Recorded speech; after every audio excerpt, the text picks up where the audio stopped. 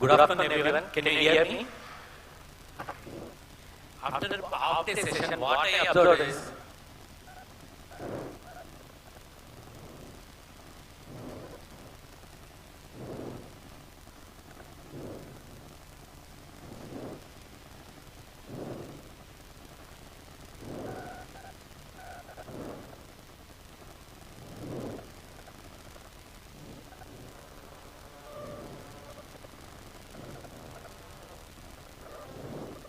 what is this?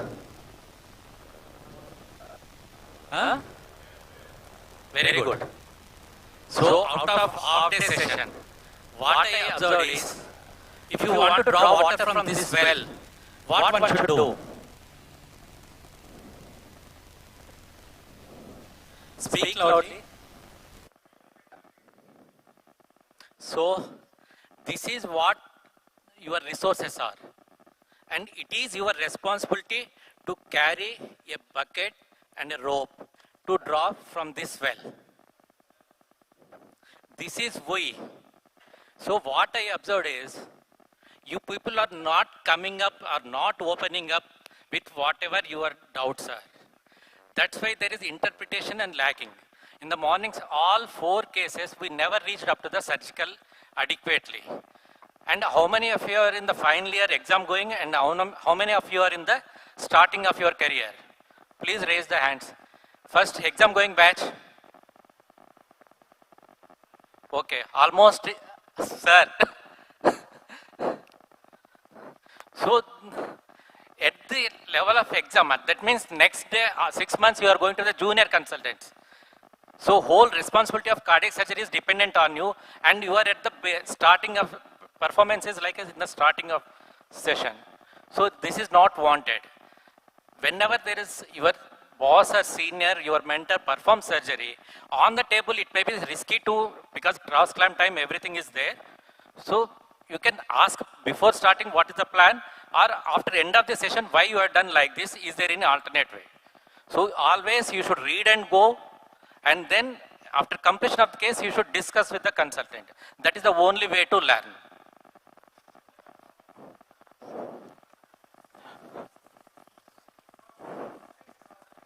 Sir?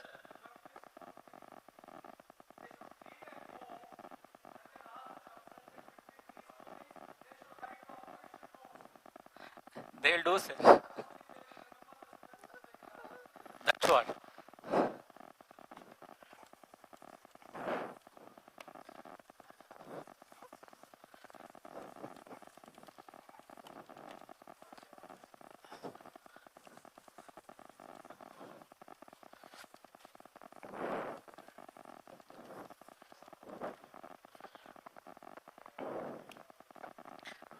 And for surgical anatomy, there are some few surgeries are there in the curriculum which you should all get acquainted with those figures. And that to be, whenever your surgeon or examiner asks, you should typically depict in a surgeon's view only. Just before lunch, our discussion is on the VSD. For all surgical anatomical purposes, this is anterior, this is posterior. That means patient is lying like this. This is the cranial end, head end. This is a foot end. So whenever, if you ask about mitral valve, tricuspid valve, anything, you should depict in this form only. And you should relate always to the clock. That means this will be the 12 o'clock, 9, 3, and 6, like that. So there won't be any confusion. When you are doing independent surgery, if you have some doubt, if you are asking your mentor or teacher, sir, mujhe ye problem ho gaye, and your teacher says that, you take from 3 o'clock to 6 o'clock sutures like this. So if you won't correlate like this, you will never going to interpret what your teacher is saying, and you cannot perform the surgery. So this is the tricuspid valve in a surgeon's view.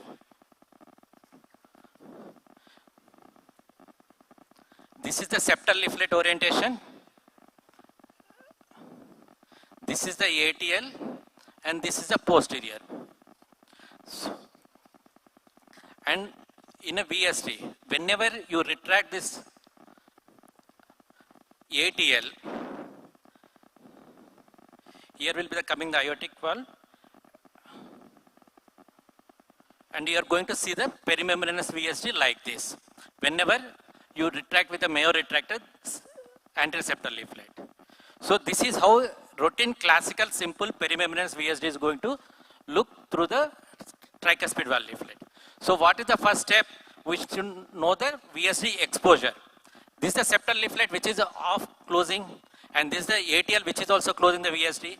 To retract that, with your left hand, you just pick up the septal leaflet like this, and the junction of the septal leaflet and the septum hinge point, you take interrupted sutures.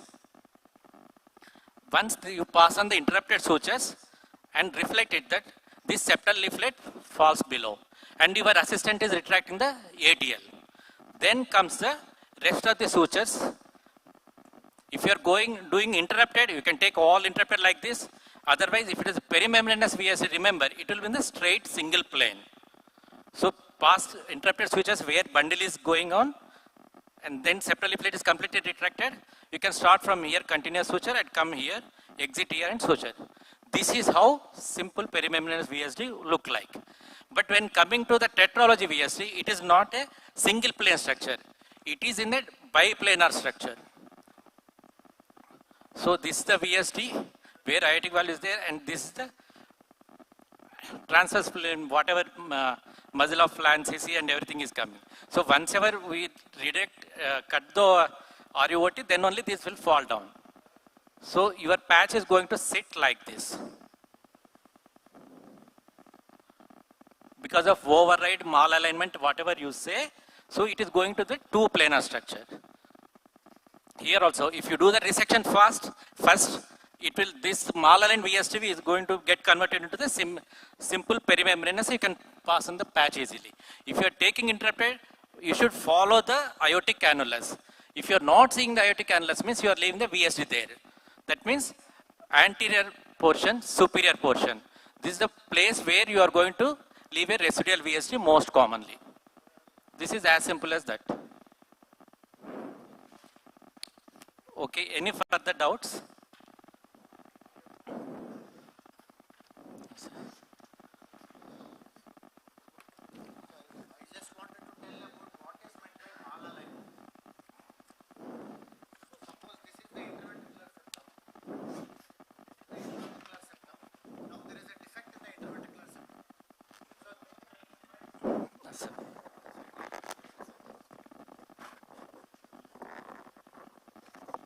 Suppose this is the interventricular septum and there is a defect in the interventricular septum. You can see that all the margins of the VSD are in the same plane. Okay. So in case of a tetralogy, the outlet septum, this is the inlet septum, the outlet septum is anterior and cephalad deviated. So it makes the margins malaligned like this. Can you make out? That's all is the concept of malalignment. Okay. I hope all of you understood. If you have any doubts, you can come forward and ask us. Okay, thank you.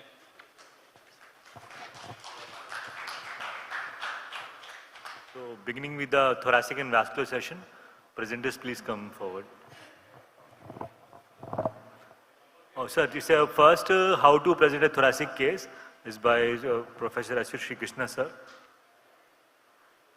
And later on the thoracic case presentation and then vascular case presentation.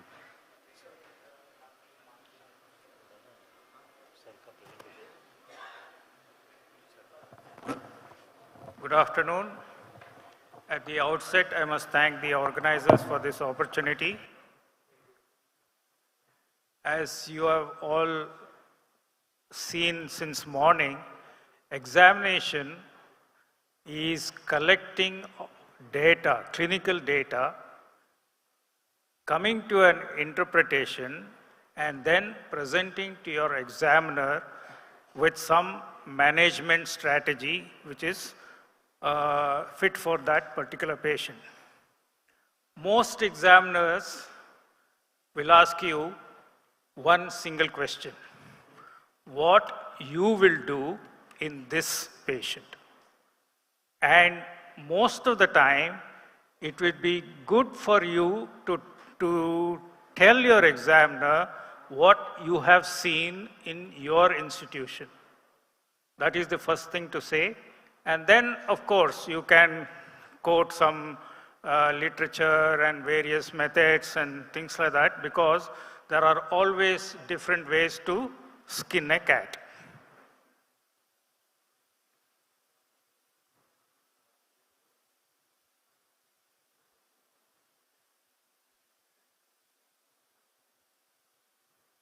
Yeah, that one.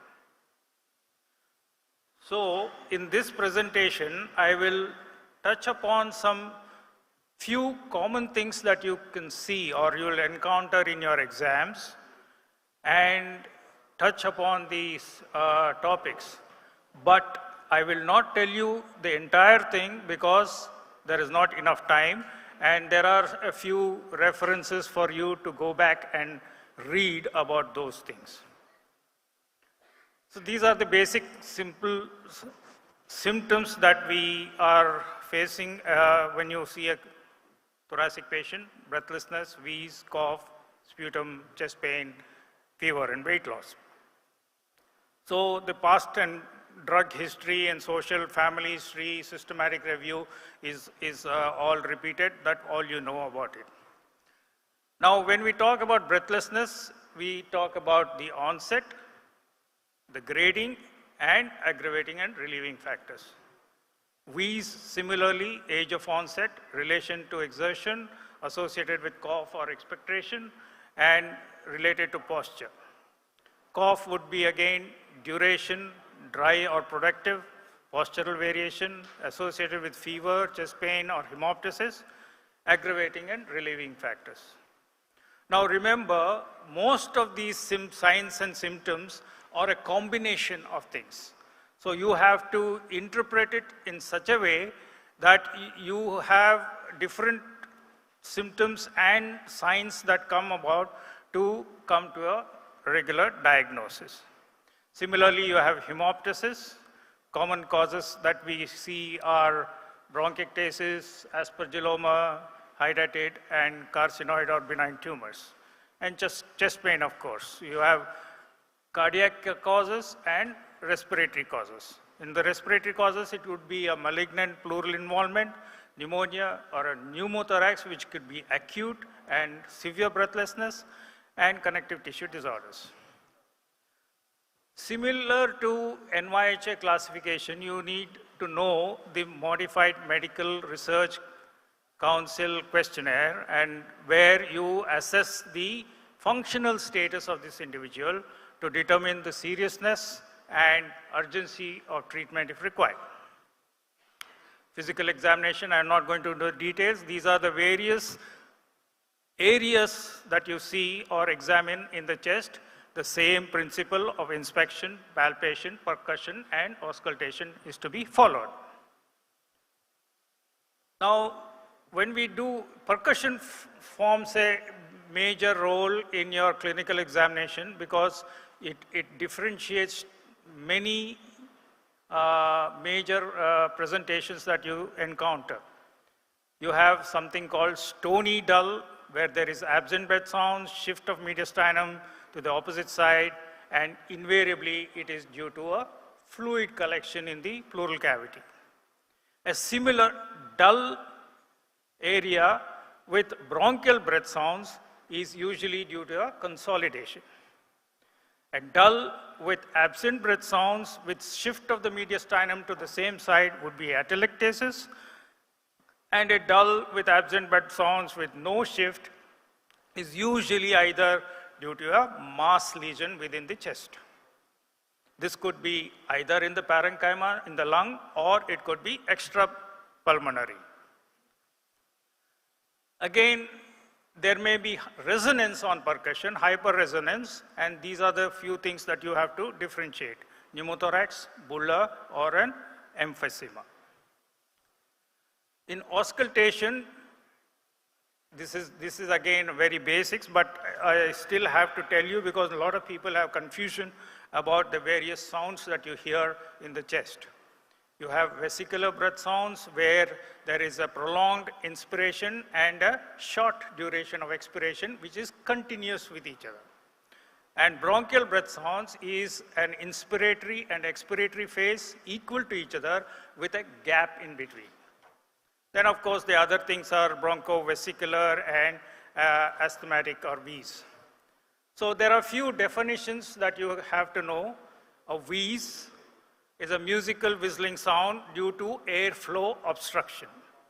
Crackles are something that is due to fluid collection within the parenchyma and which can disappear on coughing or which persists on coughing. So you have to differentiate these two things. A pleural rub is a grating sound when the lung surface rubs against the chest wall. And a stridor is a high-pitched monophasic inspiratory sound implying a central airway obstruction like the trachea. So once you have found this, you have to summarize your findings, suggest a diagnosis, a differential diagnosis, and suggest initial investigations. Some of the most common and relevant investigations that we generally resort to are the chest X-ray, ultrasound, CT scan, MR, and PET scans. You have to know when to use what so that all these investigations are necessary tools to help you arrive at a diagnosis and plan for the management. Then 3 important questions that we have to answer. This can go on for anything that you do, including cardiac surgery, is to answer, does the patient require surgery? Next is the patient fit for this surgery? And lastly, is the patient's lifestyle likely to improve after your surgery? This has to be answered honestly, both by you and discussed with the patient before you decide on a surgical procedure. Pulmonary function tests, you all know, these are all available in the textbooks, so I am not going to go into all these details. So these are the various types of pulmonary function tests that are available for use in the assessment of these patients. Now, once we have all this data, then you can decide whether a patient is operable or a high-risk patient where you can defer the operation or look at alternative type of management. So on the left-hand side is all the pulmonary things, and many of these patients will have cardiorespiratory derangement as well, and cardiorespiratory function is also necessary. So now we come to a few common conditions that you will encounter both in your exam as well as in your day-to-day clinical practice. Consolidation. There is usually a history of aspiration in an elderly, often an acute onset infection, presence with fever, dyspnea, tachypnea, tachycardia, and productive cough with a rusty sputum. On examination, you will see a trachea usually central, increased vocal fremitus, dullness on percussion, and bronchial breathing. When you have a combination of these things, you probably can think that this patient has got a consolidation. We'll come to the causes and further management later on. Similarly, there is a history of pneumonia, TB or other infections, cough, pleuritic chest pain and fever, and you have trachea shifted to the opposite side, stony dullness on percussion, absent breath sounds, and a pleural rub plus or minus. So this would tell you that there is a fluid collection in the chest. Atelectasis we have already talked about, and pneumothorax. Pneumothorax is usually an acute onset of chest pain, severe dyspnea, hypoxia, tachycardia, hypotension, and some of them may give you a history of TB. Other causes of pneumothorax would be a bleb or a bulla that is ruptured, usually in a tall individual with emphysematous lung. So when we come to fluid, whether you have to say whether it is a transudate or an exudate. A transudate is, I will not go into the details. These are all given as lights criteria. I want you to go back, read, and make sure that you know these things. Transudate, to differentiate it from an exudate would be pus, blood, chyle, or a malignant effusion. So this is a slightly busy slide. This is available in the journal that I have given you in the bottom. You can go back and check on this. Now the commonest thing that you would come across even in your examination would be an empyema. So you need to know what stage of the empyema is there. There are usually 3 stages: exudative, purulent, and organized phase. So depending on these phases, you have to know what method of treatment to advocate for these patients. So evacuation of pus, control of sepsis, release of the trapped lung, and removal of the parietal pleura to restore respiratory dynamics are the principles of management of an empyema. Sometimes these may cause prolonged air leaks, or the lung may not expand fully and give up with a residual space problem. So in such a situation, there are various other methods that we have to do. Consolidation, we talked about it earlier, could be either due to collection of water, pus, blood, or cells within the lung parenchyma. It could be acute or chronic. And it could be, again, the pattern of distribution. It could be diffuse, lobar, or multiple areas of consolidation, depending on the various causes that is enumerated here. And maybe if you can take a picture of this, you can see through this. Now, the other way, type of patients that may come to you is copious purulent sputum with postural variation.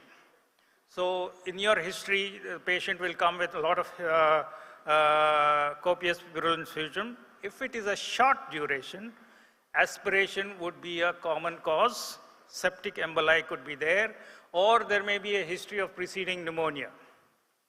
Lung abscess is the diagnosis. Sometimes tumor degeneration also can cause a lung abscess. If the same symptoms and signs along with chronic productive cough with hemoptysis, crackles persistent even after cough, with history of TB often is, and often bronchial obstruction is due to bronchiectasis. So the management differs. We talked about hyperresonance. The 2 things to differentiate, it be a pneumothorax or a bulla. If you do, because the management is very important in these 2 different conditions. If you put in a tube, you have to put in a tube for a pneumothorax, but whereas if you put in a chest tube into a bulla, you may make him worse.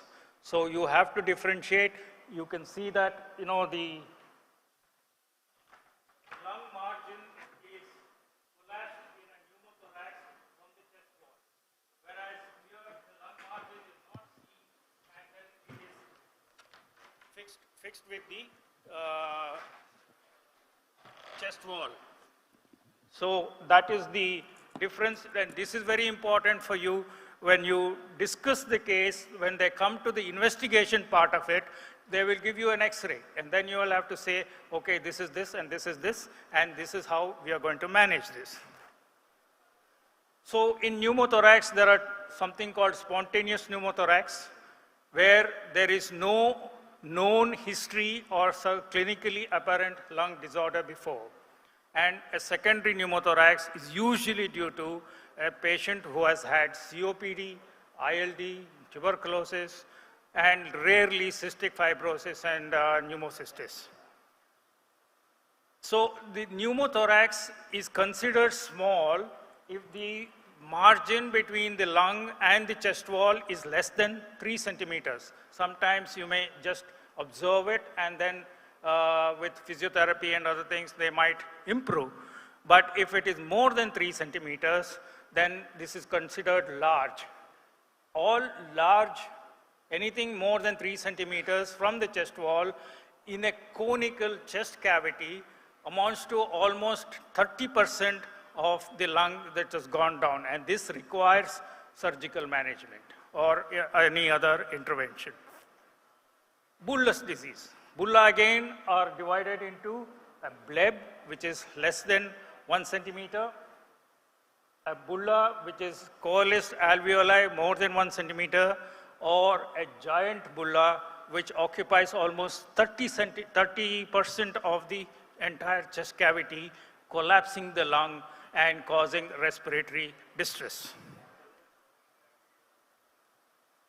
So similarly, we have emphysema, where there is diffuse, defined as the abnormal permanent enlargement of the air spaces distal to the terminal bronchi. So emphysema could be paraseptal, which can be bleb, bulla, or giant bulla, centrilobular, which is heterogeneous or homogeneous, and panacinar, which is usually homogeneous. Now, we have to differentiate heterogeneous and homogeneous because the treatment for heterogeneous can be done by LVRS, that is lung volume reduction surgery, and if there is homogeneous, that is not going to help them because the entire lung is destroyed, and these are the cases who will require a transplant. So this is just to tell you the differences. And patients with hypertension, pulmonary hypertension, even if they have got a heterogeneous disease, will have to undergo a lung transplant. So in this condition, there are some controversies in the management. The approach could be either stenotomy, bilateral thoracotomy, or by VATS. Single lung or both lung, either together or sequentially, single stage or stage procedure. How much lung to be removed? Usually they say that it about 30% of the lung, mainly involving the upper lobe, and to some extent in the lateral aspect, can be stapled and taken out. And that will allow the remaining normal lung to expand and come up to the chest wall. You have to learn the lessons from NETT trial. This is a very important trial. Please go through the literature, and NETT trial is something that has been advocated. Then you can have cavitary lesions. So on the X-ray, you can say multiple cavities. Classically, in our country, we see tuberculous cavitary lesions in the apices. And cavity generally has a wall which is more than 3 millimeters, and a cyst generally has a thin wall, and that is less than 3 millimeters, 3 centimeters, and there could be single or multiple. So when you come to a cavity, the contents could be air fluid level, air only, or intracavitary soft density tissues. If it is air only, then the surface of the fluid level, if it is straight, then that means there is some fluid or pus inside the cavity. If it is wavy, it could be due to a collapsed hydatid cyst, which causes the classical water lily sign. Now, if there is air only, you look at the thickness of the wall. If it is thick, then it may be due to a tumor broke down. If it is thin wall and regular, it is due to a chronic abscess which is draining out from the bronchial tree. Intracavitary could be a fungal ball, could be a retained ruptured hydatid cyst, or breakdown or removal of the blood clot. Now, I want to spend a few moments, because most of our thoracic patients are due to history of tuberculosis. What happens to the natural history of tuberculosis? When you have a primary complex, you can have either it heals with or without calcification, or it can get walled off by collagen tissue, or it could be actively progressive, which goes on to what is called as progressive pulmonary tuberculosis, or it enters the bloodstream, and either it becomes, if it is acute form, it is called miliary or TB meningitis. If it is chronic form, it gets itself lodged into the various organs within the body, lung, pleura, bones, joints, kidneys, etc. Any organ in the body. Sometimes the dormant thing which has been cordoned off by collagen can get reactivated much later in their later lives when the immunocompromisation occurs, and then that is called post-primary tuberculosis. What happens when you have tuberculosis? You can get parenchymal lesions, you can get airway lesions, you can get vascular lesions, you can get mediastinal lesions, pleural lesions, and chest wall lesions. Try and see the commoner ones that you encounter or this thing, and read about a little bit of those sequelae. What are all the diagnostic procedures that we perform for tuberculosis? Diagnostic procedures like paracentesis, metastanoscopy, thoracoscopy. Therapeutic procedures like drainage of empyema, decortication, lung resections, and palliative procedures that we commonly may encounter in our country especially are the Eloshier's window and the thoracoplasty procedures. It could be emergency, urgent procedure, elective procedure, or a palliative procedure depending on what the situation is. Complications do occur after tubercular surgery. Commonest is the post-pneumonectomy space empyema, bronchopleural fistula, residual space problem, pneumonia, wound breakdown, bleeding, and respiratory failure. You must remember that tubercular surgery is a complex surgery, much more difficult than cancer surgery, because there are a lot of adhesions, there is distorted anatomy, and there is a frozen hilum where the major vascular structures are involved. So it needs some amount of expertise to deal with these cases, and not everybody will be able to do these sort of things before. Earlier we used to do all this by open techniques, but nowadays with more and more expertise, we are able to do this even by VATS, that is video assisted thoracoscopic surgery. And robotics is generally not advocated because it is like, using a cannon on a small flea. So it is an overkill, and also it becomes very expensive in these poor patients. So the present thing is to use VATS more often.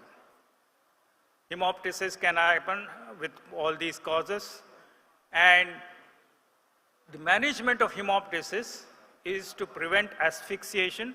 Many patients die not because of the volume of bleed, but even 100-150 ml, if it obstructs the bronchial tree, causes severe hypoxia, and patients may die out of that.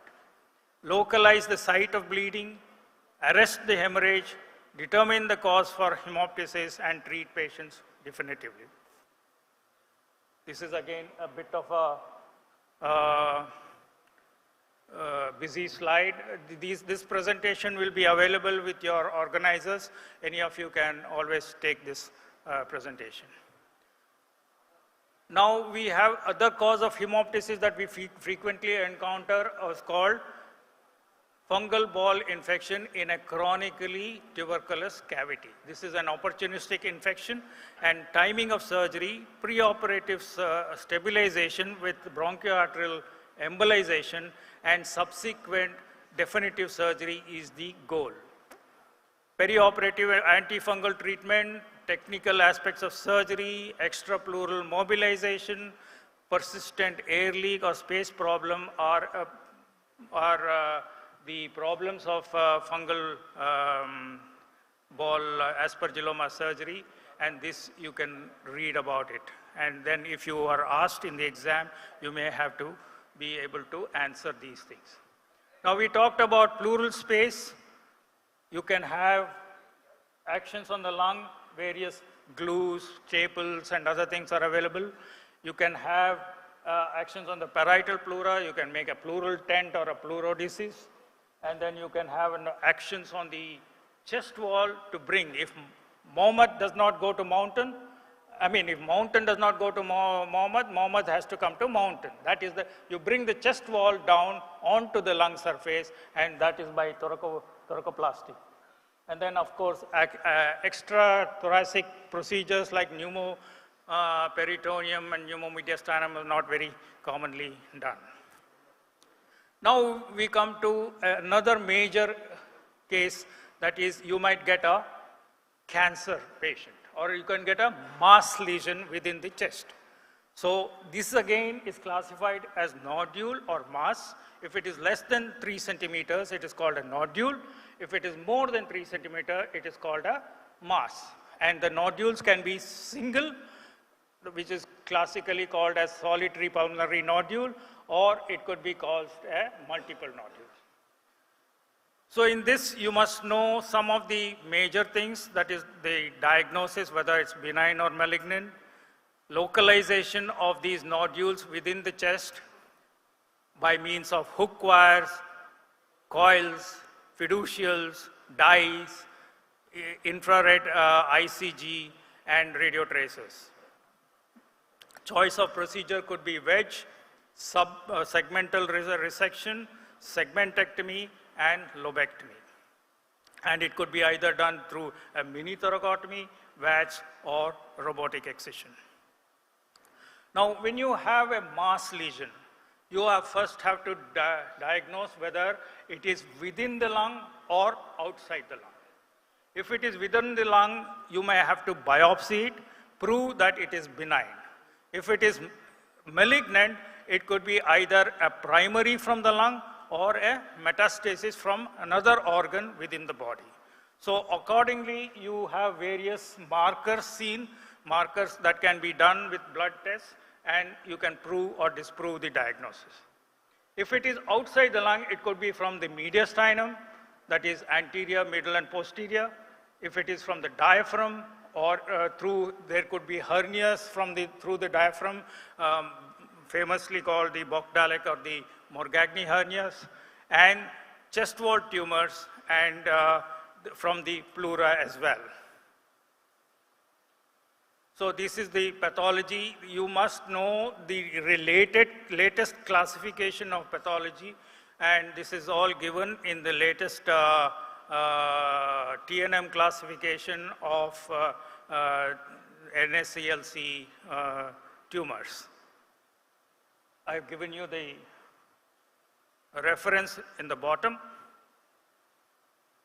The surgical principle for these cases is, the primary thing is staging.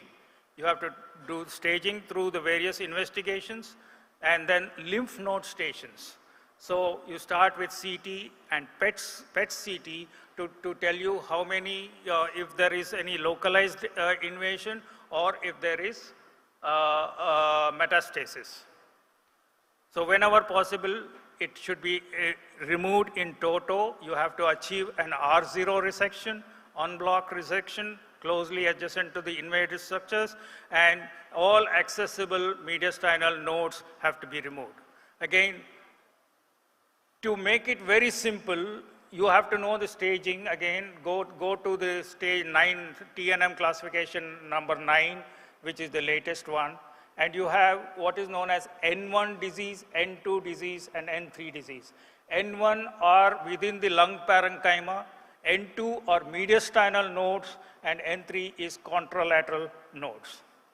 If you have N1, the treatment of choice is surgery. If you have N3, there is no surgery. That is, if there is contralateral node. So you have to give CT or RT. N2 disease has a controversy.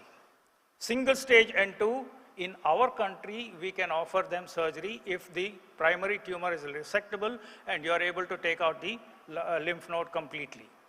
In multiple stations, again, you may have to probably resort to no surgery. Patients with solitary mets, especially within the brain or in the adrenal, are amenable for surgery if the primary can be removed without problems. So there are various types of management of lymph node, just sampling, systemic sampling, mediastinal lymph nodes, extended nodes, or complete clearance of all the mediastinal nodes, depending on the case involved. Tumors in mediastinum, 4 Ts, thymus, thyroid, teratoma, and TB lymph nodes in the anterior. 3 As, adenopathy, aneurysms, and abnormalities of development, that is bronchial cyst, esophageal cyst, or a pericardial cyst in the middle mediastinum, and most commonly neurogenic tumors and rarely esophageal tumors in the posterior mediastinum. Now, tumors can occur within the chest wall as well. You have the benign and the malignant one. Other tumors involving chest wall may be direct infiltration from continuous organs like the breast, or maybe metastatic from other organs. Principles of treatment: excision rather than incisional biopsy, full thickness, and then you have to do a reconstruction of the chest wall. Goals in obliteration of the dead space, restoration of the skeletal rigidity, prevention of lung herniation, protection of the underlying organs, and maintenance of respiratory mechanics. So this is common for all surgical cases: perioperative care, usual stuff, intraoperative care, ventilation, monitoring, positioning, and then intraoperative methods of dealing with air leaks. This is something that you should be able to tell your examiner, and post-operative care. So this is it. This is a brief overview of all the thoracic cases that you might get in your exam, and I've just given you an outline or a guidance, and you need to go back and read a little more about this when you encounter patients in your exam or in future day-to-day life. Thank you.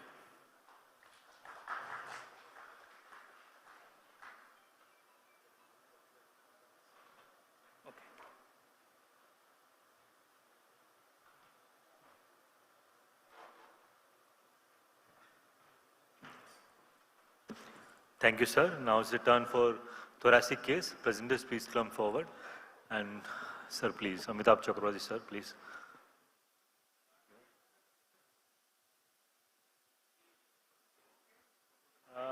Yes, sir, you can connect there also. Yes, sir.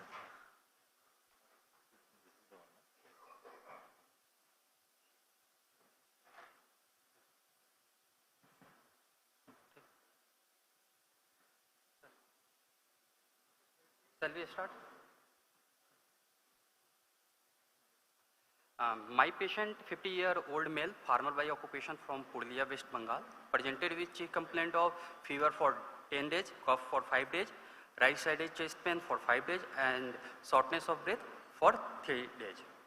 History of presenting illness: fever began like low-grade intermittent fever since 10 days, high-grade fever for 5 days, continuous type, no diurnal variation associated with rigor episode and feeling of generalized malaise and not associated with rash. Cough since 10 days, initially non-productive, become associated with expectoration since 5 days. Sputum is foul smelling, mucopurulent, approx 150 ml per day with white ribbon-like material, which he explains salty in taste.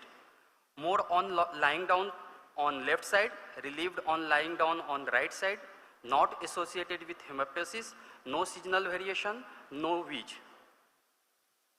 Chest pain located on anterior upper half of the chest since 10 days, began as a dull aching type pain, non-radiating 5 days back. It was acute onset, sharp stabbing like chest pain, associated with deep inspiration, worsening with cough. Shortness of breath, insidious in onset, initially occurred when walking up a slight hill, but for last 3 days he is too breathless to walk a few minutes on the ground level. Increased on the lying down position and decreased on right lateral decubitus position. He visited to local hospital. where chest X-ray was done and revealed right-sided fluid.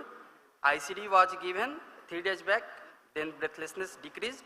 Post ICD, around 1 liter pleural fluid drained out. Initially, drain was slightly yellowish with membrane-like fragments, gradually became thick viscous.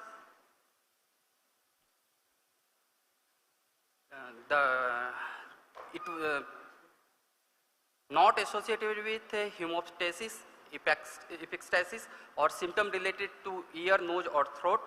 No history of syncope, bone pain, altered sensorium, or seizure.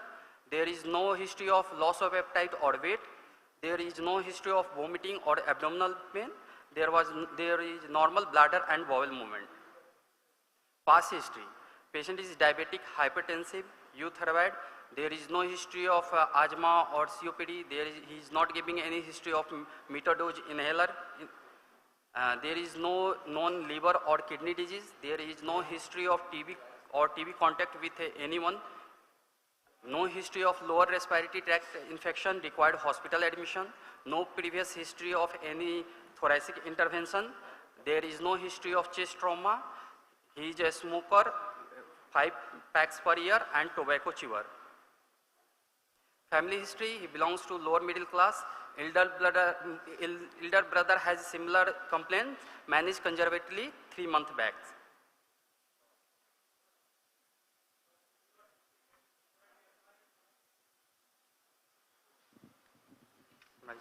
Can you summarize your history?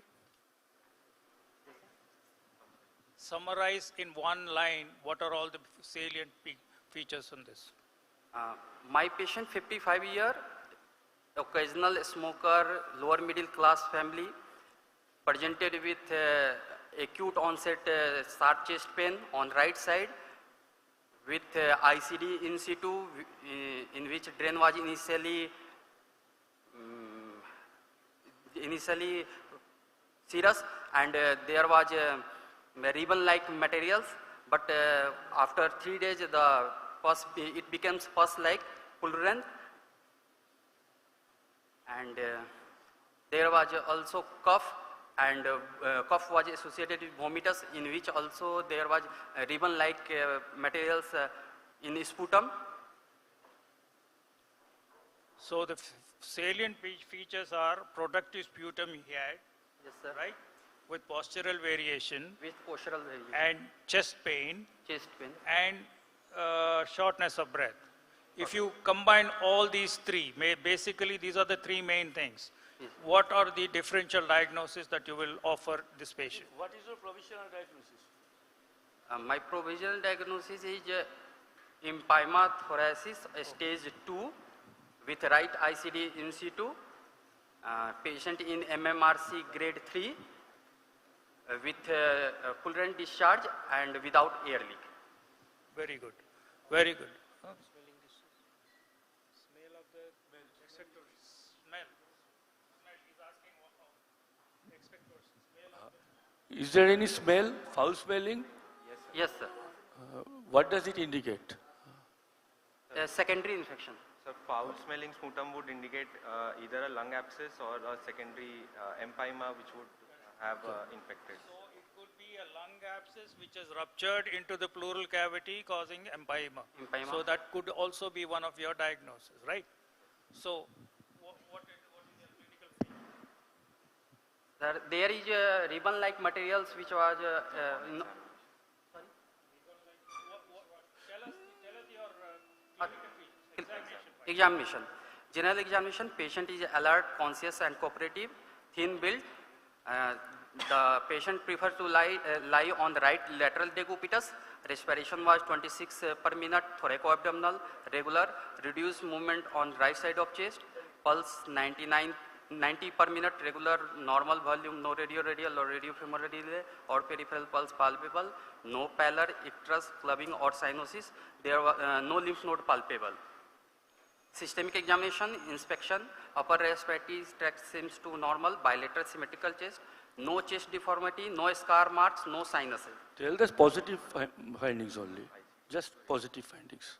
Sir, positive finding. Right ICD in situ with pollutant content without air leak, reduced movement on right side of chest. On palpation, chest expansion, right side less than left. Vocal parameters decreased on right side below 4th intercostal space. Normal palpatory finding on left chest. Was there any reef crowding? Was there any reef No, crowding? sir, there was no reef crowding. If there is no reef crowding, what does it indicate? Sir, it indicates that the lung cavity particularly is reduced, or there may be atelectasis, loss of lung volume. No, so if there is no reef crowding, no rib crowding. No rib crowding would mean in this case, what does it indicate? the parietal pleura is not involved and there is no local inflammation It there. is not for long duration. No. Percussion, stoley dullness at 4th intercostal space at mid-axillary and 5th to 6th at mid-axillary. Shifting dullness present when patient is from sitting down to lying down position. Tenderness is present while percussing on the chest. On auscultation, diminished vesicular breath sound on right side. Vocal resonance decreased. Pleural rub heard on right side.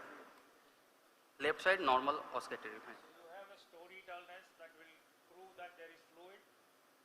Prove that there is fluid, empyema, because it's foul smelling. And you have this coming out after, and there is a shifting dullness, that means there is an air fluid level, and then the patient is shifting dullness so that it is partially drained by the ICD. So now, what is your diagnosis? My diagnosis is empyema thoracis stage 2 with secondary to hydatis cyst rupture with ICD in situ with pleural discharge without air leak in MMRC grade 3. Now, one more From question history- before this. I want to know why you are saying empyema, why not lung abscess? How do you differentiate a lung abscess and empyema radiologically in X-ray?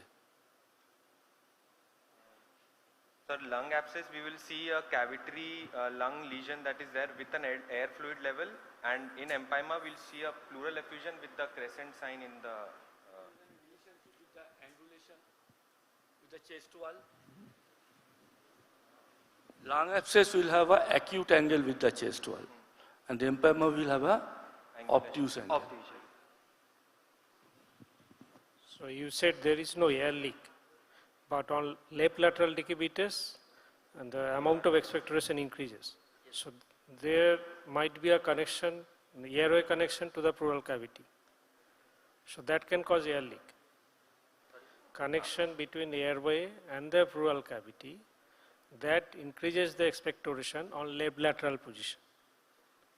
So on your chest ICD, there may be air leak. it could be a minimal air leak which we are not able to see on.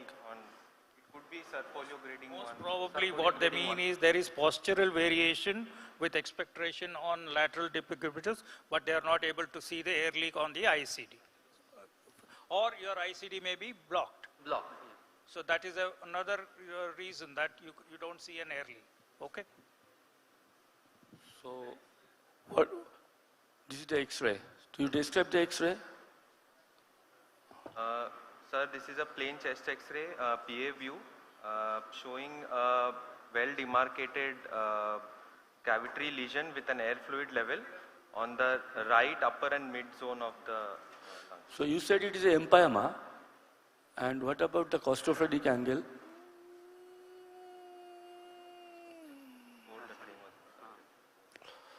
Sir, this was actually the X-ray. It was done before the patient got an ICD done.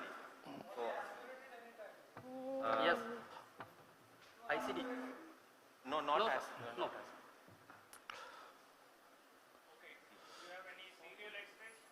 Sir, we have a CT that is done after the drain was put. When he came to us, we did a CT there.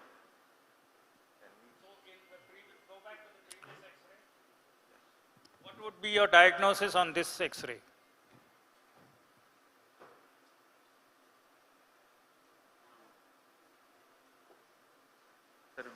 I would think on the side of a cavitary lung lesion, but of infective origin, most commonly because he gives a history of fever and cough associated with it. So most commonly it will be a lung abscess because I see a that would air fluid probably level as well. It is more of a parenchymal lesion that you see on this X-ray, and more likely that it could be a lung abscess which has got infected and infected and then causing these symptoms. And there is an air fluid level because the some amount of it is gone drained because of postural.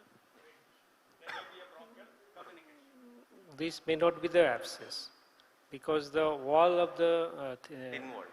thin wall. So your one diagnosis was hydatid cyst. You said no. So that may be the cause connected to the bronchial airway, producing a air fluid level.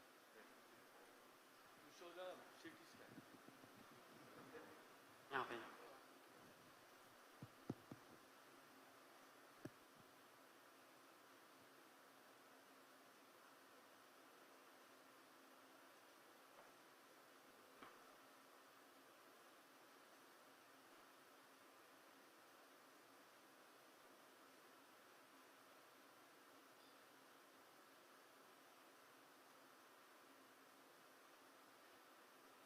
Freeze it there, freeze it.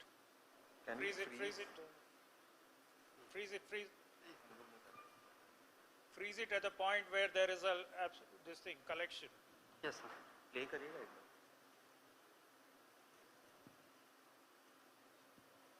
Yeah, freeze it.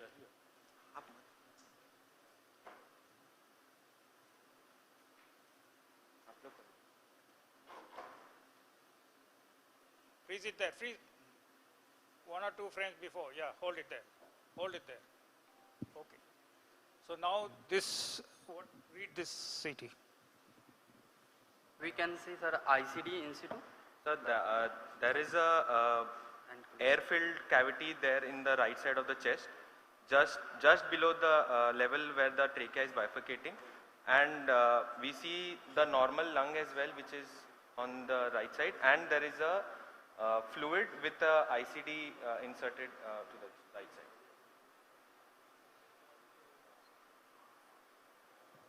According to you, what is the stage of this empyema? So this would be given the fluid in the space. I would say it is stage 2 because the patient also comes within the stage 2 days because he comes at 10 days, 5 to 10 days. and for more than 15 days it was. Sir? Anything else? Anything else you see in that fluid level? Sir, It's not a straight line, it's a wavy line. So that means what? Split pleuration. Sorry? Thick There's something floating on the could be fluid. the membranes membrane, of the membranes of It's the a ruptured hydatid cyst. hydatid water with- lily with sign. Typical water lily.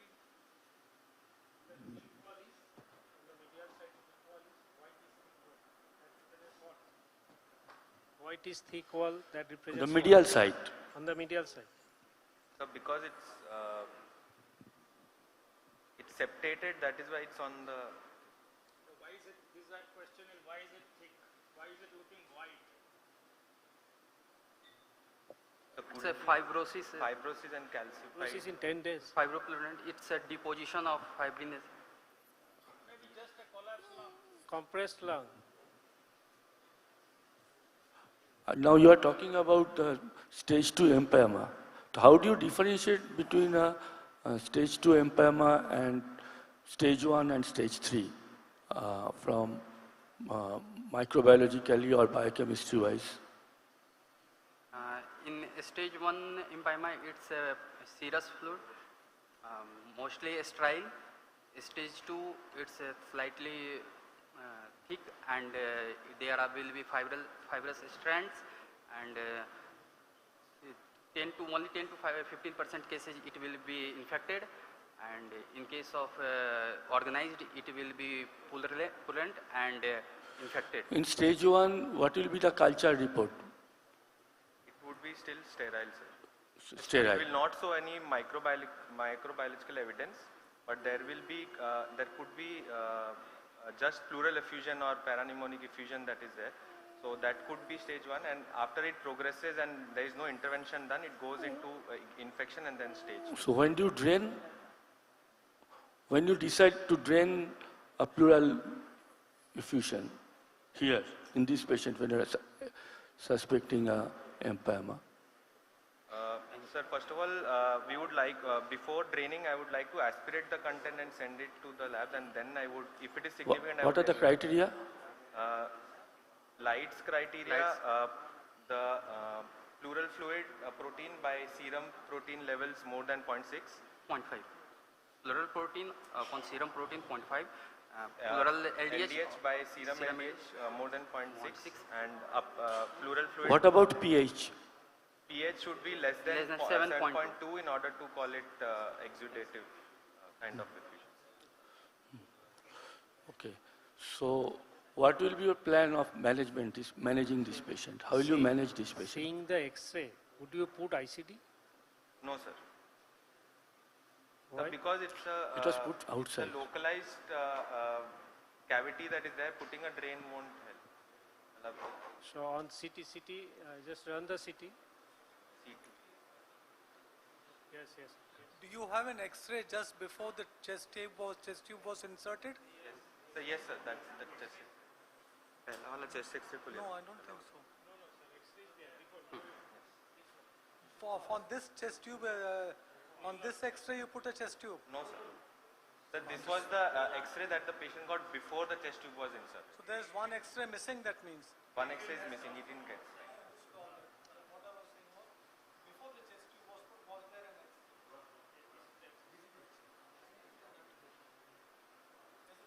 Hello, there's a fluid level means he's coughing it out. Coughing, yes. So he doesn't need a drain. Yes. And so this was the X-ray he went, and the X-ray for which the drain was put is not there. So this is the X-ray the patient gave to us, and the X-ray after this was not there. See the CT, scroll down the CT. The tube has caused both pneumothorax as well as your tube introduced into the cavity. The tube goes through the pleural cavity into the down. Two cavities. Yeah. There are two cavities. Yes. There are two cavities. So what will be the plan of management? How will you manage this patient? We will go for video-assisted thoracostomic decortication with debridement, evacuation of the pleural content, and the closure of that cavity with persisting from starting from base to apex to close. I would prefer at your stage you would go in and then do a thoracotomy instead of mucking around with VATS. I'm definite that you don't have enough expertise of VATS to deal with this. If you will, I asked you that question, what you will do in this patient. It's not what your boss does or somebody else does. What you will do, supposing you get a case like this, what you will do. So a thoracotomy would be probably a better option. And Go through that and then excise or remove all the contents of the cavity along with the remnant of the hydratate, decorticate, allow the lung to expand completely with positive pressure ventilation so that it comes up to the chest wall, and then put proper tubes and then get out. Along with repair of the air leak site. One question I would like to ask. This patient is having empyema. 10 days duration. Patient is having empyema, you are planning to give antibiotic. Will you add some aminoglycoside to it?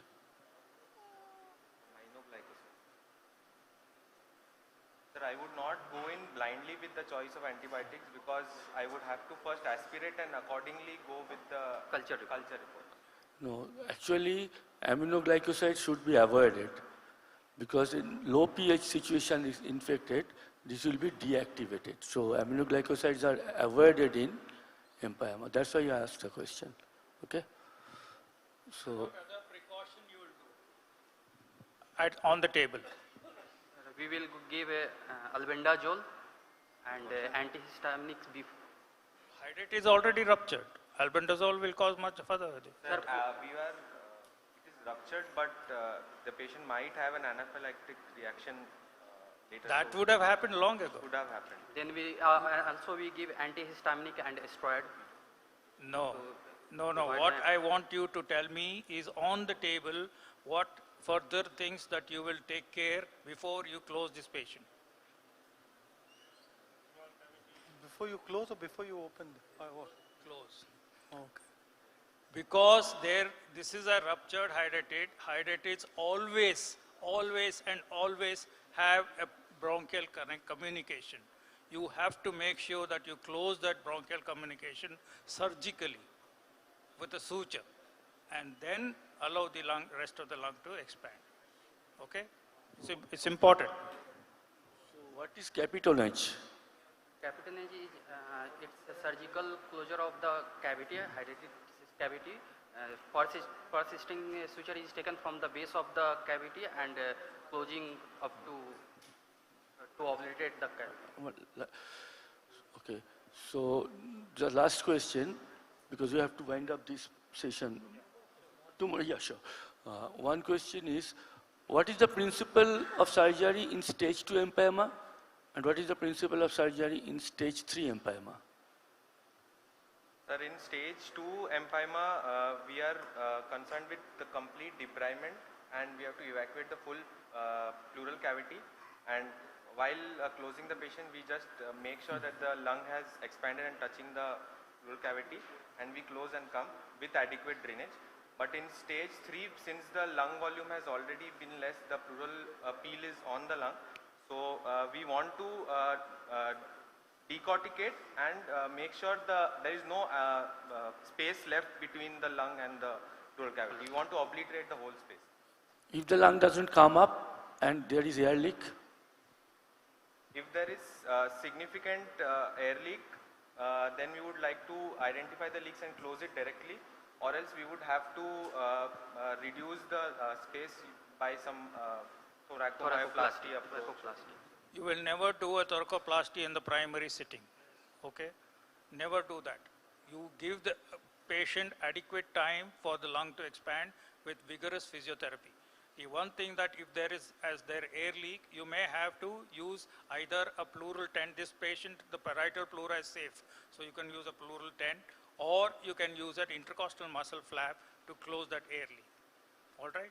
And then subsequently, if the space persists after 2 or 3 months of conservative management, then only go in for a thoracoplasty. Thoracoplasty, although is okay, it is a mutilating operation, remember that. And during thoracoplasty, you must preserve the first rib, never remove the first rib, okay? So that the shoulder dynamics is maintained. And then go and do it. That is done only at a later stage or a second stage, not on the first sitting. Yeah, I've got 2 questions.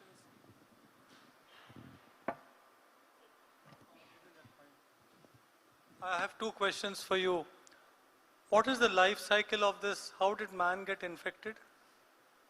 Sir, You know it, then it's all right. The boys also should know. What is the life cycle? How does man get involved in this disease? How does he get the disease? All of you should know the cycle, how man gets involved. Second thing is, the most question is, how do you prevent this disease? How do you prevent from human beings getting this disease? Please wake him up. Good morning. How do you prevent this disease? Anybody? Let me see, anybody is awake. How can you prevent this disease? Yes, Ashraf.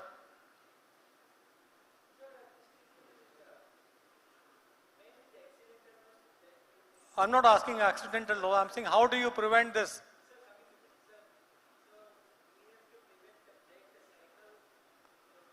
Don't eat the dog. So first is hygiene, washing hands. Correct. Second one, anybody? Half of the prize money will come to you just now. No, that is, you did answer the prize half. Deworming the dog. Remember this, by deworming the dog, these two things you have to know. The cycle and the deworming of the dog and hygiene.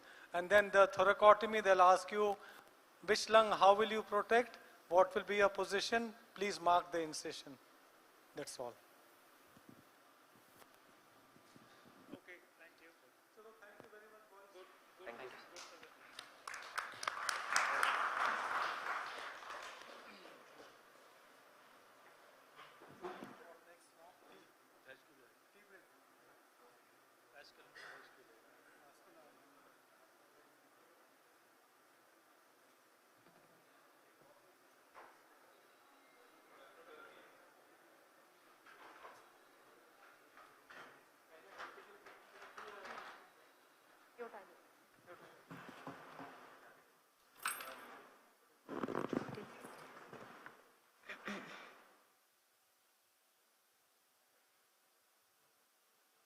Start. Okay.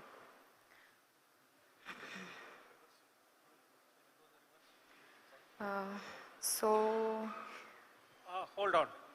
We'll take the reverse way. You know, some examiners will ask you, what is your diagnosis and why do you say so, and what are your justification for those? so my case is a chronic atherosclerotic aortoiliac occlusive disease with left-sided chronic limb-threatening ischemia. Rutherford? Sir, Rutherford classification, don't do that. So it's a Rutherford classification 5 and Fontaine classification 4. Sorry, Fontaine 4. Yes, sir. Why you are saying? What are the positive points in favor of your diagnosis from history? From history, sir, it's chronic because this patient is having claudication pain since 5 years, which has increased in the last 3 months. With the claudication distance being significantly reduced, 5 years back he used to walk like 500 meters, but for the last 3 months it has reduced to like 100 meters. And the patient is having cramp-like pains in bilateral buttocks, bilateral thigh, and bilateral calf regions. He was also complaining of left lower limb coldness with raised pain in the left lower limb since 3 months. Along with that, for the last 3 weeks, he is having a non-healing ulcer in the left great toe. So that's why it's a probably, I will come to the examination part also. From this only I can say that the patient is having an aortoiliac disease because its involvement is from the buttock regions. It's chronic because of the timing and the intermittent claudication, and it is atherosclerotic because my patient is actually 43-year-old male patient who has like uncontrolled diabetes with an HbA1c of 14.4 with chronic smoker, having a smoking index of 300. And in this age group with this history, the most common cause for peripheral arterial disease will be atherosclerotic. And I'm saying it's why this cannot be a TAO? Sorry, sir? Burgess disease or thromboangiitis? Sir, I will be coming to the examination also from the history itself. Burgess disease actually involves the medium to small sized vessels. And in peripheral arterial disease, most commonly it involves the larger to medium sized vessels. Now, from the history, it extends from the buttock region. So that is one from the history. Sir, in my clinical examination, I will be saying that I am unable to palpate bilateral femoral, bilateral popliteal, bilateral DPA or PTA. In Burgess disease, mostly the larger vessels will be having the pulses and the small sized vessels like the DPA, PTA will be absent, but Burgess disease might be pulseless also. And in Burgess disease, there is actually segmental involvement. So I can be having venous involvement also as a form of migratory thromboangiitis. Yeah. Just going to the basic, what is claudication? How do you define claudication?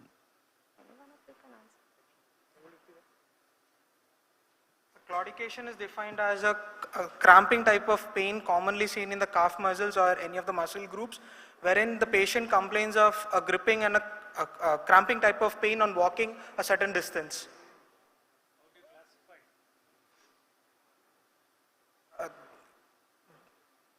Sir, claudication can be classified based on the Rutherford classification.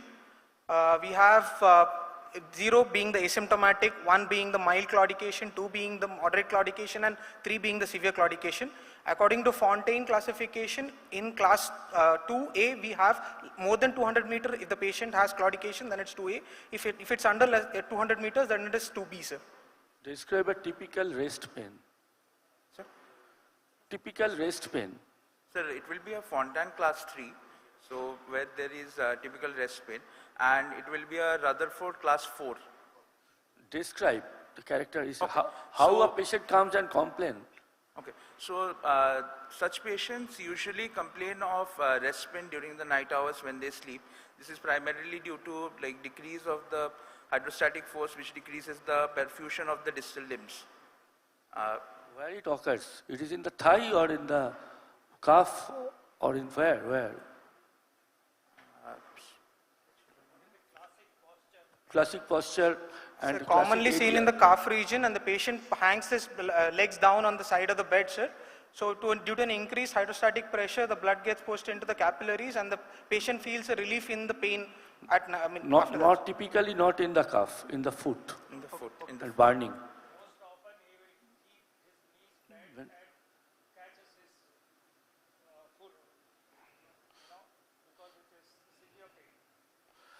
And what is a chronic critical limb ischemia? These are the 3 things: claudication, rest pain, and chronic critical limb ischemia. These you have to know very well for the vascular cases. Sir, chronic limb threatening ischemia, we can identify itself from the clinical examination. If the patient is having rest pain, if that patient is having any non-healing ulcer, and after that, from the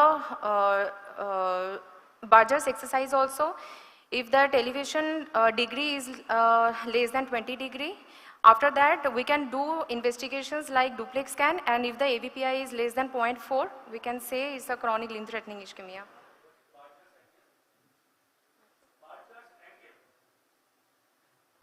Sir, it is the angle in which if the leg is kept elevated, then there is pallor is seen in the lower limb.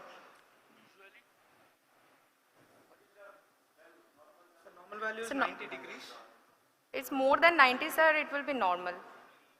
Like there won't be any pallor if the patient is normal. There won't be any pallor if it's more than 90 degree.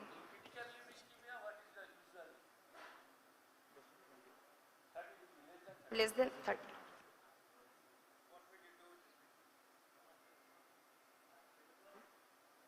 What will you do, sir? What will you do? So starting from the investigations. I will do... What is the first thing that you will do in this patient? Control his diabetes, sir, lifestyle modification. Yes, I will start with the lifestyle modification and then control the diabetes. We'll ask for supervised exercise and then we'll plan for revascularization. What is the chance of dying in this patient? In 1 year? In 5 years, this chronic critical limb ischemia patient?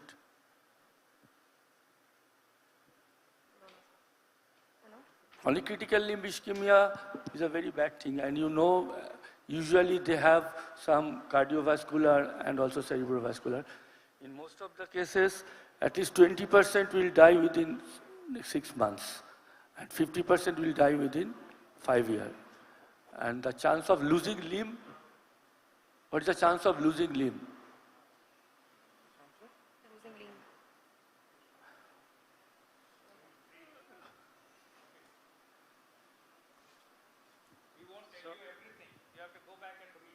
So what investigations you want to do in this case for management investigations? So we will start with the duplex cancer for this patient, so as to ascertain the level of stenosis if we can find on the duplex scan, and also to see the flow towards the peripheral arteries, sir. Patient has claudication in the buttocks. So where do you think the block is? So aortoiliac. Aortoiliac. Aortoiliac duplex scan will pick it up? No, sir. Then why do you want to do an unnecessary investigation? We will do a CT angiography for this patient, sir. CT peripheral angiography, which will tell us the level of stenosis. It will also tell us if there is reformation and distal flow. What is the difference between a CT angio and a conventional angio? Sir, in a CT angiography, which one would you prefer if sir, you have both the facilities? CT angiography is what we would prefer, sir. Why? What about the wall? Remember, CT angio is, Sir, in convention. Static images. CT angio is static images which can give you a false sense of obstruction. Whereas a conventional angio not only shows you the obstruction, the site of obstruction, extent of obstruction, and the flow pattern. And that is important. And plus, if you want to see some collaterals, collaterals can be seen on CT also, but the flow pattern is always assessed with a conventional angio as against a CT angio. CT angio, yes, many people do it. It could be a screening procedure. What is Wi-Fi for this patient? Sorry, sir? What is Wi-Fi and? Yeah, for this patient, sir, for the wound, it will be. First, you tell what is Wi-Fi. So Wi-Fi is wound, ischemia, and foot infection. So all of them have 0 to 3 stages. In the wound, we will be saying 0 is there is no ulcer or gangrene. In 1 there is the small shallow ulcer. In 2 there will be deep ulcer, and in 4 there will be extensive ulcer. In the ischemia part, there are few parameters that we have to check, like ABPI and toe systolic pressure, TCPO2 and ankle systolic pressure. Now, according to this, if my ABPI is less than 0.4 or ankle systolic pressure is less than 60, toe systolic pressure is less than 30 and TCPO2 is less than 30, then it's in grade 3. And and the last part is foot infection. That will be like 0 to 3, it's like there is no infection, mild, moderate and severe infection. So, sir, in this case, it will be Wi-Fi classification. If I have to do wound, it will be 1. Ischemia should be grade 3, and there was no infection. Sorry? There was no infection, sir. Okay. So the angio.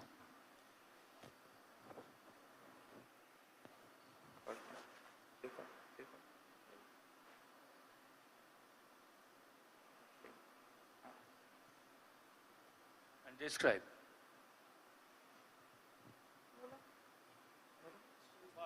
Can you slow it down? Pause karo.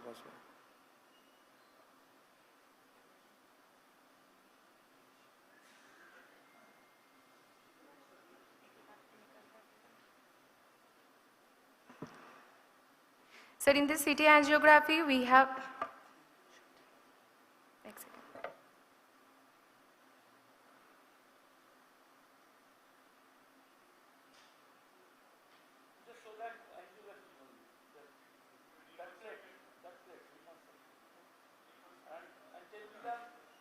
best medical therapy and instruction for this patient. How will you manage before surgery or some intervention? So first I will ask the patient for lifestyle modification, cessation of smoking, and comorbidity correction, because he was having a HbA1c of 14.4 with uncontrolled diabetes.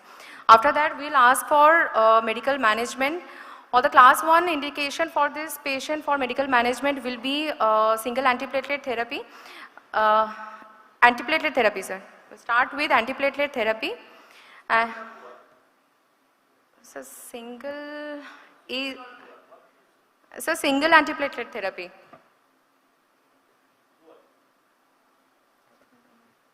Dual antiplatelet therapy, if you suspect any embolization, particularly if your ulcers look like that some due to some embolization, then you have to give one antiplatelet and another anticoagulant, like DOACs or something like that. Then we can use high intensity statin, and after that all the drugs for comorbidities, and then we can use the vasodilatory drugs. If my ejection fraction is more than 40, we can use cilostazol, and if less than 40%, we can use any other vasodilators like nicorandil. There seems to be a total obstruction of the aorta. So you think this medical management will help? No, sir, it won't be of help. It's extensive disease. But then we should start him on optimal medical therapy, and then we have to plan for revascularization as soon as possible. What is the clinical clue from where you derive that best medical therapy will not do?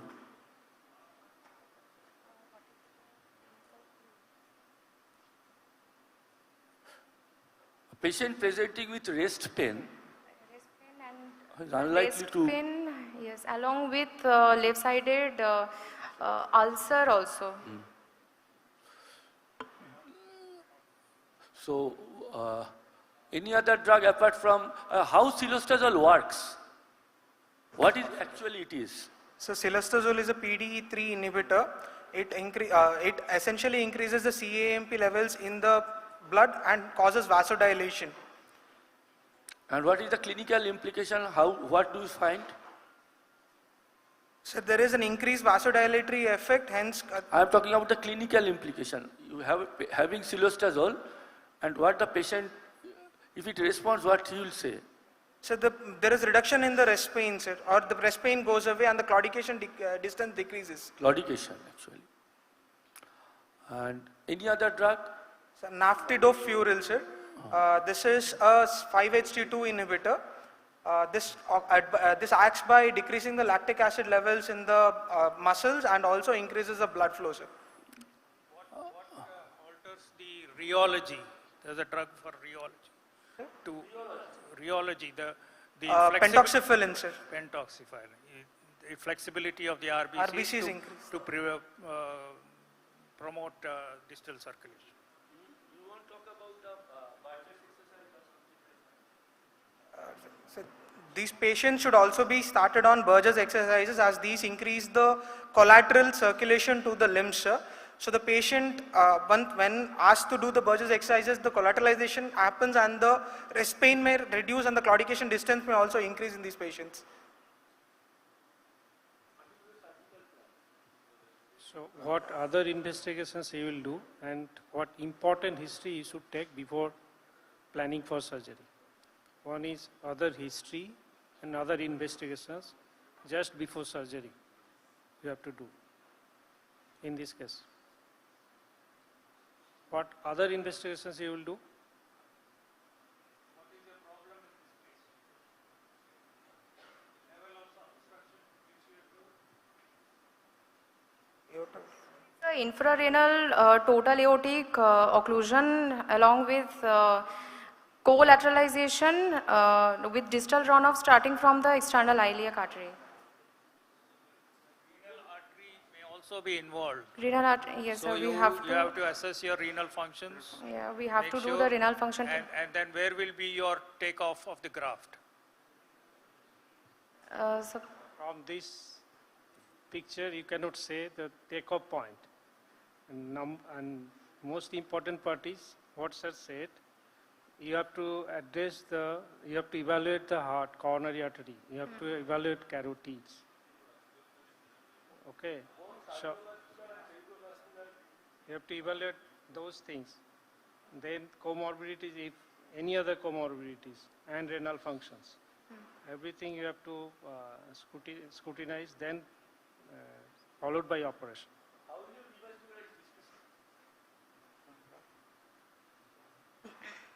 So we can plan for the aorto bifemoral or aorto left femoral and the femoro-femoral crossover for this patient.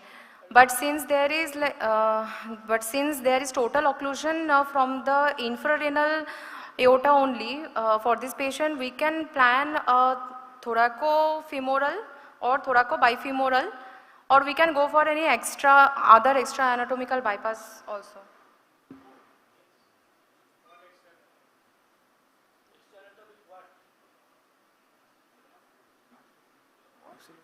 Sir, axillofemoral and femorofemoral bypass can also be performed. What are the results of those grafts?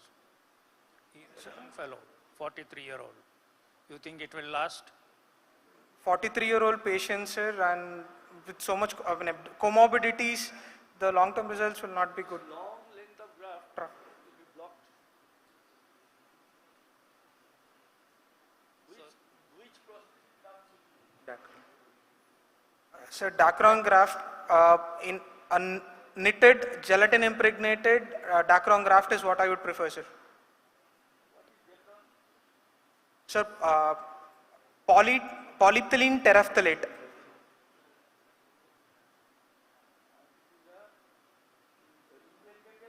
Yes, sir. It comes in two forms, sir. Initially a woven or a knitted. In woven the porosity is less, and in knitted the porosity is more. Hence, to prevent the graft sweating, we use impregnations either by gelatin, collagen or albumin, sir.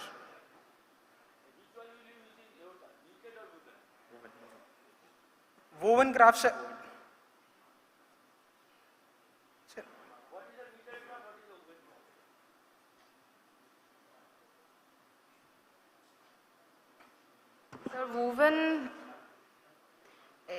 Woven is like it's tightly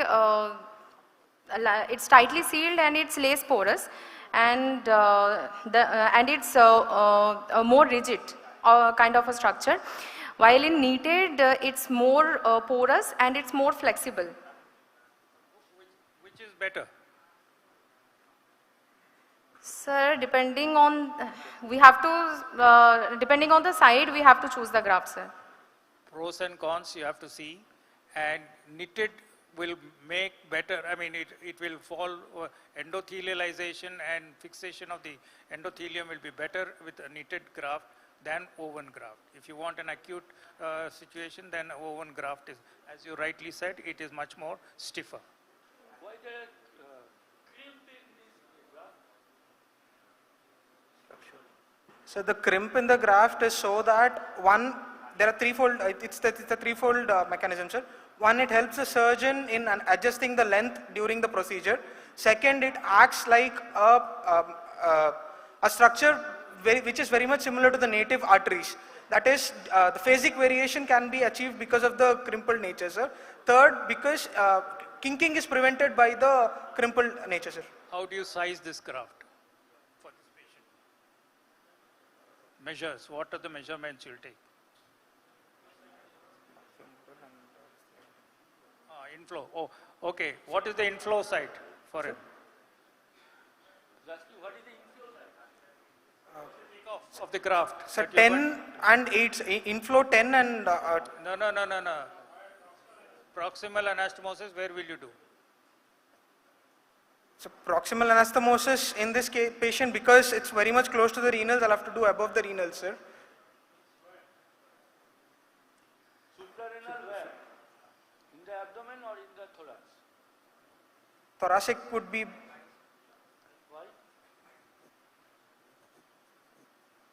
in this patient, both the renals are seen on the angiogram. Okay? So what you can do is you can cross-clamp the aorta at the diaphragmatic hiatus, expose the artery, and then transect the aorta just distal to the renals, and many a time you can clear that area and still graft it infrarenally. It is possible many a time. But if it is not possible, then you will have to do a suprarenal anastomosis with renal implantation. That is important because you'll have to take care of the kidneys.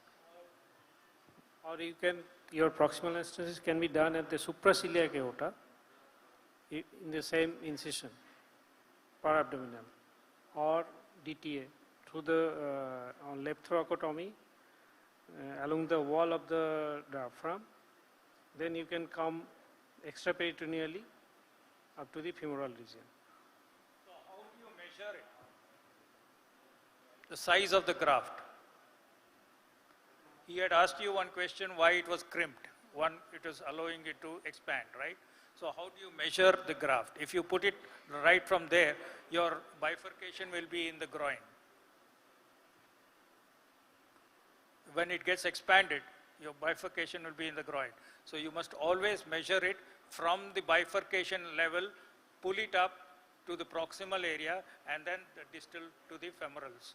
So otherwise your graft will be too long. So you must measure it from the bifurcation area upwards and then downwards. Why not PTFE graft? You talked about Dacron. Why not PTFE graft? PTFE graft you can use? PTFE we generally prefer for the smaller vessels, medium size or small size vessels. But you can use, but if you use, what is the ideal suture? For PTFE graft, what is the ideal suture for PTFE graft? CV4 sir, PTFE. CV4 is the company brand name. PTFE polytetrafluoroethylene suture sir. PTFE suture. Yes. One important principle that you should know is you should always have a ringed graft if you are using a PTFE graft across a joint. Otherwise it will kink. Okay? This is across the hip joint, so you will have to use, if you are using a PTFE graft, it will have to be a ring graft. And a bifurcation PTFE graft is extremely expensive. You would rather probably use a Dacron graft. Okay, thanks. Thank you, sir. Thank you, sir.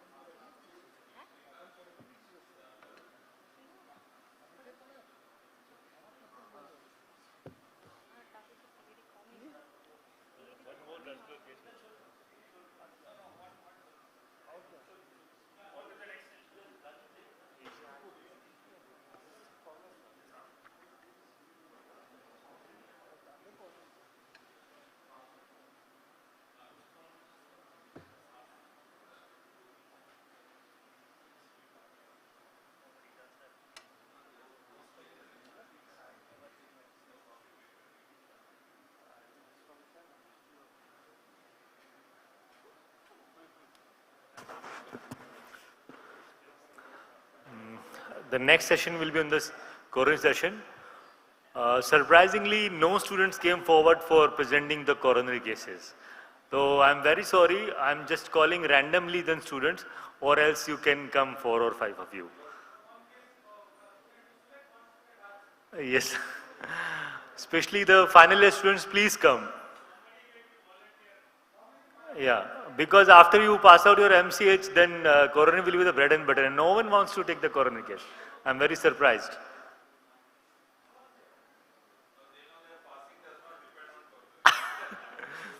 Shurun, Bishwa, please, from Safdarjung, please come. And Pradeep from AIMS. Pradeep is final year. Ruta. Dr. Rathod, Asian Heart, please come. No, sir, they come, sir. You also come. You also come, please. I think he went for coffee. Among the final years, please. Sir, you also, please, doctor. You also come, please. Bishal, you're final year, no? Second year, okay. Pratik from Sadhujang. Why are you partial towards the Delhi boys? I don't know, sir, because I know them only.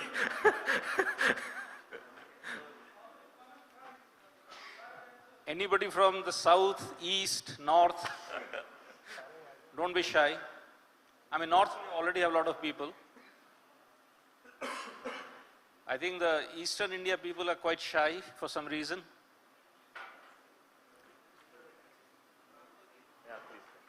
Okay, I think we have enough people. Yes, sir. So we'll tell the history, show you the ECO and CAG, and sir will ask some questions regarding that. Okay, so see, what we have is, we have Dr. Bijoy and Dr. Yes. Praveen Verma as well. और कोई है यहाँ पे on the panel? Sir, Rakesh Naik, sir. Anyway, doesn't matter, he can join Sir in. is there, Binayak sir is there. So what we'll do is, it's 4:30, we'll finish at 5:15, whether you can answer or you can't, okay? And we won't torture you too much. So one of you just step forward, see what you see on the screen.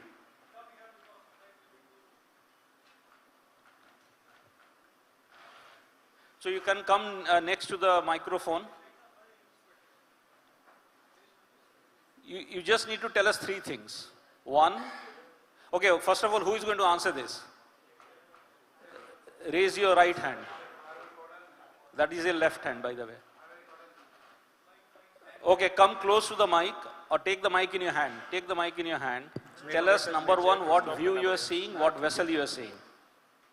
Sir, this is our caudal view. This is, in that view, we can easily see the left circumflex artery, the best view for the left circumflex. And there is left circumflex, these are the OMs, and there is little bit, not that much, little bit narrowing of that left circumflex before starting in the OM. And for other coronary, we have to go for another view, sir. Okay, let's go for another view. Wait, pause here. Sir, some of you are obstructing the view for others, so you have to move back. No, one person just finish one angio. Others can sit down. Others can sit down. Please take a seat. On the right hand side also. Or on the floor. One of you stand and rest of you people please sit down. This is RAO cranial view left injection. This vessel is LAD. This is the septal branches. Which is, show the first septal. This one. Okay, show the first diagonal. All right. Okay, let's move to the next view. Okay, so pause there. Sir, this one also, sir, RA caudal view, sir. Okay, so this is one view you can't get wrong.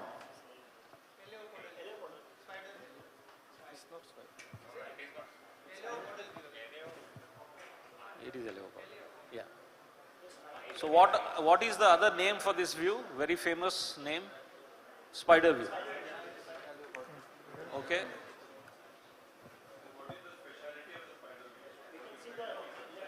Left main.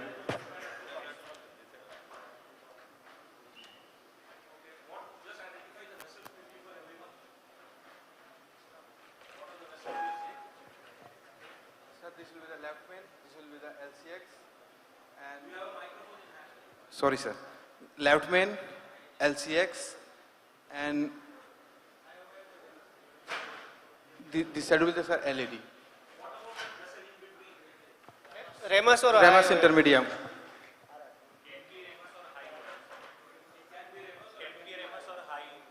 Diagonal row. This is a radial angio or a femoral angio? Radial or a femoral angio? Yes, sir. It's Why? Catheter is coming from? Sir, I can't say in this view actually. You have to see. I can't see in this view, sir. Full course catheter I can't see, only the tip. That's why I need another view. Yeah, femoral you will find a catheter coming from the below. Let's see it. Okay.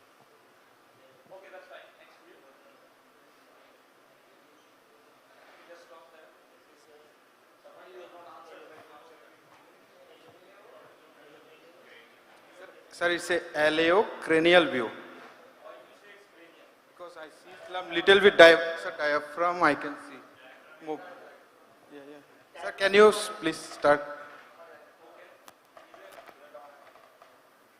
So you think it's LAO cranial. Why do you say it's LAO? Sir, actually, I thought it's something diaphragm is moving. If you start, I can. Why do you say it's LAO? Ribs are on the left side and spine is on the right side. That's why. The tip of the catheter will be the left side. Why do you say it's cranial? Diaphragm is I think, sir, I saw some diaphragm part is Let's say, just for argument's sake, that you can't see the diaphragm. Can you tell whether it's caudal or cranial? Because you'll find that in a lot of views, even though it's cranial, you do not see the diaphragm. You may not be unlucky today, but there will be some angios where you don't see the diaphragm and it's a cranial view. And that is how you differentiate. So is there anything on this view that tells you that it's a cranial view and not a caudal view? Direction of the ribs. Ribs will decide whether it's LAO or RAO. Cranial or caudal is decided by something else on the right coronary artery. If you can see the vessels in their entirety, the PDA and the PLV, chances are it's a cranial view. Okay? And suppose, okay, I just play the next view. I hope you have got another right coronary artery. No, sir. Okay, what view is this? Same, sir. Same view, sir. Same. Okay. Let's see another view. I'll go to the second one. Now, suppose, let's assume that it's a bad angiogram and you can't see the spine. Can you say whether it's a RAO or a LAO? Sir, by seeing the spine of the... You can't see the spine. It's a very bad angio done in a distance. By seeing the ribs direction, ribs... You can't see the ribs either. Just by looking at the vessel, can you tell whether it's a RAO or a LAO on the... Not on this. For the right coronary artery, just by looking at the right coronary, can you say whether it's a LAO or RAO? You can't see ribs, you can't see catheter, you can't see the spine. Right, for right, this is difficult for me. It's not difficult at all. If you see a C shape, it's a cranial view. If you see like it's a straight line, chances are it's a RAO view because that's used to look at the mid RCA. So it will look more like a straight line with some suggestion of a C. But if it's a proper C, it's a cranial view. It's a cranial view. And a LAO view, sorry. Okay, this is easy. I think all of you can answer it, but so it is a LAO cranial. Okay. This one? Just stop there. Spider view, sir. Spider. LAO caudal. Okay. What do you see there?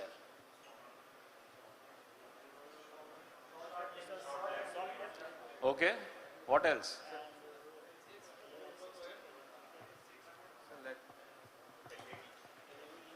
Where is the LED? Point out the LED. That's the LED. Okay, play it. Are you sure it's the LED?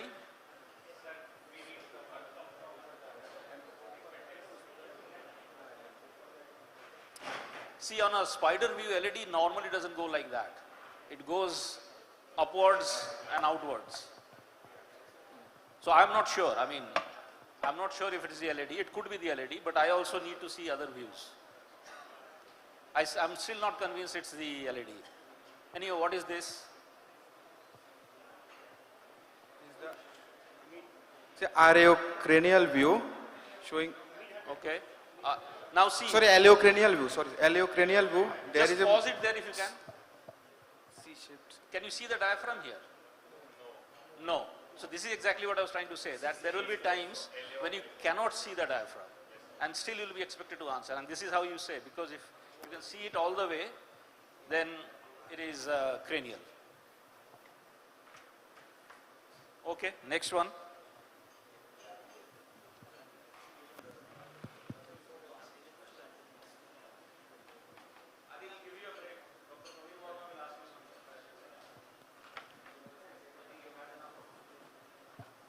Is there any lesion there?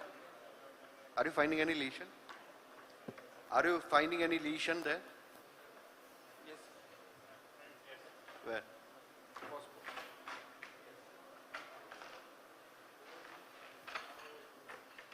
Just after the first one, sir.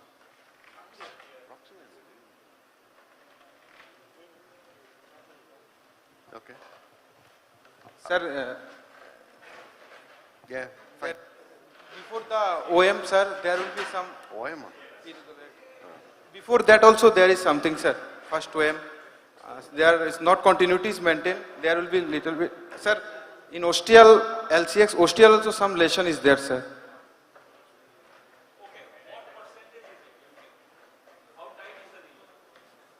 It's 60 to 70%.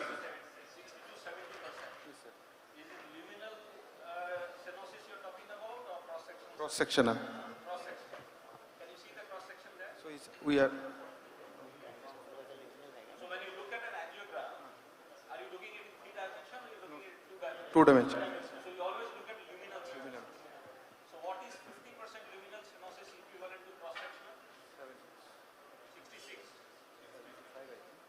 66 or 70? 75.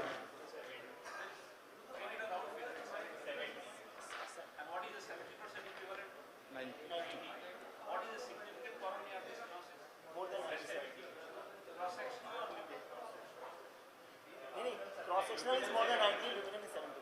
So, what is a significant coronary artery stenosis? One at a time. Luminal stenosis of more than 70%. Luminal stenosis of more than 70%. Everybody agrees? That's the caveat. So for left man, it is only 50% luminal, which is equivalent to 70% cross-sectional. And for all other vessels, it has to be 70% luminal stenosis, that is equivalent to 90%. Go to the next one. Just keep on saying what view it is. Areocaudal. Sorry, aleocaudal. Aleocaudal. Make up your mind. There are only 2 views, areo or aleo. Aleocaudal view. Is that what the screen says? Or is that what you think? I mean, this is a classical view, isn't it? We keep saying. Caudal. Okay, where is the spine? On the left side. I mean, left side of the screen, but right side of the patient. So what view it should be? Caudal. Yeah. Okay, keep playing.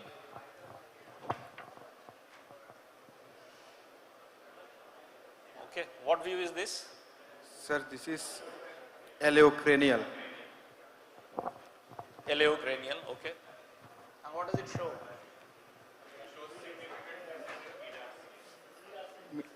More than 90%, more than 90% in mid RCA. Anything else? Distal RCA. So where would you graft this vessel if you had to graft? PDS. Actually, I want to see one more view whether PLV size is good or not, and there is osteal involvement, or is on. I will do sir PDA only. You graft the PDA or you graft? Actually, if PLV size also good, and there is an there is no communication between PDA and PLV ostial, so better to do with the PDA and PLV. If there is a PLV also significantly good If size. you had to choose between PDA and PDA, sir. PLV, which one would you PDA. choose? PDA. Where is the bifurcation? What is the dominance? Sir. Dominant. Right dominance. Right dominant, left dominant, co-dominant. So, it's co-dominant maybe because PLV not seen, maybe from coming from the left. Which you look for dominance? Look, go for RAO. RAO view. Change the view. This is RAO cranial. Left injection. Other view. Sir, Other view. RAO cranial, left injection. RAO. RAO cranial. Yeah. What sir, this is a co-dominant. Co-dominant all. What do you mean by co-dominance? Sir, PDA is coming from the right side. PDA is means LPDA. One, if a right RPDA coming from the right and that LPDA coming from the left circumflex is called co-dominant. LPDA and RPDA. What is the correct definition? So, LPLV actually. What's the LPLV and RPDA. What's the correct definition of dominance? It's, sir, which supply is, which PDA is supply which part? Whether right or left. Is dependent the dominant. The vessel that comes to the crux of the heart. Crux of the heart. What is crux of the heart? Crux of the heart. What is crux of the heart? Crux. Crux. Yeah. RCA. RCA. Bifurcated in the Where the interatrial septum meets the interventricular septum. That's interatrial septum meets the interventricular septum. That's called the crux of the heart. So if both vessels come to the crux of the heart, that means it's a co-dominant. If right comes there, then it's a right dominance. No sir, in left main disease the dominancy is important because in left dominant with left main involvement, patient is really critical. okay, I'll tell you one little thing. Never tell the examiner no, sir, because it's always yes, sir. Yes, sorry sir. Don't say sorry also, but you have to say yes, sir. Never say no, sir. Yes sir.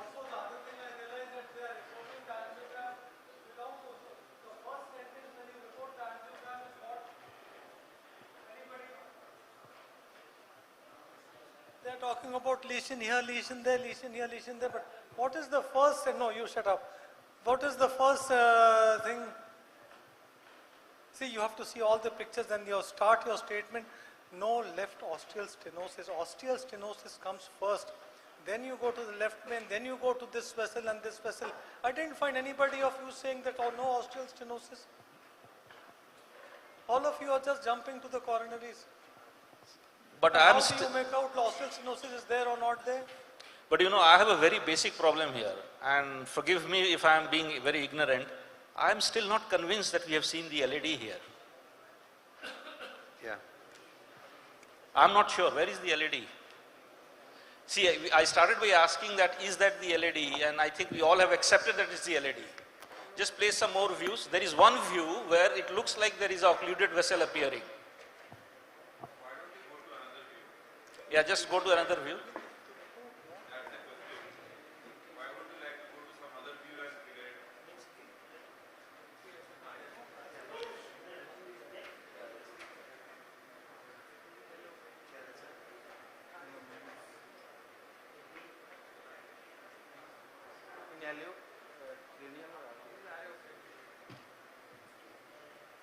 Okay. Which is the same angio? Okay. So what vessel is this?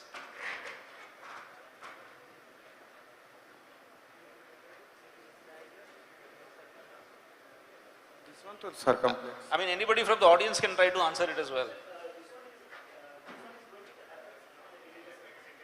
So This is I think this it's is not I LED, agree. sir. I think it's most likely the LED, yeah. It is the LED.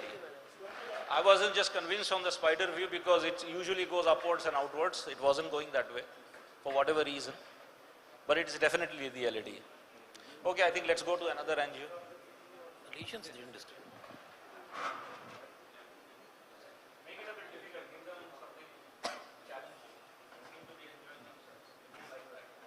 Anupam, you said you wanted to graph the PDA for that question. Why you want to graph the PDA?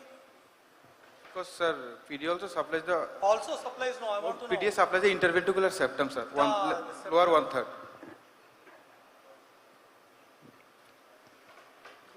Posterior one-third, not lower one-third. It's still very easy.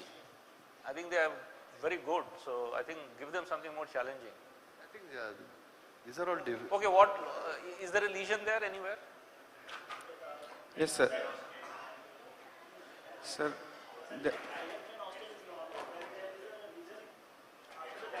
mid LAD, sir. Okay, so where exactly is the lesion? Can you go and point it out? Okay, yeah, that's correct. So is it proximal, mid, distal? Where exactly is the lesion and how? Mid, sir. Mid. Proximal. What is proximal LAD? Where is the first septum? So is it before or after? At the junction. At the junction. Show me which is before. Is that a lesion? Is that a lesion? No, below, just distal to that. First of all, you two decide which is proximal, which is distal. And where is the lesion, before or after? Okay. And where is the lesion? Both the places. Okay. What percentage lesion is there?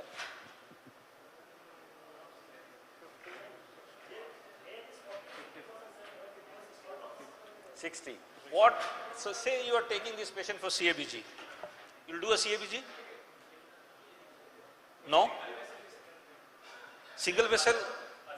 See, if you are saying that there is lesion before the septal, it becomes proximal LAD lesion. That is a class 1 recommendation for CABG. So you'll take this patient for CABG? It's class 1 recommendation. So either it's not a lesion, or you'll take the patient for CABG and put a lima to LAD.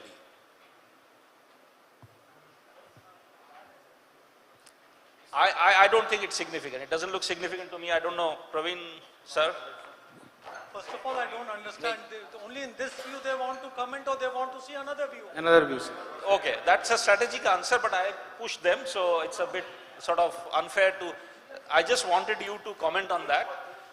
I think distally there is a lesion. But how tight is that lesion? Even distally. Distal to the... First of all, see, the point I want to make here is because the lesion is after the first septal, it becomes a mid-LAD lesion.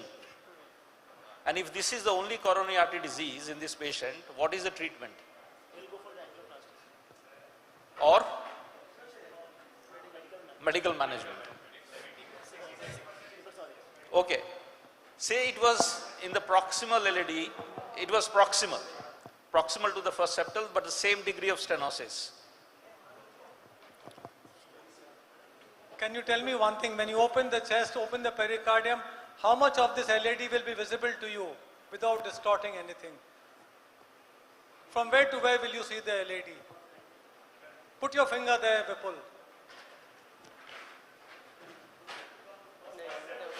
Because that much vessel will be behind the pulmonary artery. I think you can usually see the first diagonal. Yeah, from first diagonal they should be able to see. So, very good, yeah. Okay, let's move on. Let's see some other... In case of borderline lesions, Praveen sir. What about the side reflex? Pradeep sir. Any lesion there? Dr. Pradeep. I wanted to ask him. Dr. Shiva has got a question. See, in borderline lesions like this, like we say 60-70%, you want to decide between PTC, angioplasty and medical management, as we discussed. So how do you decide scientifically? How to decide between medical management and angioplasty in this lesion? So question is whether you do PCI or whether you send the patient for medical management. Don't be unkind to the cardiologist. They also need to survive. Would you, I mean, you won't suggest, but what do you think is the right treatment? PCI or medical management?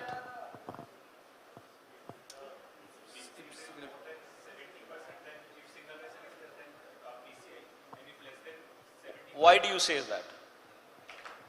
What is your evidence for that? Yeah, there are trials.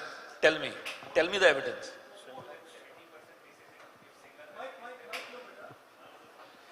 So which study are you talking about? But there are many trials. That's a very sort of evasive answer that there are many trials. I don't know any of them. I forgot. I'll tell you one trial. And sir, we can also Stitch trial. No sir, we can also. Now you're digging your grave. We can also calculate the syntax score according to. क्या लग रहा है यहाँ पे syntax score? See, syntax score does not decide. No. Okay, No, first clarification. And, syntax score does not decide medical management or PCI. Yes, it decides CABG versus PCI.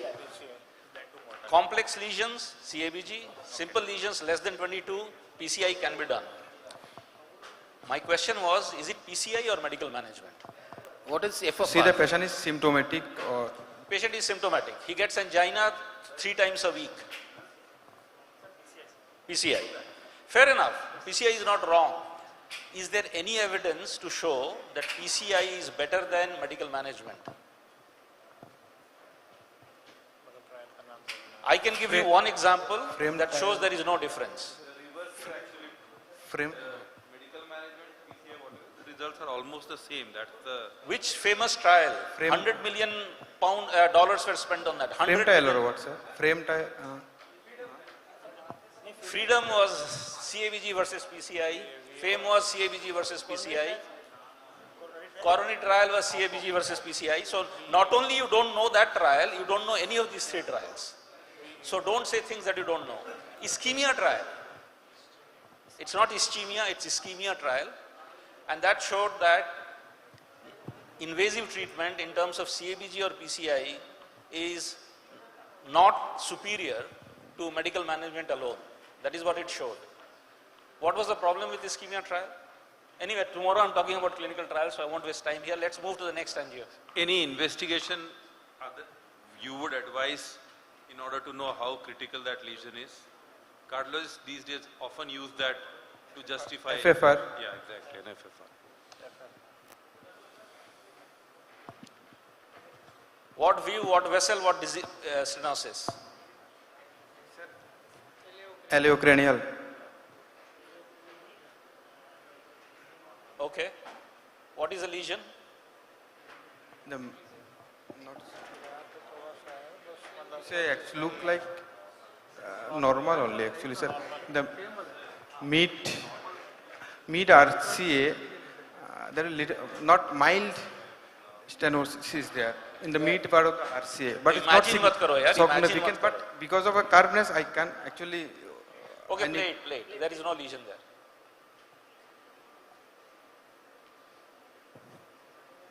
Do you think there could be osteal stenosis there? Because the dye is regurgitating. Yeah, I think just not engaged properly, that is why it's regurgitating. It doesn't look like there is a osteal lesion there.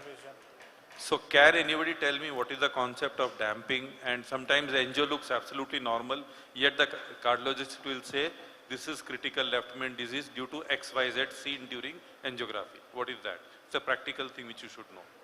Sometimes, sir, in osteal stenosis, regurgitant is not there. It's not coming freely. What's the term they use here? Reflux, dye reflux. And often they'll say pressure damping happens when they try to engage the. Okay. Now there is suddenly I remembered a question here. Can you show me the just go back to the previous one. Previous one, sir. It was a beautiful view. Sorry. On the right, I want you to show me, I'll give you time to think, the sinus SA node branch. Okay, you can try here also if you want, but that one was better.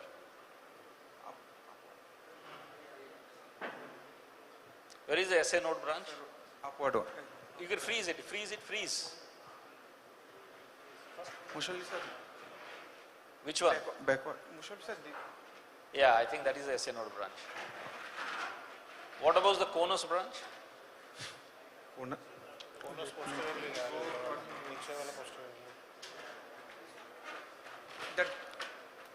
that one, near the catheter, right? Okay, we have got 15 minutes left. Can we show a triple vessel disease and ask them grafting strategy?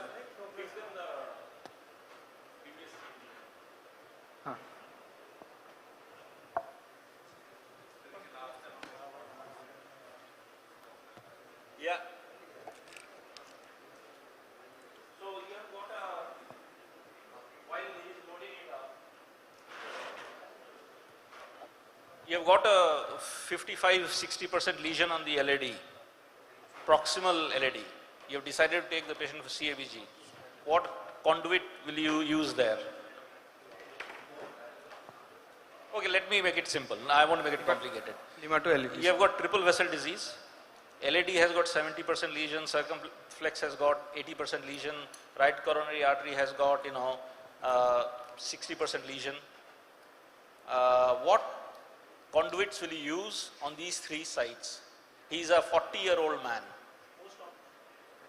Forget the angio. It's a hypothetical question. He's a young fellow, so better to put arterial graft, sir. 40-year-old, better to put arterial graft. I agree with you. Which artery? Where? So Lima to LAD. Okay. And forget about competence. You are an extremely competent person. You have got sir with you. He'll do anything you tell him to do. Which artery do you want to go where? The best possible operation for this patient. We'll do sir one Lima to LAD and take a vein, saphenous vein, and we'll do one OM and one So you do saphenous vein graft and Lima in a 40-year-old? No, sir, patient. You'll do Lima Rima Y. Fine.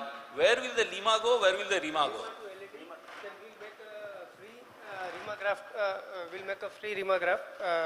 We'll attach to the Lima, then we'll make a Y, and we'll do the sequential grafting to the OM and PDA. Okay. Anybody else differs with him? Sir, if patient is uncontrolled diabetic as is young and having Sir, then we can choose radial. You can choose radial. Yes, sir. Where will you put the radial? Sir, at the place of Lima, sir. After Y, doing Lima radial Y and Lima to LAD, Y to OM and skip to PDA. Fine. Sir, I will do Lima to LAD.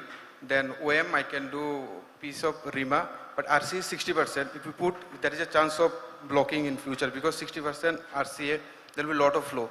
So better to put one vein graft, take on the aorta, put on the RCA, and Lima to LAD, Y as a Rima as a Y, OM, in a and then 40-year-old, you are suggesting you will put a vein graft on the right coronary artery. Otherwise, sir, because of 60% RCA, there is a chance. No. Is that what you are suggesting? Stand by what you are saying. Yes, sir. No, you are not going. You have got the world's best surgeon there. You just tell him what to do, he'll do it. My question is, will you put a vein graft on the right coronary artery which has got 60% lesion in a 40-year-old? No. Then we'll go for Lima Rima, sir. Who will put a vein graft? Anybody in the audience will put a vein graft on the right coronary artery? Sir, 60% vein. You will always put a vein graft. It doesn't matter how good you are with Lima Rima. Go and read it. If the RCA has got less than 90% stenosis, you should not put arterial graft there. It is there in the guidelines. It has been written by Brian Buxton, who was one of the exponents of arterial grafting.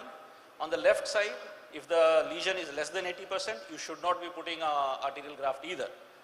And there are people who now they leave it ungrafted, but don't put arterial graft. But there are a lot of people who put arterial graft and they think it works, and I'm sure it works. But that is what the guideline teaching is. On the right side, if the lesion is less than 90%, you put a vein graft every single time. Okay, now we will flip the matter. Let's say 40-year-old.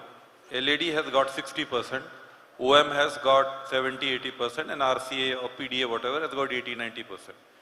How will you justify your grafting strategy? LAD, how much, sir? 60%. 60, that OM? 90%, RCA 90%. Sir, I will go Lima to LAD, and then Y for the 40 years, Rima, Y, OM and PD. Does everyone agree on this? Sir, I will put Lima to LAD and vein to the OM and PD. 40-year-old. Yes. Lima Rima Y. 90%. See, this is what was taught to you today. Do what happens in your institute. What do you think the institute where you work in, they would have done to this? they will do the lima-rima, sir. Lima-rima, no? So stand to that, no? You are talking about putting a vein on a 40-year-old on critical lesions to OM and RCA. So it doesn't hold true, no? It's a 40-year-old person. So lima-rima is the answer that you give. I knew it would create confusion in some people. That's why I flipped the thing. So whatever is being done in your institute, stick to that. Your surgeon or your mentor wouldn't be doing something wrong, right? So you need to stick to that. And if you're not convinced, please ask questions. That's what will hold true in this case. Deep down, I agree with Dr. Vijay that your mentor will not be doing wrong. We are never wrong, but we often are. So deep down, you should always question it and think that, okay, let this guy do, but I better find out.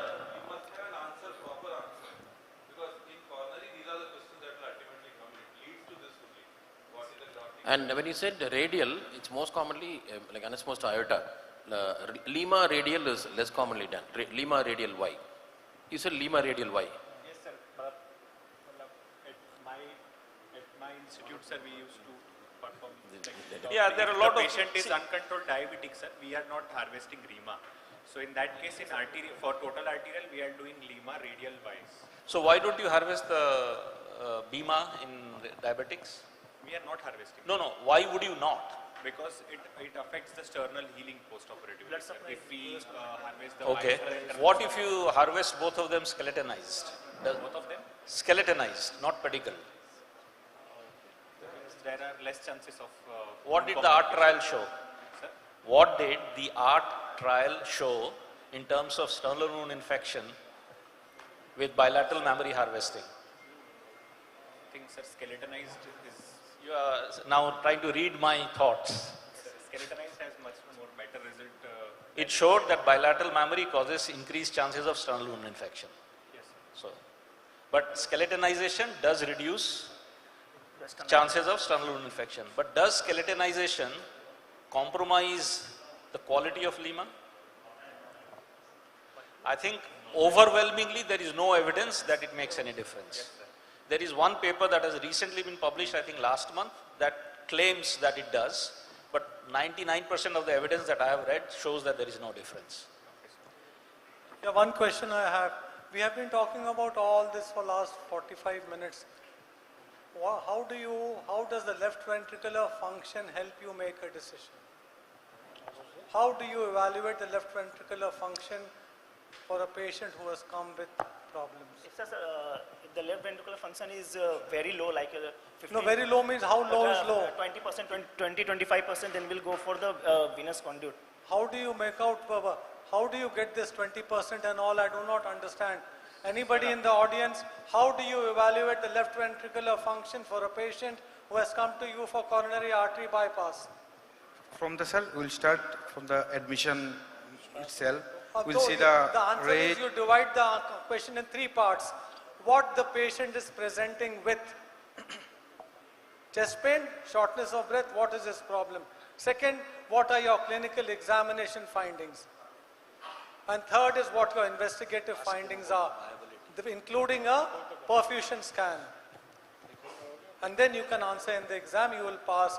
And when you talk about the perfusion scan, you should know exactly how it is done, what is the basis of the scan, how does it help you make a decision.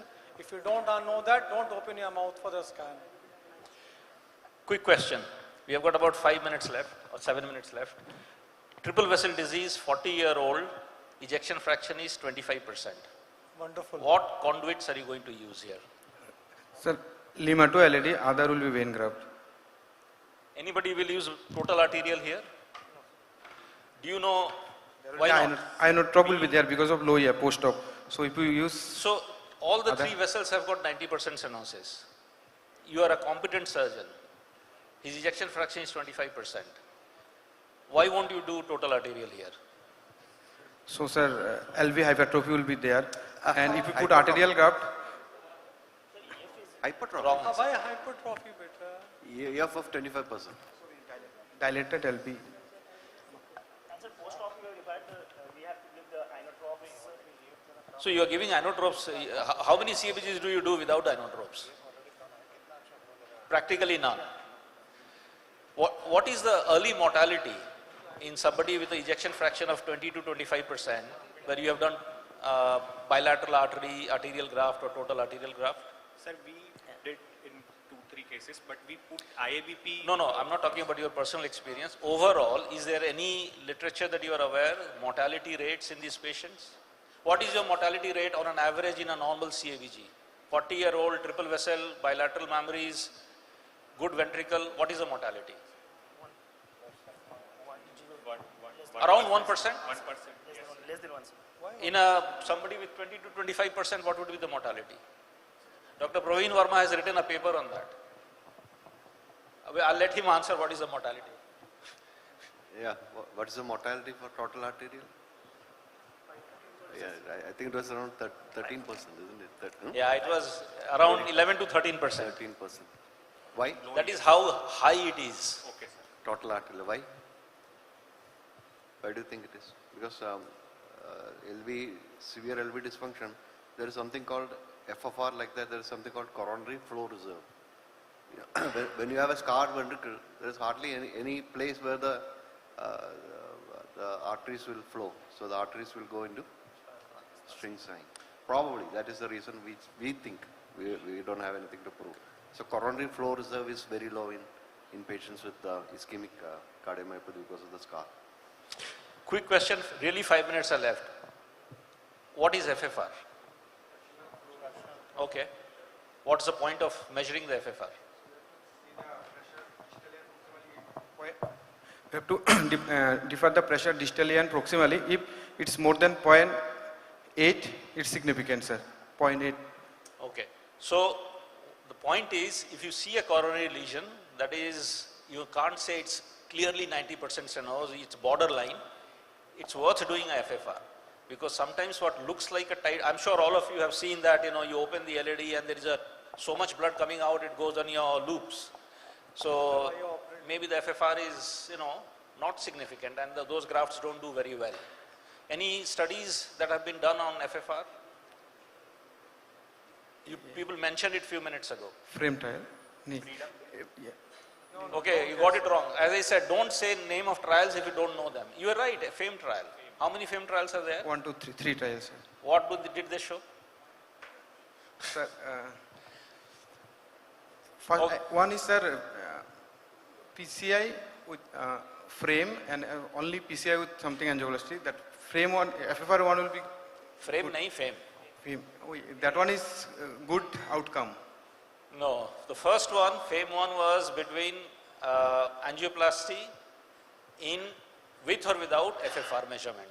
And that shows that you tend to put more stents when you don't do the FFR. FAME 2? Sir, I actually forgot, sir. Okay. FAME 3? FAME 3 has been published recently.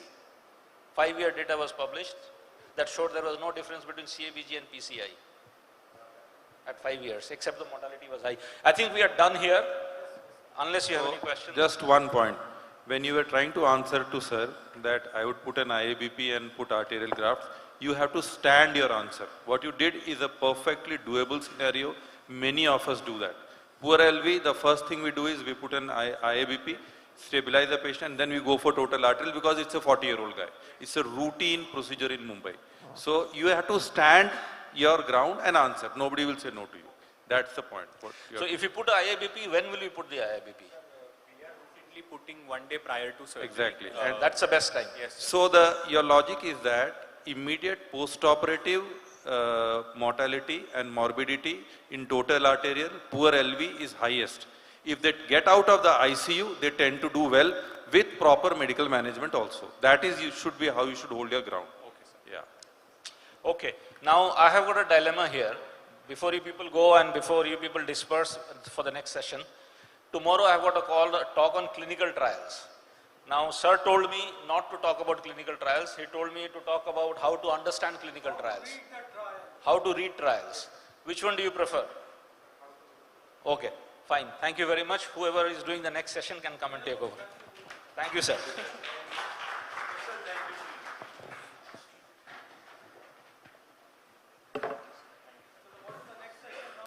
Sir, instruments or tea break, whatever you want. No, instruments.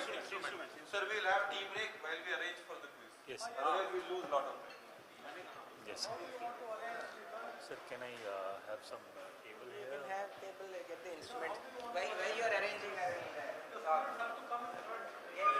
Students have to come in front. While they are arranging. Yeah, that's it.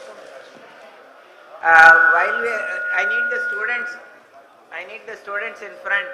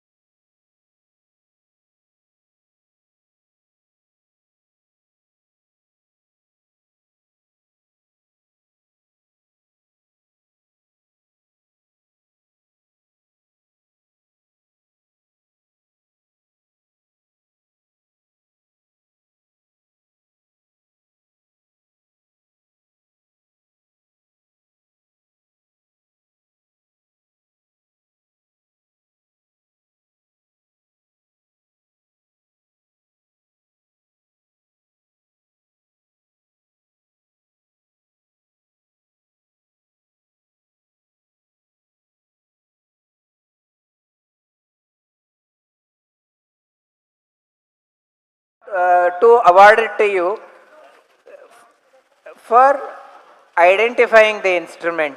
Obviously, if you don't identify the instrument, you don't start. But the goal of an instrument, I can't do, they have to adjust. The goal of the instrument, can you hear me now? The goal of the instrument is to introduce, sit, you can sit on the sofa, don't worry.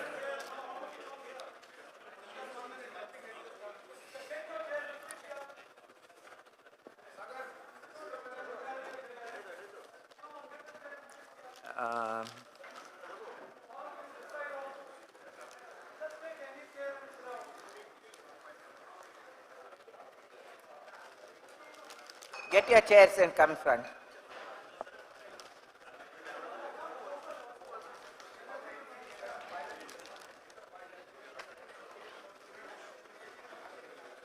Okay, come quickly. The faster we start, the more we can do. So in the exam, the instrument is a, what should I call, a opener.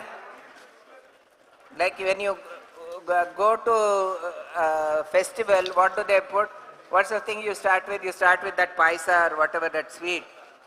It's an appetizer. So we just start by giving you an instrument. Now what is that? Why is this instrument given?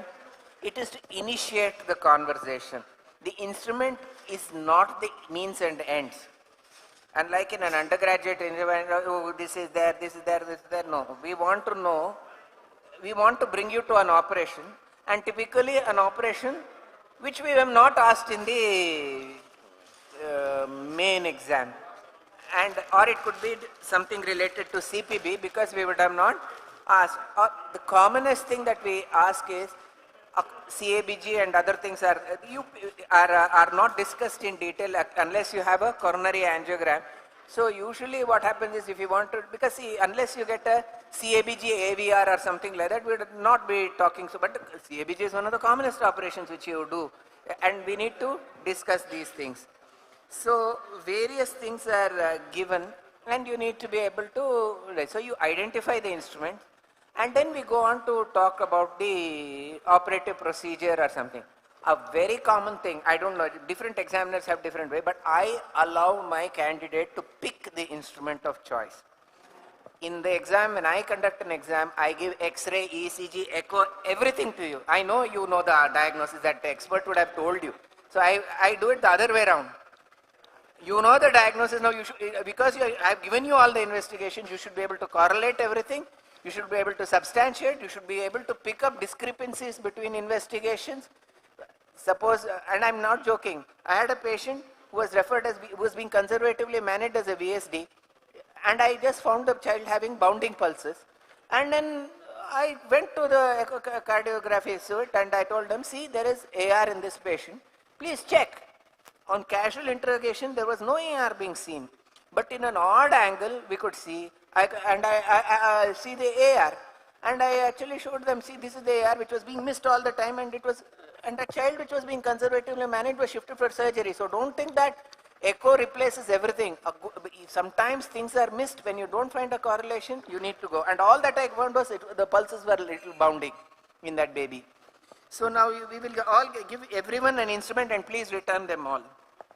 Don't pocket them. So just distribute the instrument. Now whenever you get an instrument, you should identify the parts of the instrument. Huh? Not that way. We want each one to talk. You just give them and... Now, whenever you give an instrument, you describe them in parts, and I will typically tell you something. Start from one end, either this end or that end, and keep describing the instrument. And there are certain peculiarities of the instruments which you should know. Okay? And then we will ask you based upon what you tell. So when you pick an instrument, typically I tell them pick one instrument, pick one cannula. That's what we asked. So please don't take an exotic instrument as far as possible unless you know. If I ask you, and please be prepared if you pick up an exotic instrument. For example, if you get a scapular retractor, I'm going to ask you about thoracoplasty. And then you don't, when I ask you about thoracoplasty, you'll go blah, blah, blah, blah, blah, blah. So don't try to do that. But sometimes the examiner will hand you the instrument, then God save you, you have to deal with that. Start. Give them a mic. Sir, this is a Favaloro's internal mammary artery retractor. To be honest, it's not really a Favaloro in this thing. This is an IMA retractor. This was not the type. Favaloro actually didn't use this. Though people talk about it as Favaloro's is mounted on the table. And it's this thing, and it was actually this thing. And anyway, this you can say this is an IMA retractor. I want to know which is which. No, some more thing. If you say the IMA retractor, what is the correct name? Interchangeable mammary artery. Interchangeable word is very important. So which side is this? This is for left or right? So this is for the left. Oh, very nice. You're giving me the. Sorry. No, you put it in your pocket because you have to be heard. And how do you place these? Sir, this is for the left side, and so the next question is the examiner will say, make it for the right and show me. So Yeah. how do you make it for the right? That is where you fail. Yes. You have got to dismantle the whole thing. All of you boys go to the theater, take the mammary retractor, dismantle it. Because whatever you do, this cranking mechanism should come on the xiphisternal side, not on the suprasternal side. So you remove the whole thing, assemble it again, and then use it for the right side. This is what you should all be able to do in your exam. The other thing is, what is this called? Yes. This mechanism. What is the name of this mechanism? Thank you. Will all of you do this in your theaters? Take the retractor, change it to the left and the right. And it's called, what is this mechanism called? It's called a rack and pinion. Rack and pinion, this thing which is actually used in the trains going over the hills. That is called as a rack and pinion. And we use the rack and pinion attachment. And you, okay. Now, automatically when we go next is, we'll be asking you about IMA harvesting. Now, where do you start IMA harvesting? IMA harvesting. How do you harvest the IMA?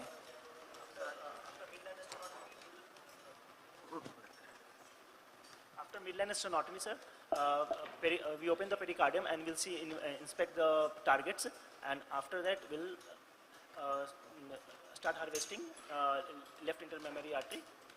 Yeah, I'm asking you, how do you And harvest? then first we separate the pleura, sir. Yeah. Separate the pleura, then we'll separate the fascia, get down. And Where do you start? From distal to the proximal. What is the rationale? See, there are different ways. See, you tell what is practiced in your institute. There are different ways of starting them. But what is the logic of starting at the lower point? If any damage will be there, it will not affect. You want to identify if there's any damage, let it happen. What's your cautery setting? 8, sir. 8. You want 8. Okay. What's the rationale of the cautery setting? You can have 8, you can have 10, you can have 20, whatever you want. 15. Huh? Sir, what is the rationale? I'm not bothered about the number, whether you set it at 8 or 10 or 15 or whatever. What is the rationale? Thermal energy. You don't want thermal. Are there any other devices other than a cautery harmonic? Oh, you are a very rich guy. Harmonic. I don't have harmonic in my hospital and I want an alternate method. Somebody said that. Somebody said it. You can use a bipolar. Number 2, you can use clip and scissors. I have harvested for years with no cautery. I used to just take a clip and a scissor and I used to harvest the IMA. It's possible. Huh? Bleeding. That's delicacy. You should identify clip, cut, clip. I used to, nowadays I don't harvest IMAs, but for years together I used to show how to harvest IMA with only scissor. In fact, I used to take a skeletonized IMA with nothing but clip and scissors. No cautery. Next instrument. Next instrument. Please aware. Next instrument. No, don't bother about it. Just keep on picking. Come.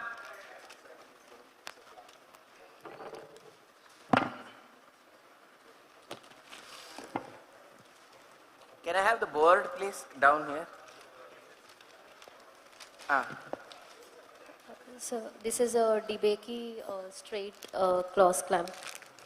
Is it really a straight cross clamp? I don't know how straight it is. In no way is this straight. Is it straight? Angles. It's not straight. Yes. Have you seen a straight cross clamp? The straight cross clamp is straight. This is not straight. This is not straight. This is actually angled on the flat. So this is not a straight cross clamp. Whoever told you this is a straight cross clamp? Now, with the due permission, I am going to open this. We can open. We can open those, Srikanth. Yeah. I need to open it because something there. Okay. Now, can you tell me? So, start from here. What is this? Loudly. So ratchet mechanism. This is the handle. Handles, ratchet. Ratchet. And then this what type of joint is this called as? Box joint. It's called a box joint. And now then more jaws. important than that is this. Yes, sir. Jaws. What are the type of, what is this? Is this a vascular serration or a non-vascular serration? Vascular, sir. Okay, now what type of serration is it?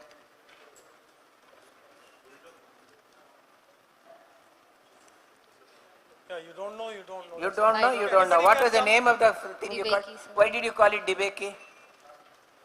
Boy, come here. What is this? It is called a Cooley clamp. Now, what type of serrations are there? This also has serrations that are, they are vascular serrations. Huh? Both are atraumatic. I'll show you how atraumatic is. Come. Does it pain? This is how we test. Suppose you go to your, starting a new center and you want to buy the instrument, the simplest way is to do this. But if I get wild with you in the exam, I'll take an artery forceps and give it to you to do. And self-inflict. No, in our school days, they used to tell us to scratch on the, our teachers were not nice. Ask you to rub on the sand. So where is this used? Where is Sir, it cross clamping, cross clamping of the aorta. Only aorta? No, sir, anyway, like Any vascular structure. Any vascular structure. Now, I want you to cross clamp. Patient is there, everything is there, cardiopulmonary bypass. I want you to cross clamp there. Cross clamp. This is the aorta, you are the surgeon. She is the surgeon, she is operating. This is the aorta cannulated, bicable cannulation, root cannula placed. She is ready to cross clamp the aorta. She has to tell us what are the steps. But she is very stylish. Okay. Okay, go ahead. Once you open your mouth, you are not going to stop. Otherwise, say you don't know.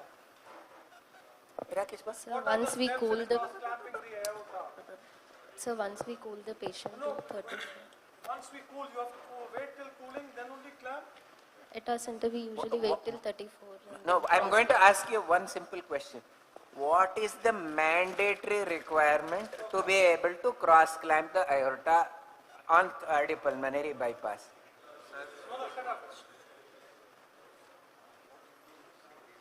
What is the mandatory requirement? Clamp in your left hand, then what do you say? No, even before you go down, what is the first mandatory requirement? Huh? No, I don't sling the aorta. I don't want to sling the aorta. I said a mandatory step. Mandatory thing that has to be done. PA should be, what is the, not necessarily, what is the first and most important thing? You must be on stable full cardiopulmonary bypass. Without that, can you cross clamp? I'm just out of curiosity. Can you cross clamp the aorta without cardiopulmonary bypass? I'm sorry, you can. I have for years been done cases with fibrillatory arrest without going on cardiopulmonary bypass. Be aware that suppose, let's assume that there's a massive tear in the aorta, you are called to a center in Jumrutalaya, and there is a stab here, and you have got either a ventricular puncture or aortic puncture. Aorta is torn. You open, gasha, bleeding is occurring. What will you do? You can fibrillate the heart and clamp, or even exsanguinate the heart and clamp, and then the goal there is to convert a big bleeding into a small bleeding and then release. Okay? We've been there and done that. Okay, continue. Now she has to answer. Cross clamp the aorta.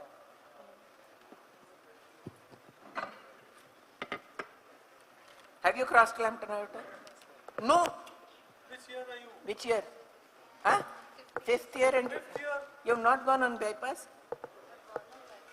You have not placed a cross clamp. But you would have seen your consultants do, no? Okay. Say that only, no?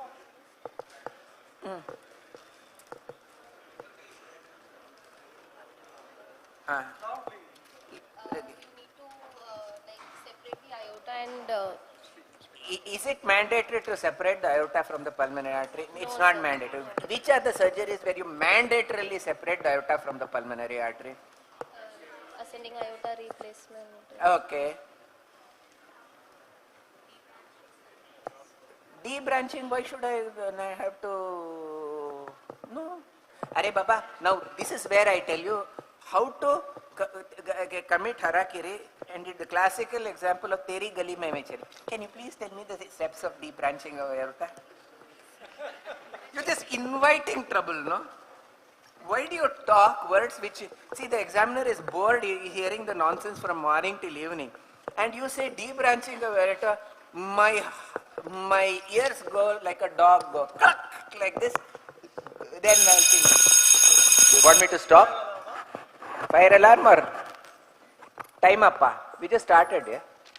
So now you don't talk things which you've done. So what is the commonest surgery that you have seen where mandatorily you have to separate the aorta from? See, you say, don't say aortic aneurysm. I'm going to start it.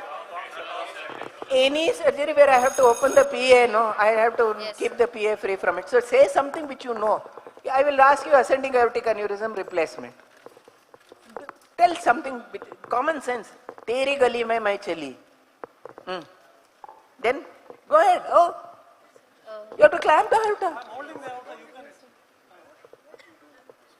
Sir, the posterior. You have done whatever you want. Now, next. And then hold the aorta, separate it from. You hold the aorta like this, is it? No, sir. Take it out of the chest. No? We just clear out.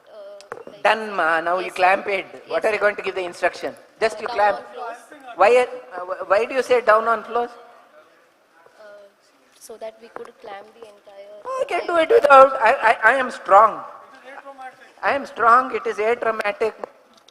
He is, get one Saindava here. Very strong. This guy, Colonel, will be strong. So he can. But I can do it. Help her, no? Why do you do that? Pradeep can do. Pradeep Come. See, he is on sign the muscle. Go.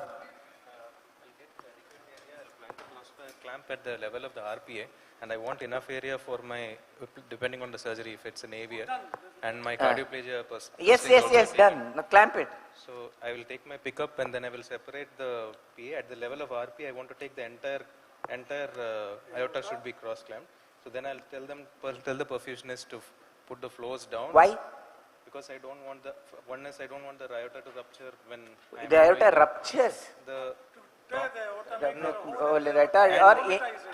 Or induce something worse. Dissection. Then second, I want the entire aorta to come to, in that my will come once you reach that area. Then next, what do you do? Flows Apply. down, Aorta cross clamped. Flows How down much? No, sir. Yeah, one only, sir. That's all. One only. You don't have to go. Don't do that. Our objective is just to occlude the aorta. Okay. Now what did he forget? No, flows back up. Before the clamp, what has he forgotten? Whether the root is there, whether he has made a plan to vent the heart, and when he says cross-clamping the aorta, the anesthetist should hear, the perfusionist should hear, and the sister should hear. And then he should check inside there whether the entire heart is empty, and you check that the heart is empty by the PA collapse. If the PA is not collapsed, please don't cross-clamp. Will all of you remember this for the rest of your life, even if it is short? So the PA has to be collapsed. How do you unclamp the aorta? One last question. No, before that, sir. All congenital surgeries, you should do the aorta PA dissection.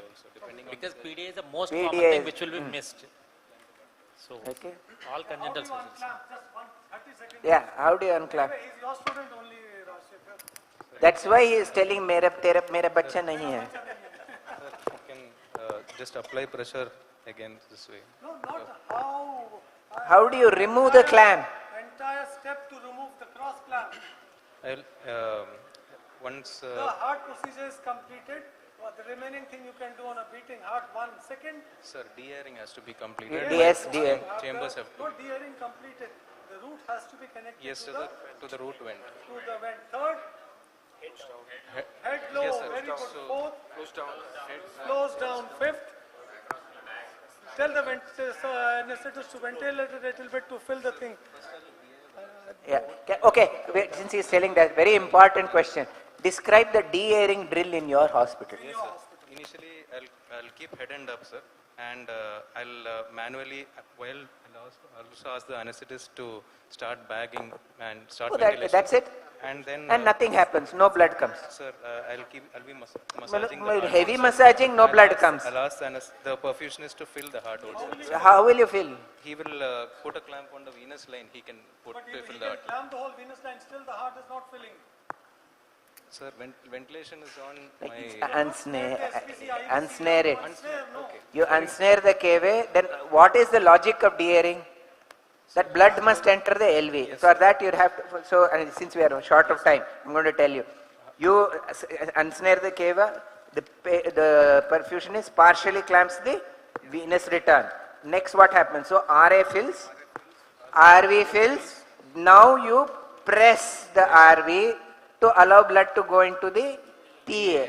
With that going to PA, the anesthetist blows. It goes to LA.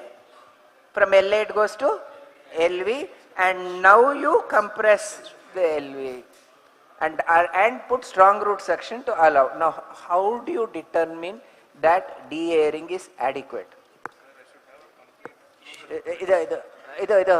Rakesh kodu. On kai kodu.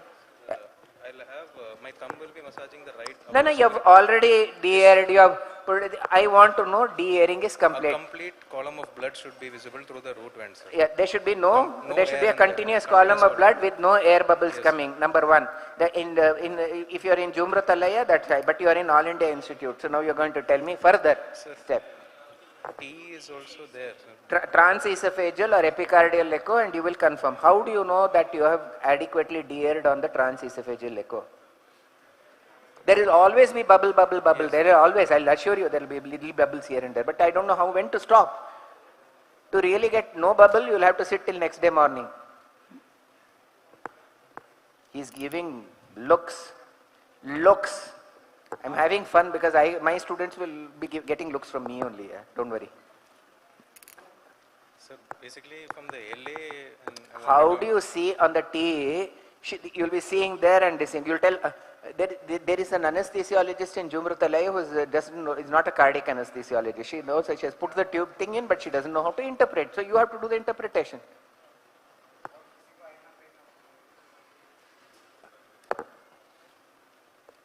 How do you tell? Anyone can tell that the adequacy of de-airing. You should not have pockets of air. Large echogenic air is seen as an echogenic structure. You should not have pockets of air. You should not have continuous this thing with ventilation. You should not keep having showers of air. These are the two things. When pockets of air are removed and you stop getting showers of air and get occasional bubble stream, that means you have done an adequate de-airing. Anything you would like? Yes. Where will you check the air trapping? Where all will you check air and trapping? Right superior, my thumb will be on the right superior pulmonary vein, my index finger on the LA appendage. LA appendage is a common area for a pocket of air to be there. Where and else? LV. Where else? Where else? Huh?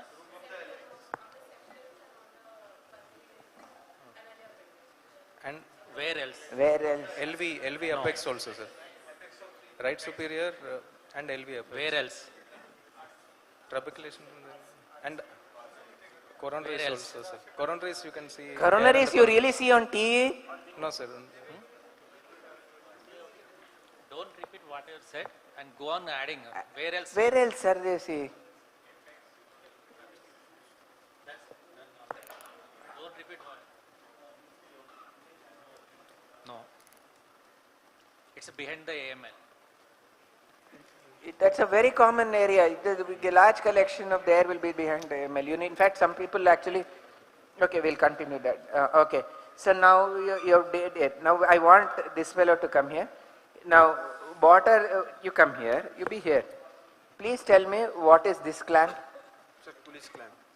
Why do you say it is Cooley clamp? So there will be 2:2. And That is Cooley's serrations. Okay, and then but there is something peculiar about this. there is a marking is there. Now, actually, this is why are there this marking? Sir, it was because of the waterstone collision. What do you think is the distance? And this is a very common error. I've seen a lot of people, but don't argue with the examiner if he gives the wrong answer. But what is the size of the serrations here? It is actually 4 mm, not 5 mm. Some examiners say 5 mm. If they say just politely, just keep quiet. But these are supposed to be 4 mm apart. Why is it 4 mm apart? Because sir, in waterstone collision, size of the shunt will be the 4 mm. Why is it? What's so important about that 4 mm and not 5 mm? 1 millimeter. No. If 4 mm is you're going to make an anastomosis of 4 mm. Why was it so particular that it is 4 mm? Why not make 5 mm or 6 mm? 1 millimeter में क्या होता है? What happens with 1 millimeter? No? बहुत कुछ होता है 1 millimeter. Huh? 4 times the radius. So 4 to the power of 4 to the power of 4 to the power of 4 is how much? 256. Whereas 3 to the power of 3 is 81. So it's not the same. Zameen Asman ke antar. Now I want to know how do you differentiate between these two as far as serrations are concerned? Now you shouldn't be looking. You should actually be knowing. You're in which year? Final year. Not Rajshekhar. Okay. Poor Rajshekhar, I'm pulling his leg. I have been pulled my leg by whenever Tendulkar and others are there with my students. Mere bacha mere nahi hai. I don't know why it's written there. Okay, Debeki. It is written there, Cooley. Why does Debeki? Can you see Cooley? Can you see it? You can't see. Where loops in C? No, can't you read it? No, Cooley. Can't you see? Isn't there C? O? You can't hear? Can you see? No, it's there. No, you really can't see. It's not written there, man. This is see.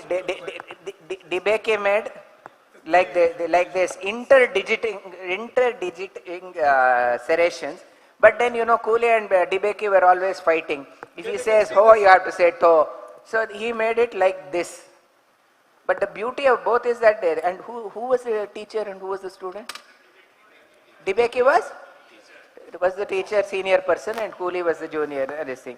And they may ask you finally about about them. So now, where do you use this sort of clamp? Have you seen a single water shunt coolie shunt in your life? Talking about that, what you have not seen. Huh? Okay, you could ligate the appendage. What is common proximal? Any vessel where I want to exclude a portion, I want to side clamp there. Now, exclude a portion means what? What does Dr. Prasanna mean by saying exclude a portion of the vessel? Not you. I know you know the answer. So, partially clamp means what? See, if you want to put a Glenn shunt onto the RPA, you will use this clamp. No. No? You shook your head. This is like this or like this? No, I don't know. Do you want to? I don't want. Can I use it to clamp the RPA completely for the Glenn anastomosis? Yes or no? Possible, not possible. This, otherwise, you have to snare one here, and if there is a feeding vessel here, again you need to worry about it. So this serves the function of 3 clamps together. So if you have got the RP, where's the pen? See, this is the RPA. You have to put one snare here, one snare what here. Else is there? And suppose there's a small vessel here. So to avoid all that, you put one clamp like this. Finish. Okay. That is the function of this clamp. Okay, we are supposed to be running out of time. Running out of time. Get a cannula. Yeah, there. This fellow's got a cannula. Yes, come. Come. Can you give me a not that is cardioplegia cannula, aortic cannula, get me one. Is there anyone having an aortic cannula? Get the aortic cannula. Just one question for this root cannula. This is the root cannula inside the aorta, and the blood is flowing like this. The air goes out like this. What happens to the air between the opening here and the aortic wall? How is that air taken out? What is that hole on the side called as? Effler's hole. Very good. So there's a hole here. Remember that. And what is the name of the hole? You should know. He told it. He only said others don't have not. Have you heard the name? It's called the Effler hole. Effler was a surgeon. He used to get what is called as the Effler needle. You had an Effler needle. Okay. Now these, I want to ask 2 students come. Quick. 2 students come. Who had the 2 students come? Like even shy, but brides are not so shy these days. Where's Keshav? I want to see Keshav. Keshav, come. Get up. Get up. Stop warming that chair. Come here. Come. You're a student, no? Then come. Oh, he's giving me the looks like Jagger. This one. Can you compare and contrast these 2? Compare and contrast these 2. Tell me. Start reading. Tell me. Describe this cannula.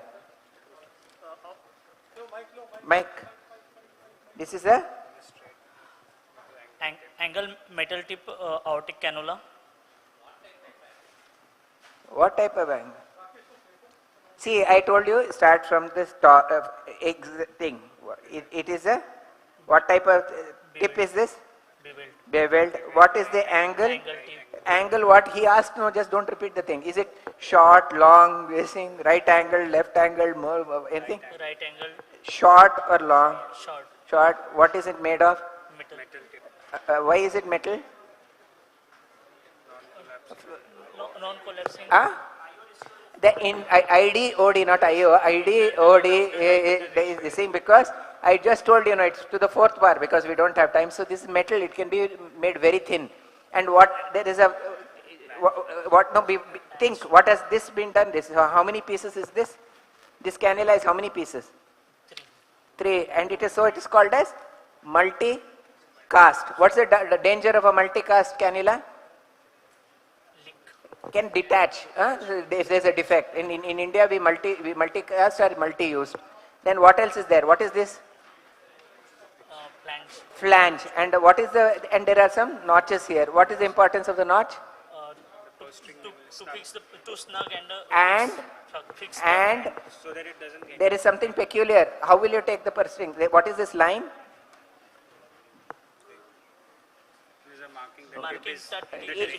Please remember, different companies have, some of them have it along the bevel, some of them have opposite the bevel. So you have to inspect the cannula before putting. What is the preferred direction of this cannula?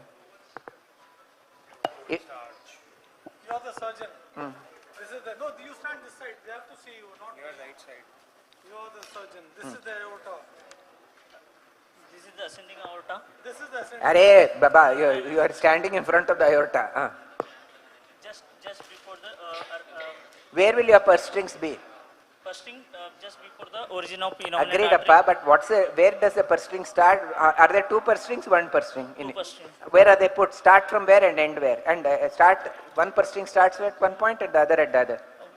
Inner purse string from assistant side. Arey, assistant side to this thing, everything. Clock. Okay. 12. 12 o'clock. You really put it at 12 o'clock? If I Sorry, put sir. No. 12 o'clock means how one will snare and it will be right onto the ascending aorta there. Sir, are you asking about the TPR Purse string only. 3 o'clock? No. Arey Baba, one is here and one here. What clock is this? 7 o'clock. 7:30, 6:45. I don't know what he's talking. What is the shape of purse string? Diamond shape. As in, how we are going to create a diamond? Okay, two concentric, 20 shape. Yeah, you want it to be here, so you have to keep one here and one there, okay? So be careful, we don't have time. Now, in the right aortic arch, how are you going to put this? You know, you don't know. It has to be...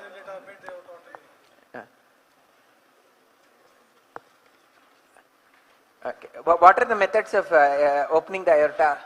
Do you know different methods of preparing the aorta for insertion? Yes, sir. What are the methods? Flap, You could placenta adventitia. Okay. Stab and Okay, you can stab, incise, and please remember you don't have to hurry. You can catch the upper lip. In fact, many times I've just placed the knife and I just held it to show students that you don't have, it's not that you have to go rushing in to cannulate. You can always take the knife, place it in, make a proper incision. Don't try to make a small nick and try to do this thing.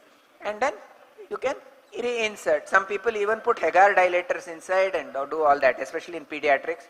And then you insert. The second method is called what method? You can scratch till you score or scratch till you see the intima which appears blue and this thing. The third one, by putting finger on. no, you side clamp, you incise, you see the lumen and you place. Which is the least chance of discussion among the three methods? The side clamped one. There is a third method which can be done with not with this particular cannula, but in these sort of cannulas there is another method, type of thing. Do you know that technique? You can use a puncture needle guide. This cannot be done. There is no central Seldinger hole. You can put a puncture needle guide wire and this thing. And sir's question will be what is modified Seldinger versus classical Seldinger. What is the basic precaution you take just before going to start? Yeah. What?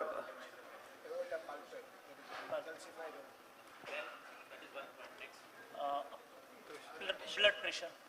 You have to lower the blood pressure again, like for the cross clamp. Okay. How do you remove this? How is the aortic cross clamp taken off Cannula. Holding the purse string, detach from the notch. Again, something he kept telling. Decrease the pressure. Always backseat driving is better. And then? Pinch the aorta and... Now you are tying the purse string suture. You have broken the inner purse string suture. Only outside one, the second purse string is left. What will you do? To ask assistant to snug the suture. He snares it. And that also breaks then. Partial biting clamp. Partial biting in that pool of blood, you can put a partial biting clamp. You're not able to cannulate alone, you want to put a partial clamp in the bleeding aorta. Set up. Yes. Anybody? Press with thumbs. You can Press put with the thumb finger. for the rest of your life. You can put the finger and then take a purse No, string. if the first purse string breaks, second purse string should not be tied. You leave the second purse string there. Take Another purse string and always don't check the Why do we commonly use a third stitch? And what's the role of the third stitch? Please remember this. Do you truly go through and through in the third stitch? You don't have to go, it can be an advantage. What is the role of that stitch? Is if the inner one gives away, you don't have exsanguinating hemorrhage. They will just collapse there. Okay? You know how this one is put? Last one. Can somebody describe to me how this one is put and how do you connect this to the arterial line? You have seen this before? Anybody who has seen can come forward. Come. This is the aorta. How do you put it in and how do you connect? Don't open your mouth, just show. No mouth, just do it. No. No? No. You pull it up till it gets locked. Yes, till it gets locked, then we'll clamp and then we'll remove. No, then there's blood on your face, you big disgrace. You snare out here, then you clamp here, take out this and connect this. This mechanism is supposed to be very clear to you in the exam. The examiner will give it to you and tell me how this you are going to use. You must also not forget that you have to tap and remove all the air bubbles. Especially reused cannula have a higher air trap rate. You know, after this all instrument discussion will be double rates. You want discussion double rate or you want the quiz? Okay. Okay, chalo, Thank you. But just you remember, it's the principle of the thing is we just want to start a discussion. Then anywhere. Hey, that's mine. Kindly return the instruments. Don't leave them unattended.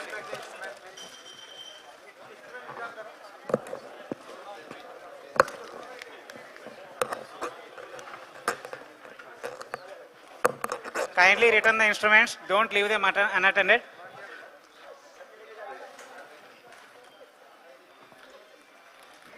Residents who are having instruments, kindly return to Dr. Dhoni.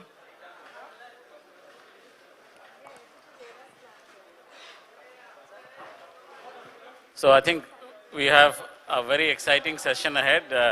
Dr. Vinita and Dr. Rakesh will conduct a quiz. Now there are a couple of announcements, so all the residents here, please listen very carefully. One, there are some very exciting prizes to be won for this quiz. So the amounts are beyond your imagination. First prize is 50,000 rupees. Second is 35, then 20,000 and 10,000. So please don't leave the hall. Participate in the quiz. One small thing from the association, you know, quizzes have become a regular fixture of all our IACTS events. It is just that as a body we have decided the next will be in CTCME in probably Vellore. To participate in that, you would have to be an associate member of the association. Your eligibility depends on that. So use this time to become a member of the association. Also, during this conference, you have the opportunity to register for the next conference. There is a desk there, so you can do it at the early bird rates. And of course, all the new associate members who join, and in the next meeting that we have a quiz, Dr. Bose has promised that we will have a special party for the new joinees. So please do join the association as an associate member to participate in the next quiz. Enjoy today's quiz and all the best. I'll hand it over to Dr. Vinita.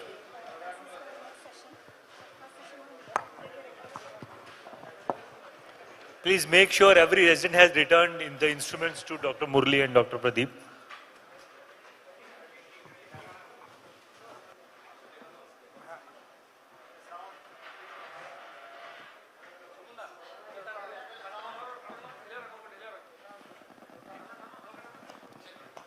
Hello?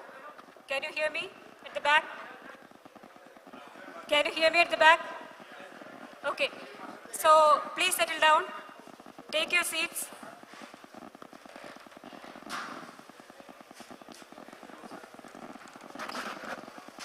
Hello? Okay. So are everybody on their seats? Okay. So now we will be having a quiz session ahead. So I will in short tell how this quiz is being conducted.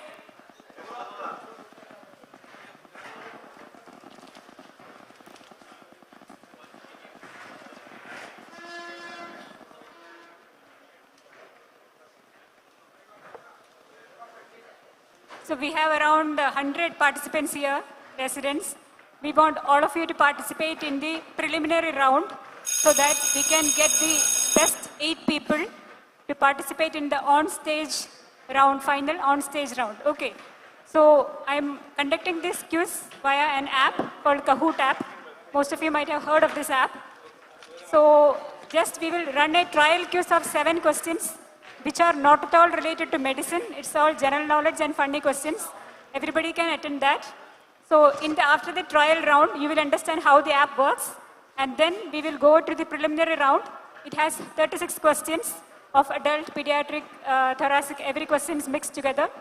So after the 36 questions are done, we will have the final results on the board.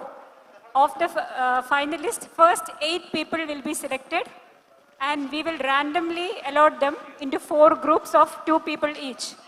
And those 8 people will be sitting here as team A, B, C, D, and there will be a final on-stage quiz for them. And the winner of that on-stage quiz will be given 50,000 rupees, which is the first prize announced, and all the 4 teams will be getting the prize. So, be think and answer to be one of the 8 finalists in the quiz. Okay. Screenshot.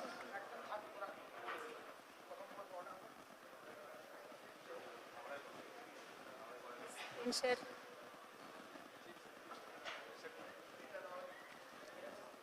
Okay. So, there will be a QR code. I will show you a QR code. Those who have a Kahoot app in their phone can just load this PIN number, or not. You can scan this QR code and directly enter the quiz. And remember, you put your full name. They will ask for nickname, put your full name, because finally if we have 2 residents for same first name, we'll be confused who is the finalist. So put your full name. I request all the consultants also to participate. This is a trial round. So, see, whoever is registering, your name will be coming in the board. So we will give 30-40 seconds. So all of you can just write your nickname, your full name actually, and then enter the quiz. Okay. Okay, do everybody has a good net connection? If not, you can use the Wi-Fi of this hotel. आप उसका ID password बता दें.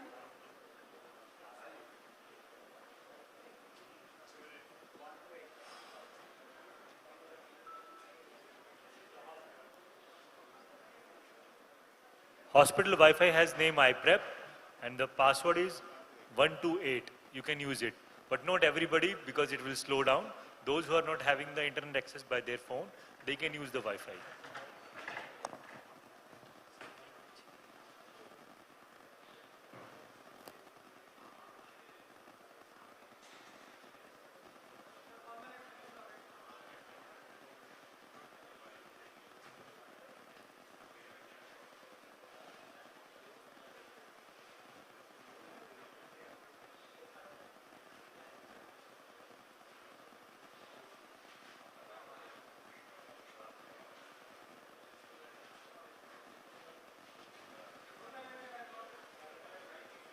Almost all the questions have 20 seconds, and the peculiarity of this app is that even though for the same question, 2 people write the same answers, they don't get the same marks. The person who answered fast will get more marks. So the mark will depend upon the speed with which you tick the answer also, but there is no option to change your answer. So think before touching the answer. Okay, there is no option for correction. And the marks will get for those who are very fast in answering. So there is no tie here. There will not be any tie. Everybody okay? Shall we start? Okay? Okay.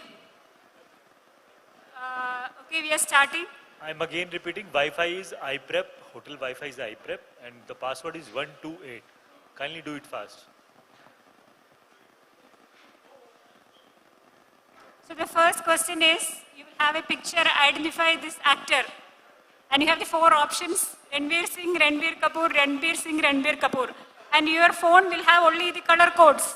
No answers. Your phone only will have the color codes. You see, touch the color, sir.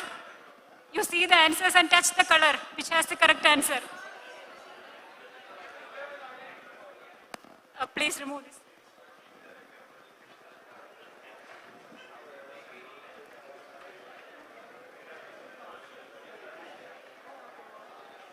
Is it visible to all now? Is it visible now? Can't see, sir. People can come in center, please. Oh.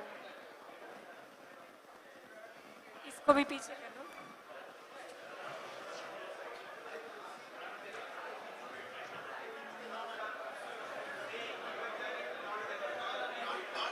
Uh-oh. That can actually pull it up.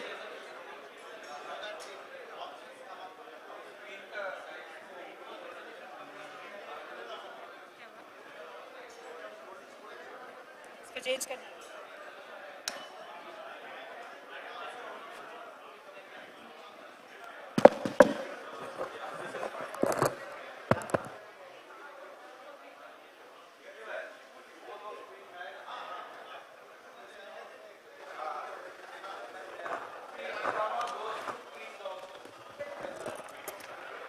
Okay, is it visible now? Okay, sorry for the first question. That's okay. This is a trial round. Okay. So, correct answer is Ranbir Kapoor D, and 23% got it right.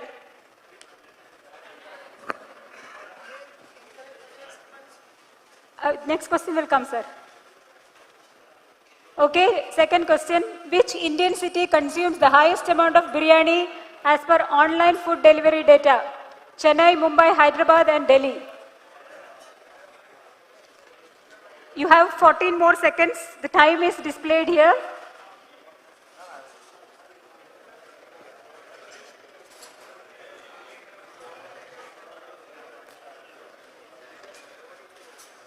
Okay, time's up. Answer is Hyderabad. Question number 3. Which fish is known as king of fish in West Bengal and associated with Bengali celebrations? Rohu, Hilsa, Katla, Pomfret. Don't tell the answers here.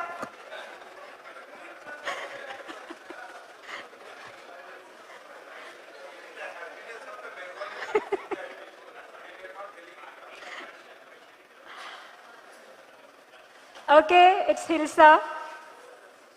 Fourth question, which famous Indian sweet is associated with Calcutta? Halwa, Rasgulla, Peda, Laddu.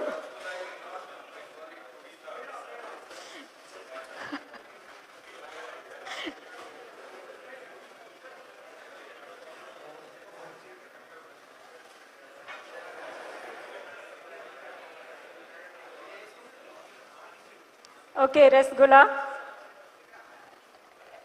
Who directed the film Durandar? Sanjay Leela Bensali, Aditya Dhar, Yash Chopra, Karan Johar.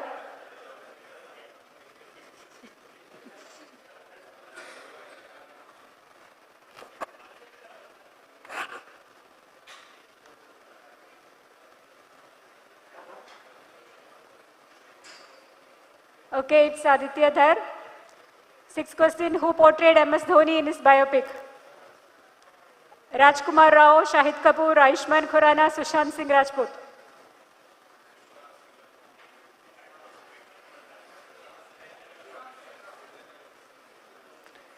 So next and last question, why is Durgapur called the rover of India?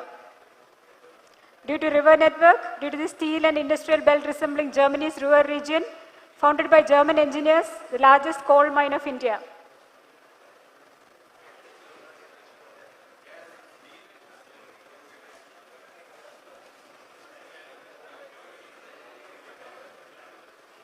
So time's up.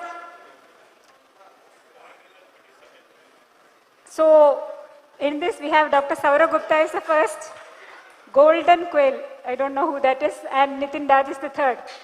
So I think now you understood how this quiz app works. So it's okay for you. We shall go to the prelims. Okay. And everybody can participate in the prelims, but the quiz prize announced is only for the residents. So the residents only will be allowed to participate in the on-stage quiz. Consultants can participate in the prelims, no problem. So, shut up.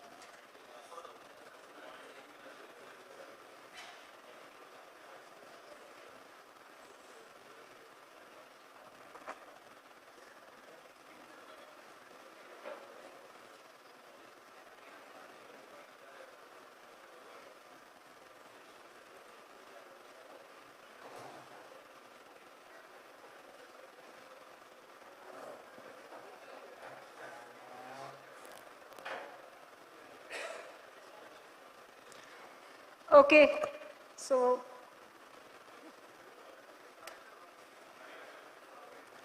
shall we start?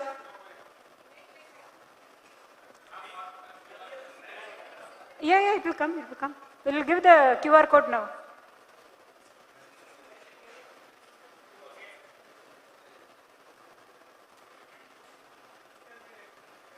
QR code आएगा अभी.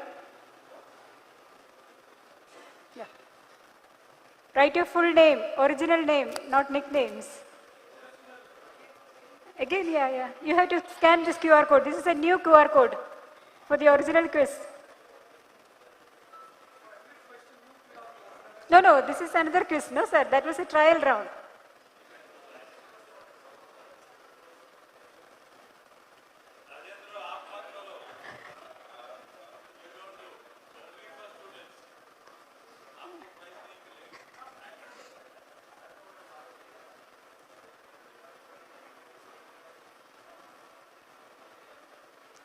So 76, 77, 78 participants so far, okay? 79, 80, 81,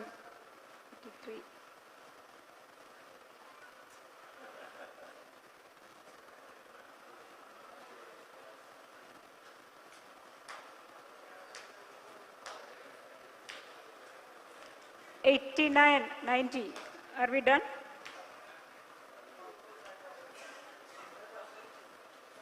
Okay. Start.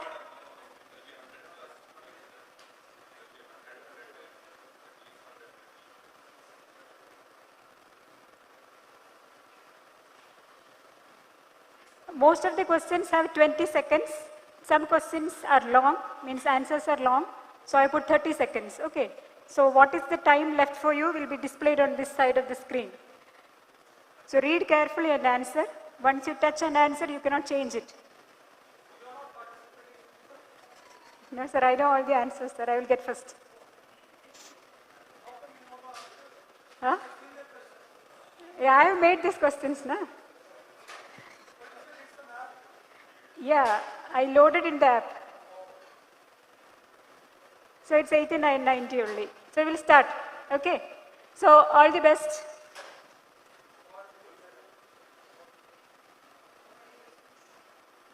Thirty-six questions. 36 questions.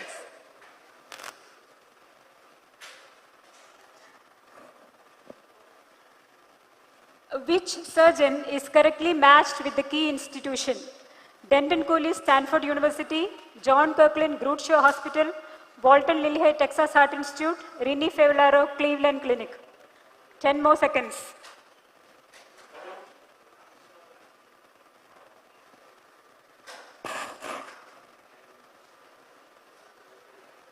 Okay, so it was Rini Fevlaro, Cleveland Clinic. 2. Wilkins score cutoff above which surgery is recommended for mitral stenosis? 6, 8, 10, 12.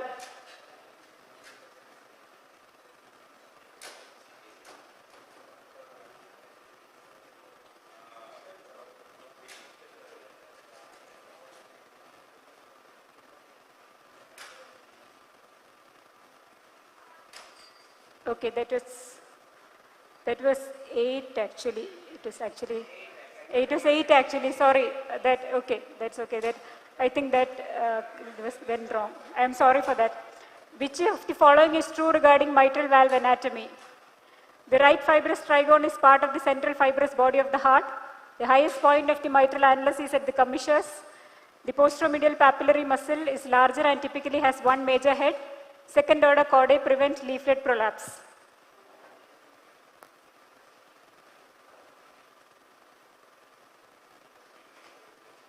I'm very sorry for the previous answer because I think the app got it something twisted.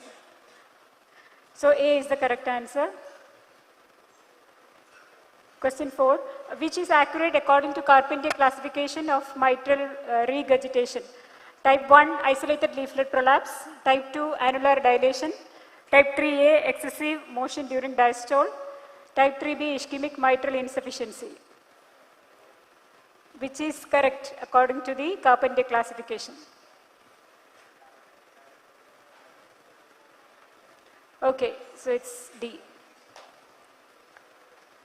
A new ST segment elevation is noted in leads 1, AVL, V5, V6 after MV repair. What has gone wrong? There is a mistake in administration of cardioplegia, placing annular sutures in the mid portion of posterior annulus, placing annular sutures in the region of left fibrous trigon, placing sutures in the region of right fibrous trigon. So which problem has caused ST elevation in the leads as mentioned?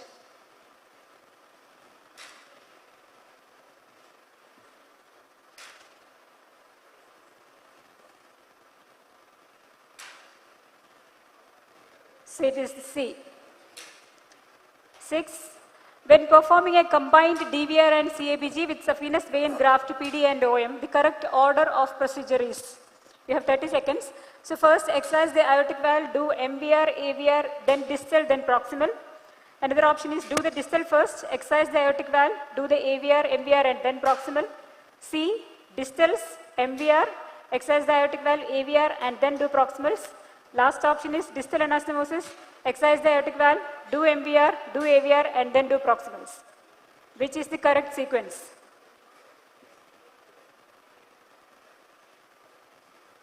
So the last one.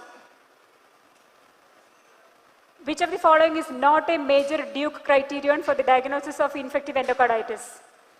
2 separate blood cultures positive for Streptococcus bovis, persistently positive blood cultures drawn 6 hours apart, oscillating intracardiac mass on the valve, and single positive blood culture for Coxiella burnetii, which is not a criterion.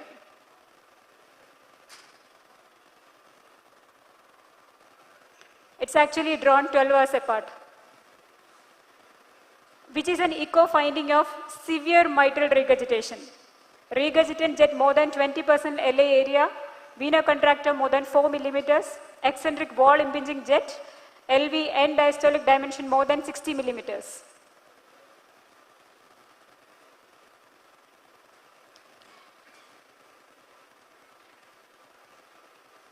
It is an eccentric wall impinging jet. Now, which valves are predominantly affected in carcinoid syndrome? Is it aortic mitral, mitral tricuspid, aortic pulmonary, tricuspid pulmonary?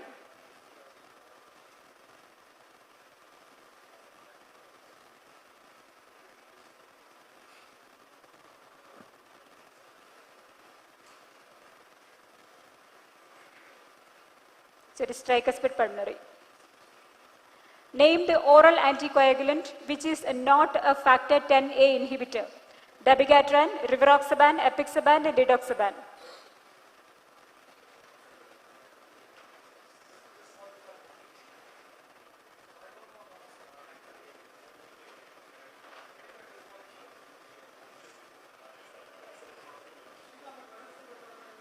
Okay, it's dabigatran, it's a direct thrombin inhibitor.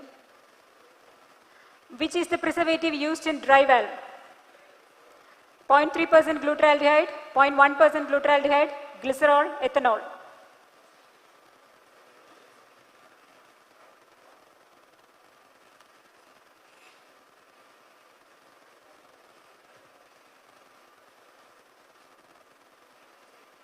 It's glycerol. Which of the following correctly describes a dissection that involves the ascending aorta? Stanford A and DeBakey 2, Stanford B and DeBakey 1, Stanford A and DeBakey 3, Stanford B and DeBakey 3.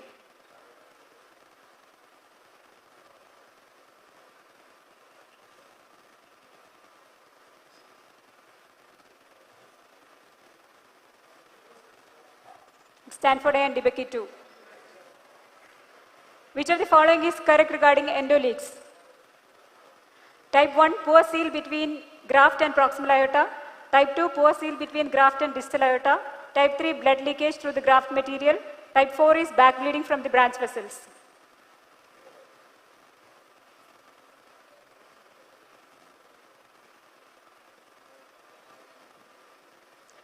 It's type 1, poor sealing between graft and aorta. Hallmark features of constructive pericarditis include all except equalization of end diastolic pressures in RA-LA aorta, equalization of right and left ventricular pressures, square root sign on ventricular tracings during catheterization, elevated RV-EDP, that is more than 1/3 of the RV systolic pressures. Which of the following is wrong?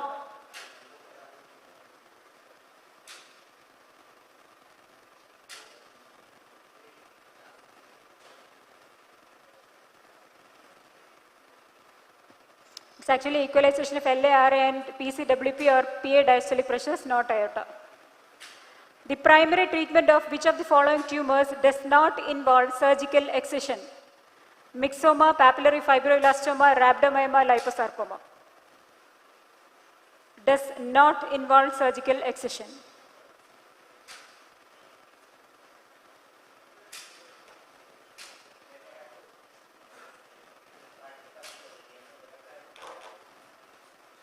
Rhabdomyomas can regress.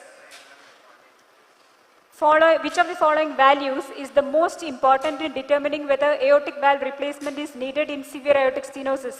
Is it the ejection fraction, the LV-EDP, the mean gradient, or the valve area?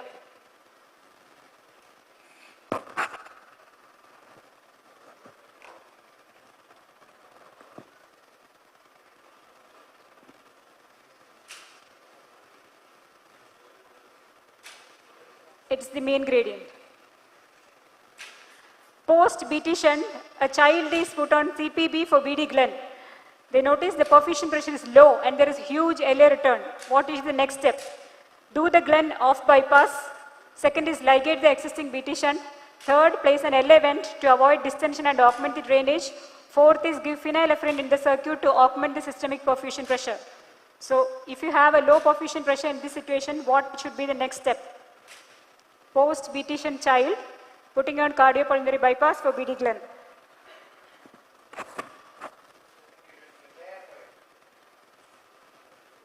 Yeah, you should ligate the BT shunt. Which is not a correct treatment strategy for a critically ill cyanotic neonate with tetralogy of Fallot. Administration of PGE1, intubation, mechanical ventilation, balloon atrial septostomy, ductal stenting. Which is not a treatment strategy in tetralogy.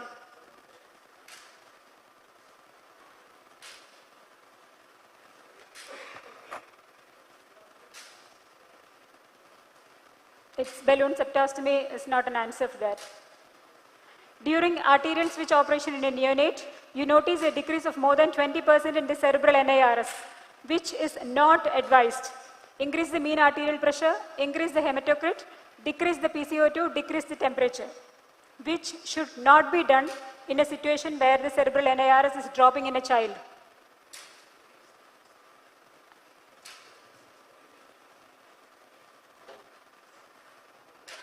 Yeah, PCO2 decrease will cause further vasoconstriction. A 9-year-old boy with coarctation, true except. Most common associated anomaly is a bicuspid aortic valve. Chest X-ray is likely to show rib notching. In infancy, severe coarctation can present with pink upper body and cyanous lower body. Paradoxical hypertension after repair indicates a residual stenosis due to incomplete surgery, which is wrong statement. Yeah, fourth one. Approximately what % of infants with CCTGA have complete heart block at birth? 1%, 25 to 30%, more than 50%, 5 to 10%.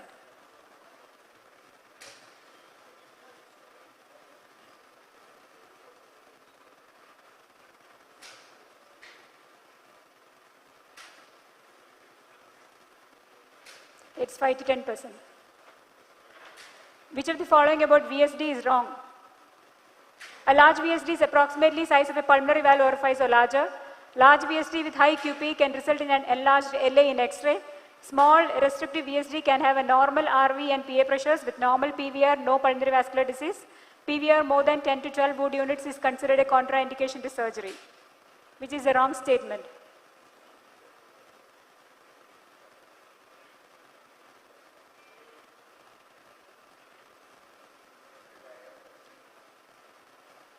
So it is the size of the aortic valve. Which of the following has the greatest impact on the physiology of tetralogy? Size of VSD, degree of RVH and RV dysfunction, degree of pulmonary stenosis, the amount of aortic override.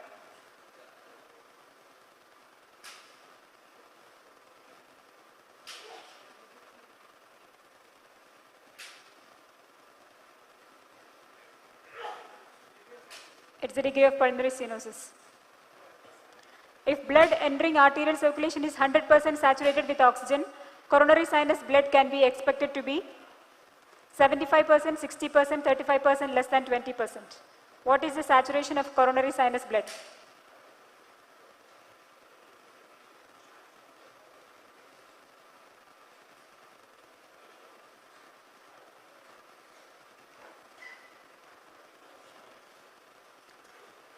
It is 35%. The most common location of accessory pathway in patient with WPW syndrome. Left atrial free wall, right atrial free wall, around the pulmonary veins, posteroseptal area near the coronary sinus.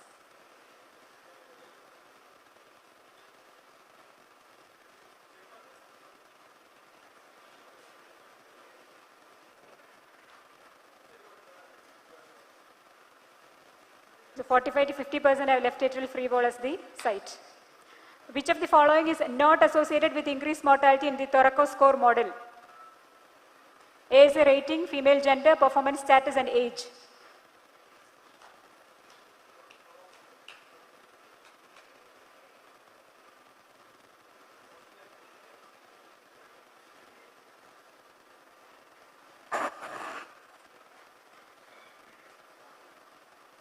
It is male gender which is associated with high mortality. Which of the following node is best accessed by a Chamberlain procedure? Station 2, 4, 6 or 8?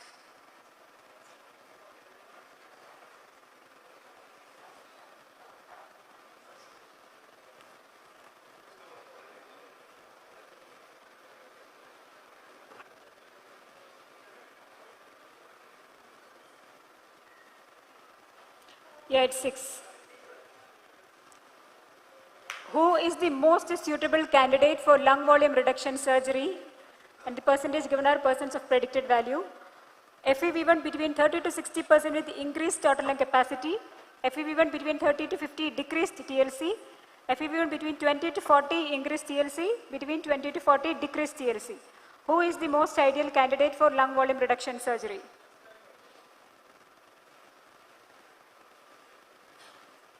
Yeah, 20 to 40% increased total lung capacity.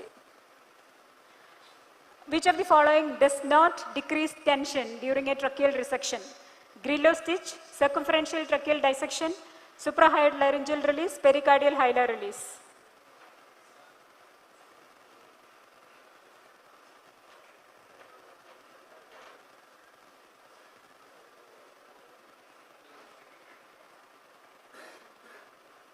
Circumferential dissection should not be done because it compromises the vascularity. Which of the following is not a criterion for pulmonary metastatectomy? Primary malignancy should be controlled, fewer than 3 pulmonary nodules, absence of extrathoracic metastasis, sufficient pulmonary reserve to tolerate the proposed resection, which is not a criterion.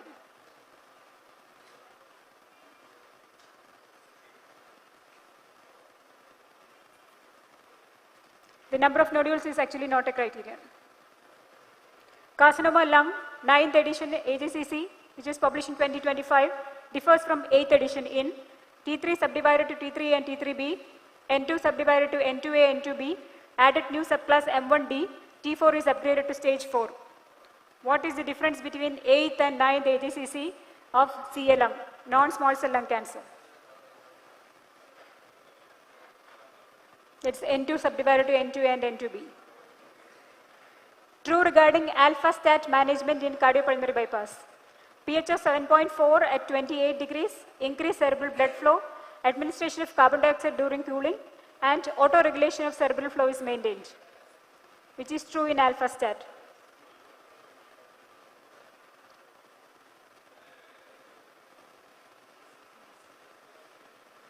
So auto-regulation is maintained. Others are all pH stat.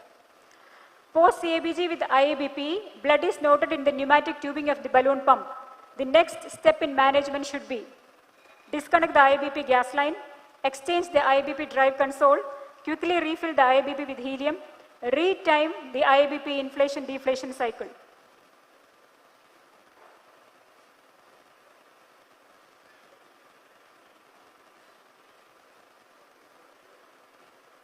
It's a balloon rupture, you should disconnect and you should remove the IABP.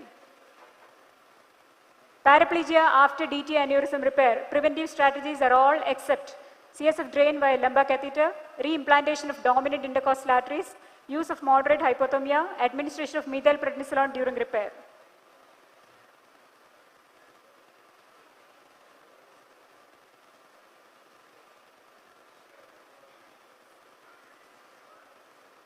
Administration of steroid will not reduce paraplegia. A ventricular inhibited demand pacemaker using ICHG coding is DVI, VVI, VOO, VDD.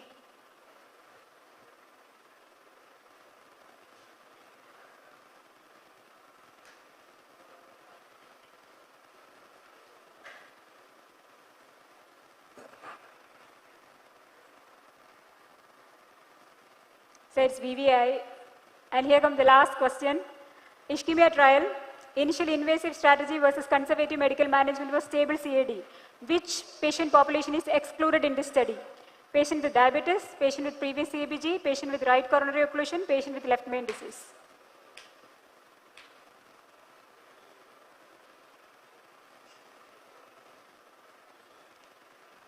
So we are finishing the prelims with this question. Now we will have the, it is patient with left main.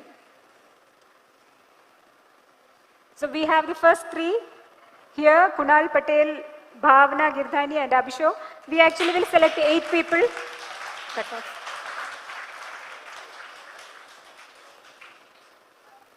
So we will now announce the name of 8 people who are for the final round of on-stage quiz.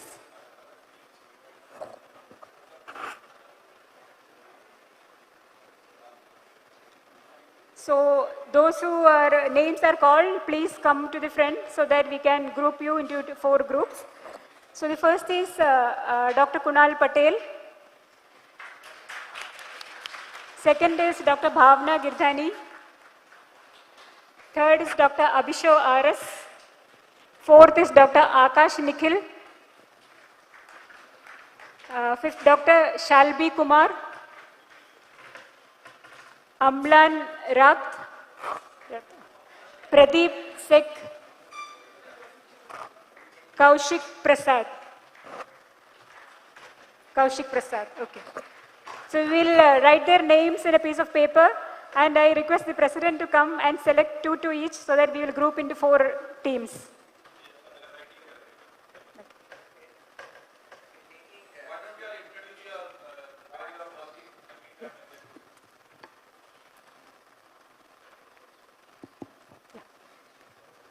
Hello everyone, I am Dr. Kunal Patel and I am a 3rd year resident in Rabindranath Tagore Hospital in Calcutta.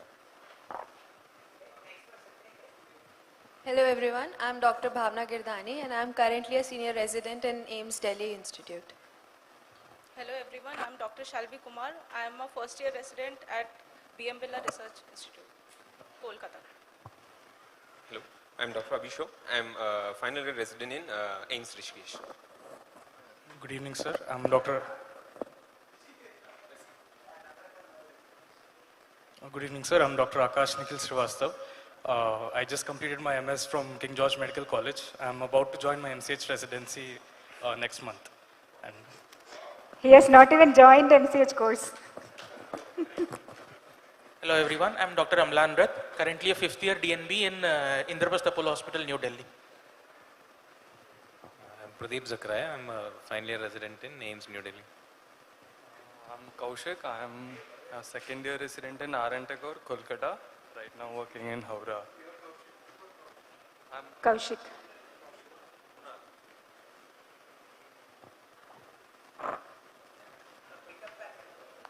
And we will have to select who is A, who is B also, because questions can vary, no? Should not be like, we will group into 4 and then we'll ask them to take a lot on A, B, C, D.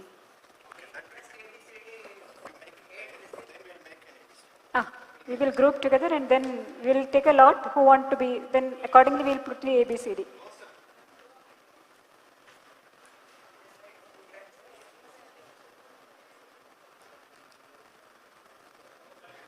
Am I audible to you? Okay, no?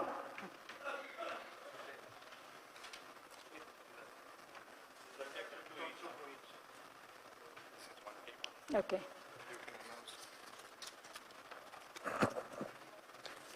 Shalby Kumar and Amlan will be one team. Who is Shalby Kumar? Okay, so you two stand together. इसमें ABCD लिखो ना. You don't sit there. We will give you the team. Alish. Adarsh Nikhil and Pradeep. Adarsh Nikhil and Pradeep are a team. That's a good team. Okay, sir. Next team. Next two. Okay, sir. Okay. Kaushik and Kunal. Kaushik and Kunal. Okay, the next. Then the fourth team. Why ABCD? ABCD okay? No. You write ABCD. We will ask them to select. Okay. Then okay. You have selected your own team. You sit. Okay. Okay. Thank you, sir. Okay. Can you play it? Yeah. Share the screen.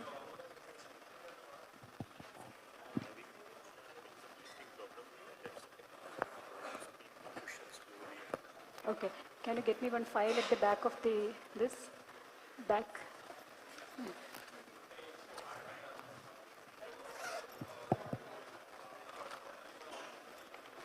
Okay. So, in the on-stage quiz, we will have 5 rounds. The first round is on history and basics. Second round is based on your clinical skills. You will be given a clinical scenario and then an image or an echo and asked to diagnose what condition. Third is clinical trials. Fourth is a buzzer round where I will show the question. After the question is answered, you press the buzzer. Whoever first get the buzzer will get the chance. If you tell the answer, if it is right, wrong, you don't have a second chance. Okay. And fifth is rapid fire, where you have to answer maximum questions in 1 minute. Okay, so for all the 4 rounds, the correct answer carries 10 marks. If it is passed on to the next team, it will be 5 marks. And in the clinical round, some questions have two parts. Only if you answer both the parts, you will get 10 marks. If you answer only one part, you will get 5 marks only. Okay. And if it is passed on to the next, you will get 2.5 marks. Okay. I want a scorer. Score. You will write. So the rounds are clear to you. Shall we start? Listen to the question carefully and answer. Okay. You will be given only one chance. First is clinical history and basics. Okay.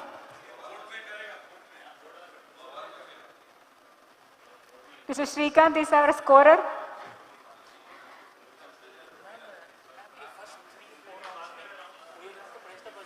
No.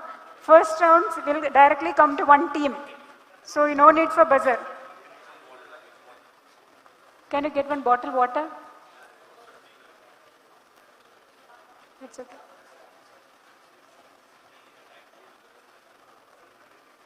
They want water. Okay, so let's start. The first question is to team A. Listen to the question carefully and then only answer, okay?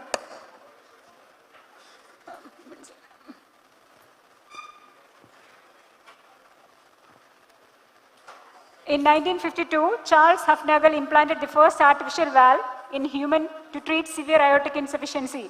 Where was this valve anatomically placed? I'm descending thoracic aorta. Yes, good. 10 points to team A. Team B, before the widespread adoption of direct coronary artery bypass grafting, IMA was directly implanted to left ventricular myocardium. What is this procedure called? Weinberg procedure. Good. Weinberg procedure, 10 points. Team C, 1969, Denton Cooley performed the first implantation of a total artificial heart as bridge to transplant. Which specific device was used? What is the name of this device? What is the name of this device shown which Cooley implanted?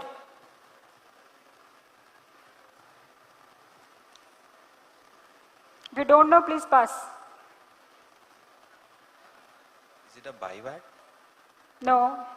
You tell what is the name of this device? Can't hear. Your heart? No. Team pass down to team A. Pass.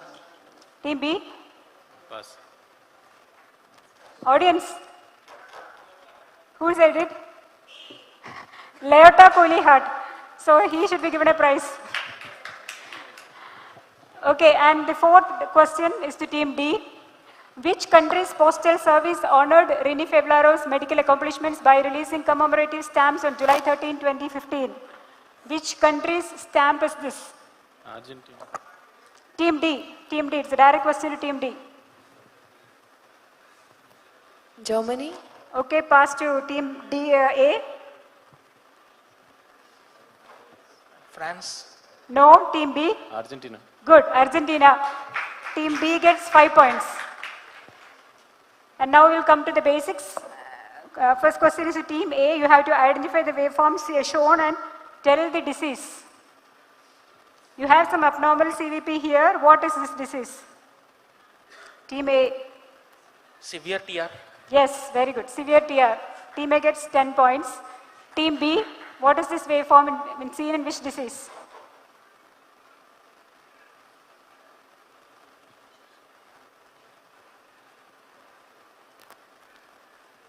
CCP. What tracing CCP. abnormality? Constrictive pericarditis. Yeah, what is this tracing? It's a square root sign. You are correct. Yes, square root sign in constrictive pericarditis. Team B gets 10 points. Team C, give the diagnosis.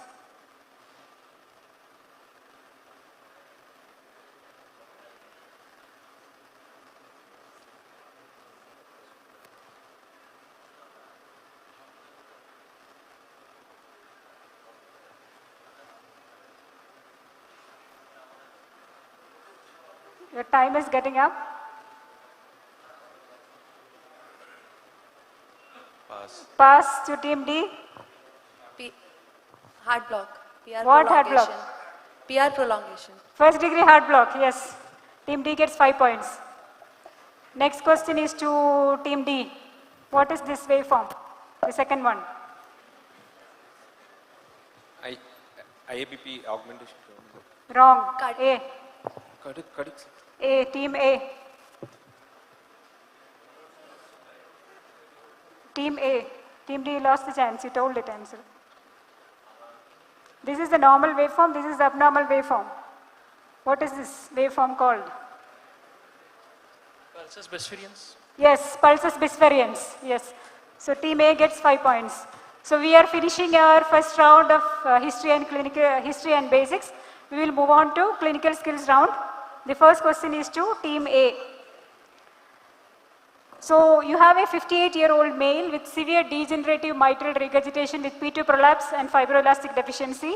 He undergoes a minimally invasive MB repair, triangular resection of P2 segment and placement of a 28 mm complete rigid annuloplasty ring. During the process of weaning from CPB, the patient develops profound sudden hypotension. Epinephrine infusion is initiated by anesthesia. However, this paradoxically exacerbates the hypotensive stage, dropping the mean arterial pressure to critical levels. You have a TE and you have to identify what is the problem. And there is severe AR post-op. No. Team B. I'm causing LVO2. What? Systolic anterior motion. causing Yes, LVO2. it is systolic anterior motion of mitral valve. Good. Team B gets 5 points. Now, direct question to team B. A 72-year-old man with diabetes, hypertension and triple vessel disease undergoes an urgent CABG following a recent densitomy. Shifted to ICU with IABP and inotropic support. 4 hours post-op, you observe a sudden drop in cardiac index with a sharp concerning rise in PAWP. So you put IABP in 1:2 mode and looked at the timing error. So there is an error in the timing. Tell me what is the timing error. This is a 1:2 IABP tracing. So what is the timing error in this? Timing error in this IABP tracing. The first and third are without augmentation, second is with augmentation. So what is the timing error in this IABP tracing?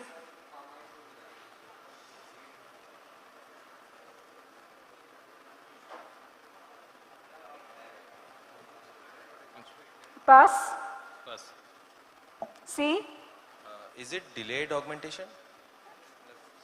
You describe the timing error in terms of the inflation or deflation of the balloon. So what is the timing error in this picture?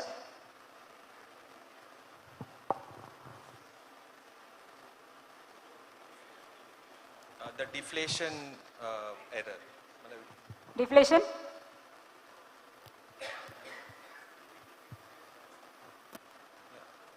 Early inflation of balloon. Early inflation of No. balloon. You comes back to team A, no? Yeah.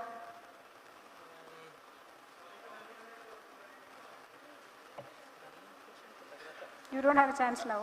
The only chance Early left. deflation, ma'am. Huh?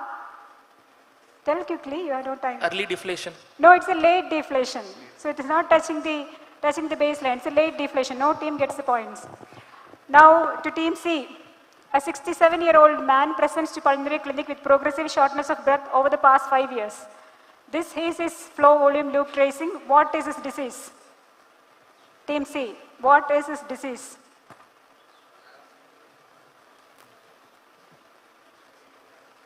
This is a normal tracing. The red one is the patient's tracing. What is the abnormality? What is the disease? Is this COPD? COPD? COPD, emphysema. Yes, correct. Team C gets 10 points. Now fourth question to team D. A 62-year-old male with triple vessel coronary artery disease undergoes elective on-pump CABG. While coming off, he has recurrent VF, post-shocks, hemodynamic instability with high inotropic support. Now this question has 2 parts. Identify the investigation and what is wrong in this.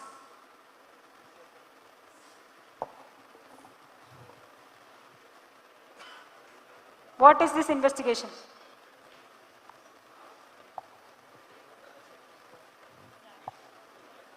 TTM. Flow meter. Tell, you're correct. Tell. Coronary flow meter. TTM. TT? F.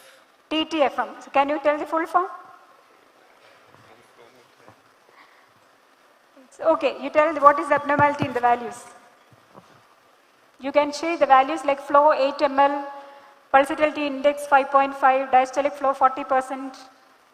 If you tell at least one abnormality, what is the normal value, I will give you 10 marks. There are 3 values, flow, pulsatility index and diastolic flow, diastolic fraction.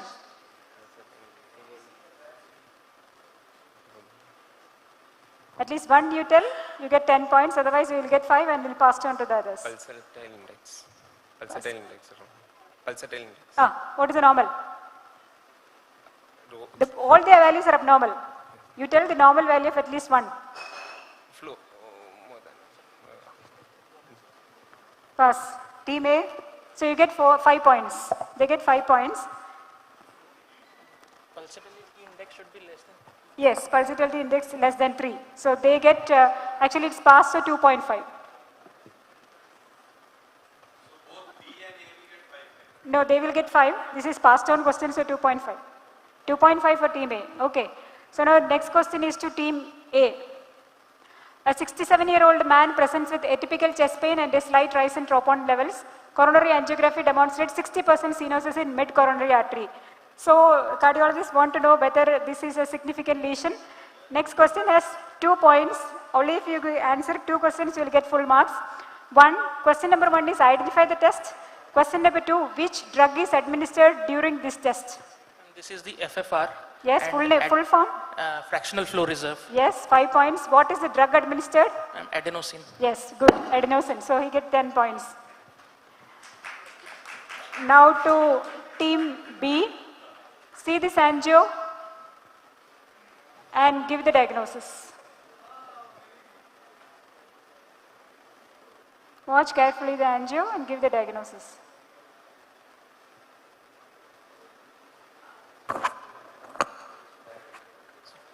TAPC. Can you see from there? You can come in the front and see.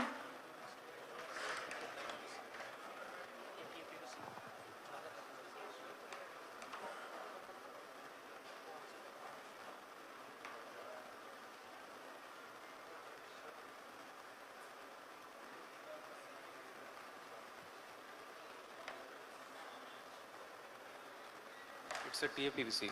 What? RV injection to PA and Where is the injection?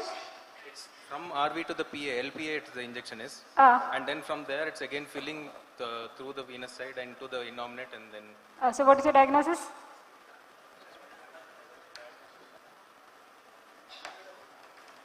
Tell the diagnosis.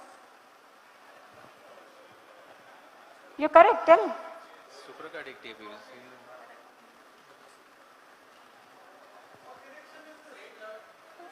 Say it. It's a supracardiac TAPVC. You use a unilateral injection. How can you tell it is TAPVC? It is a unilateral injection. No, how can you tell it is TAPVC? PAPVC. Yeah, it's HAPVC. Semi-anomalous pulmonary venous connection. Very good. They get 10 points. Yes, left hemi-anomalous pulmonary venous connection. Now, this is to team C. 89-year-old Jehovah's Witness with severe aortic stenosis with calcified annulus was discussed in TAVI MDT taken up for a TAVI using a balloon expandable valve. He had low cardiac output after balloon inflation of valve and he arrested in the cath lab. You have to see the angio and tell why he arrested in the cath lab.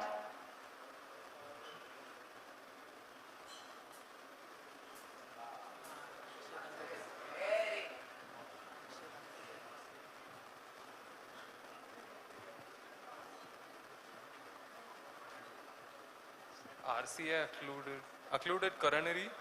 No, team D. He said occluded coronary. No, team D. What's the answer? Why he arrested in cath lab?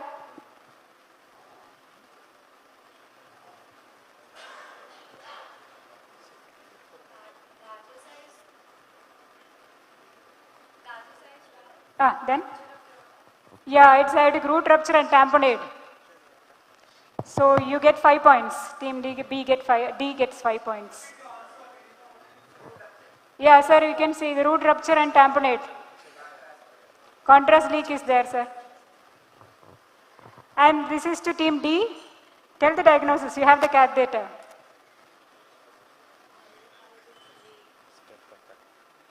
Lot of discussions today morning. You should give this diagnosis. This is a case of ASD. The answer to team A, pass to team A. You have no further choices. You told the answer once, so it's passed to team A.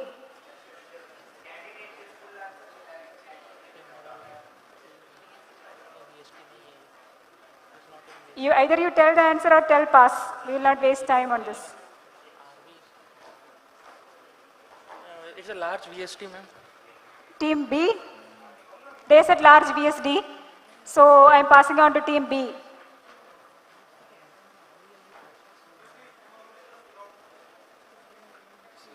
Tell. VSD, it's a VSD. Okay, team C. They also told VSD. See, this team told VSD and I told that's not the answer. You're again telling VSD. Now let's go to team C.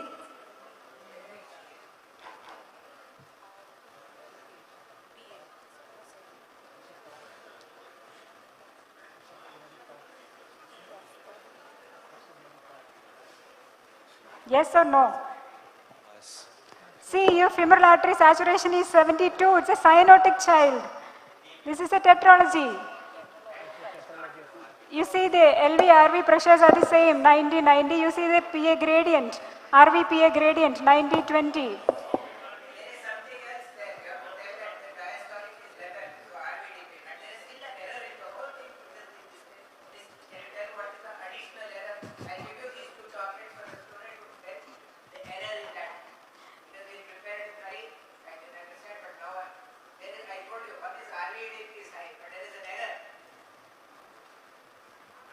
LA saturation is 93. LVEDP is 10. Sir.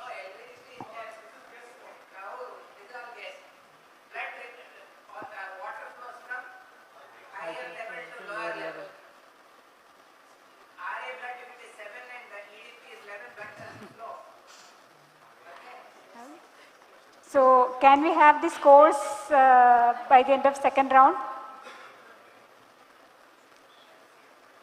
Can somebody give me a mic?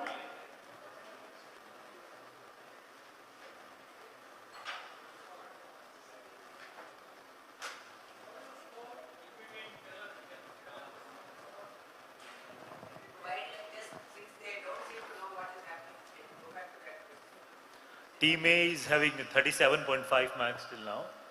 Team A 37.5. Team B 40. Team B is 40. Team C is 10. Sorry, 20. 10 marks, sorry ma'am.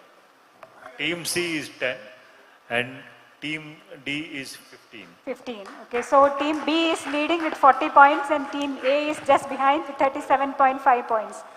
So let's go to the third round, clinical trials. So here we'll be showing some graphs or figures which you very commonly come across in reading the articles. You have to name that particular graph. Okay. So first is Team A. Identify what is this?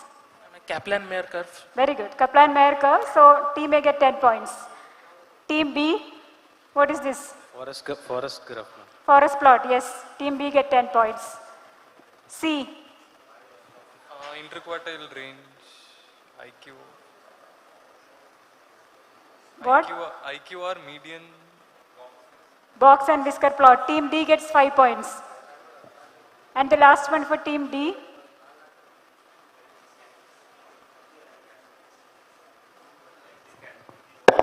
Tell or pass? Scatter. Not scatter plot. Team A.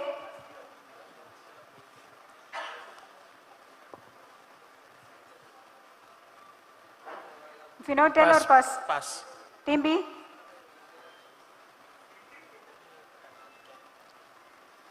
Wells curve, normal distribution, but... Team C? It's a funnel plot. Okay, so the next question goes to Team A. It's on a clinical trial. Which 10-year thoracic trial was called a bombshell because it reopened the lobectomy versus segmentectomy debate?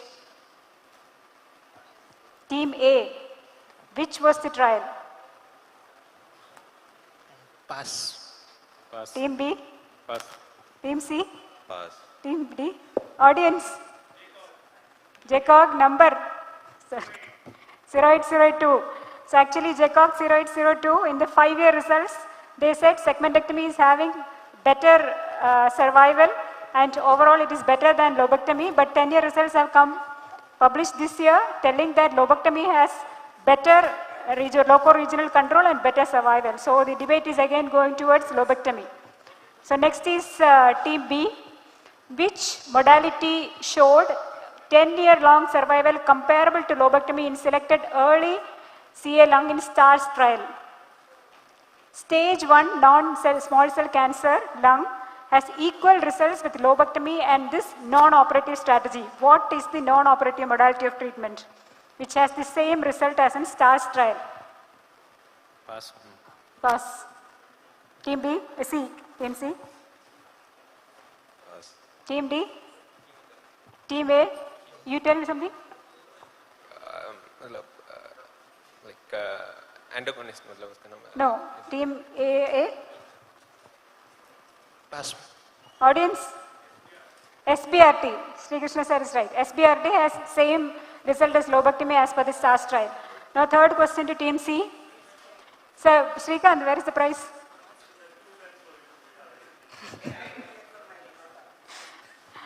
And then to Team C. In FAME3 5-year results, 2025, which endpoint remained higher after PCI despite similar death, stroke and MI rates? So the FAME3 5-year results are published last year.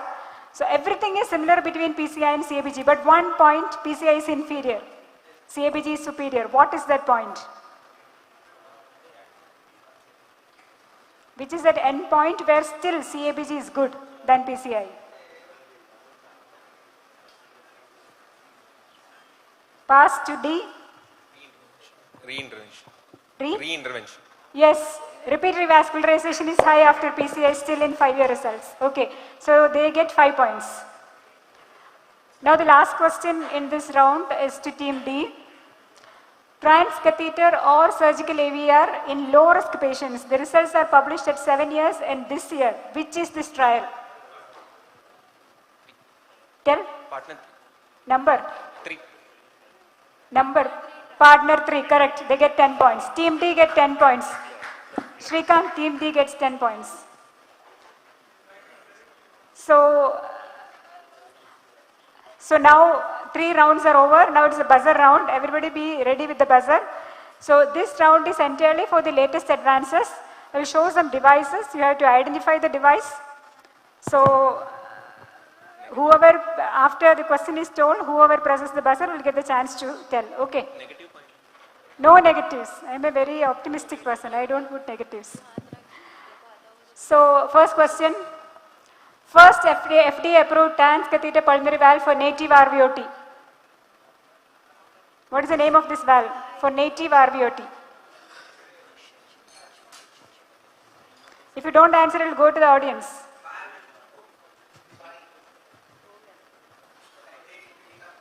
No, it's okay, sir. Nobody is answering? Okay, it goes to the audience. That is, it's a melody. It's a melody valve. I get the prize. Okay, so second one. Which is the FDA approved device for transcatheter end-to-end repair with more central precision than mitral clip? Who has pressed it?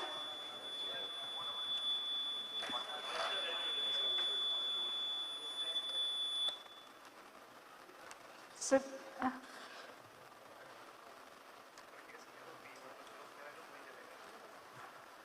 okay. Oh, you have pressed? B has pressed? You have pressed, no? No. Anybody want to press? If no, to audience. Pascal, yes. You identify these persons, you have to give prize, okay. Now the third. Which latest robotic platform received FDA clearance for cardiac procedures in 2026? A. SSI? No, it's not SSI. Da Vinci latest, what is the version? Da Vinci? Not Da Vinci XI. X4. Nobody is answering, audience. X4. No, not 4. Da Vinci 5. 2026 FDA approved Da Vinci 5. Okay, next one may be an easy one. Which hybrid graft became synonymous with modern frozen elephant trunk? C. Fed graft. What is the name? It's not fed graft. What is the name? Thoraflex. Thoraflex hybrid, yes. C get 10 points.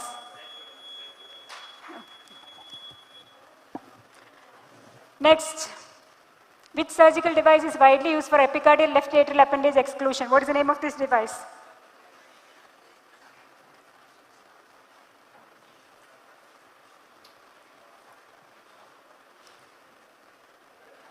No. Audience? AtriClip, yes. Okay. Now next, identify this LVAD, which was FDA approved in 2012, withdrawn from market in 21 due to high pump failure. C. HeartMate 2. No. Not HeartMate 2.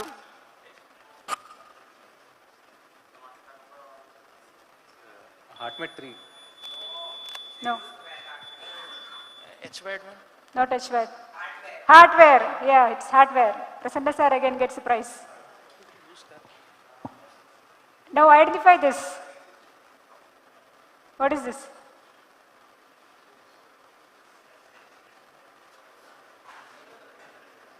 Anybody? What? D. No. Audience. Good. Right. Yeah. Yes, this is a tendine. Tendyne transapical minimally invasive mitral valve replacement device by Abbott, which is FDA approved a couple of years back, in last year. So it's a Tendyne transapical mitral valve replacement device. And then the last question. C. Leadless pacemaker. Good, leadless pacemaker. Yeah, C get 10 points. So can we have the points now?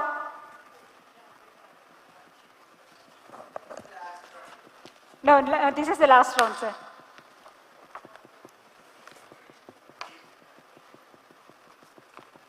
Team A is at 47.5, Team B leading 50, Team C 30, Team D 35. Okay. Can you give that pen?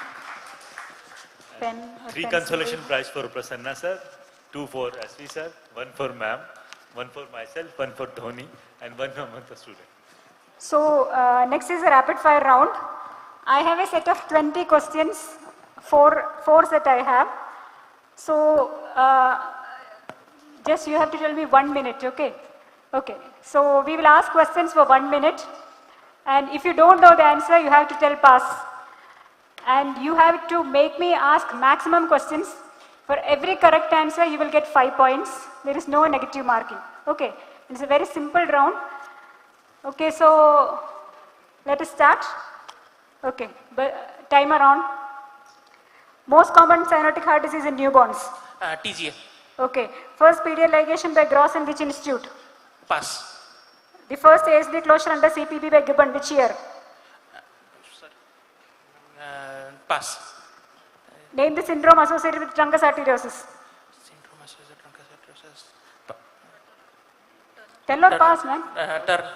Turner. No. Celoria pattern, classification for which anomaly? Pass. Celoria and pattern. Can't understand the question. In pulmonary artery sling syndrome, which structure is compressed between esophagus and trachea? Subclavian artery. Aberrant left subclavian artery. No.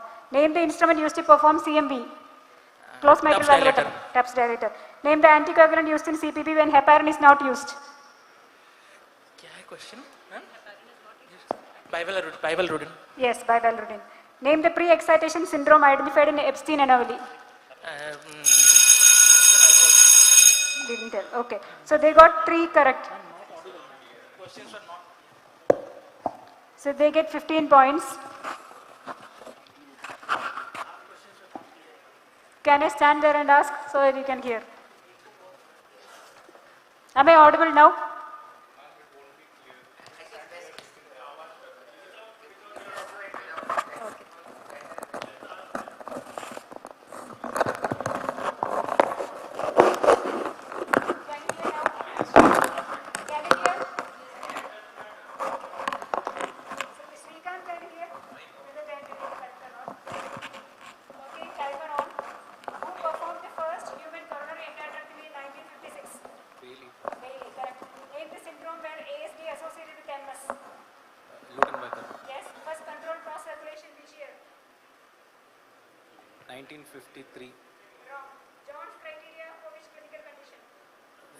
Fever. Yes. Trussler's rule to guide which surgery? Aortic valve repair. Sorry. This is a PA band. Name the complex associated with multiple obstructive lesions of left side of heart. Schwann complex. Yes. Jetty and repair in which cardiac condition? TGA. Okay. Drug used to perform pharmacological stress echocardiogram. Dopamine. Okay. Coronary artery injured during mitral valve surgery. Left complex. CPB first successfully used for ASD closure. What's the patient's name? Cecilia. Correct. Chest wall tumor giving typical onion peel appearance. Ewing's. Which grade is respiratory Bald's grade? 4. Yes.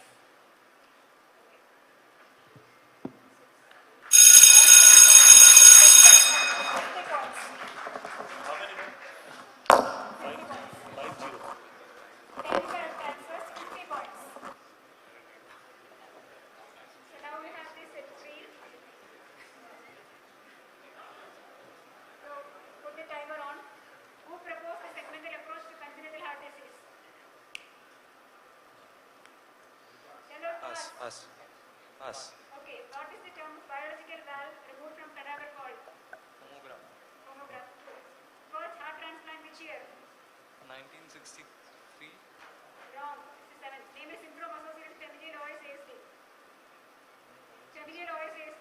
Syndrome. Syndrome. Pass. Okay, Volterra. Name the pediatric cardiologist involved in first deficiency surgery. Pass. Darling's classification for which condition? Sir. Darling's classification. Pass. Abbott's artery is named after which physician? Abbott's artery. Pass. Most common type of complete vascular ring. Pass. One correct, 5 points.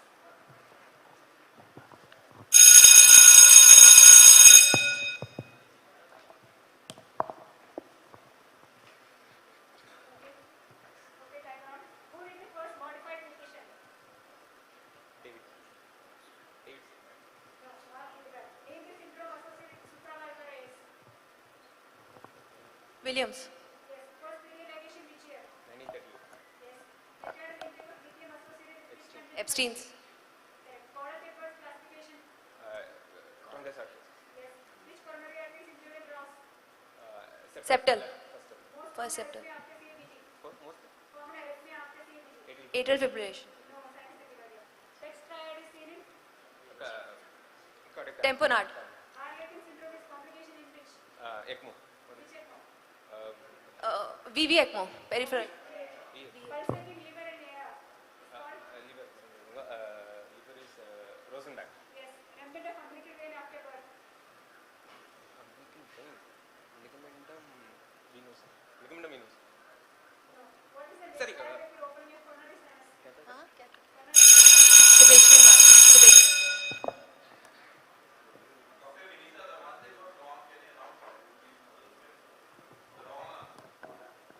Okay. So remnant of umbilical vein after birth, they say ventricular aneurysm.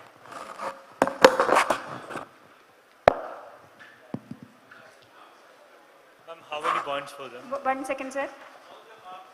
1, 2, 3, 4, 5, 6, 7, 8 correct answers, 40 marks.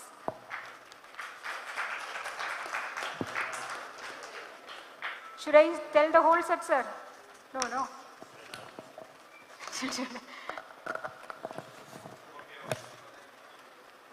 So can we have the final points?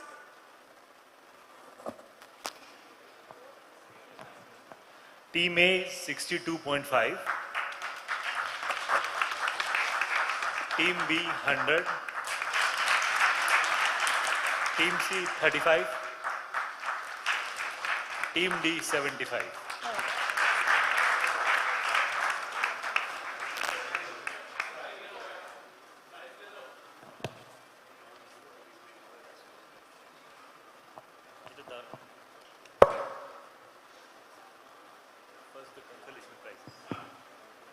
First, the prizes for the audience, who has given answer.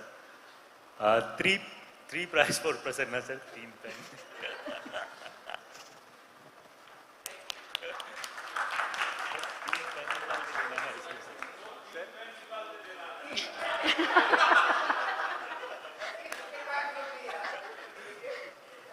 Two for Shri Krishna sir.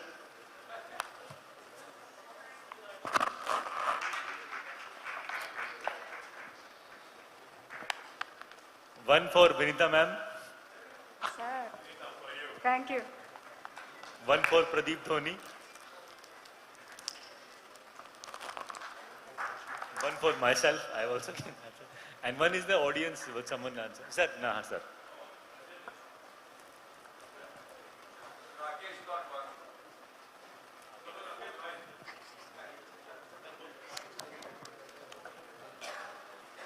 Sir, may I invite our President Sir, Bose Sir, Debashi Sir, Kutti Sir, Vinayak Shukla Sir and Prasanna Sir for prize distribution.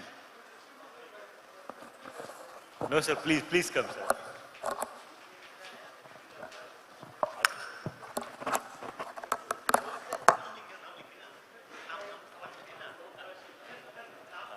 Sir.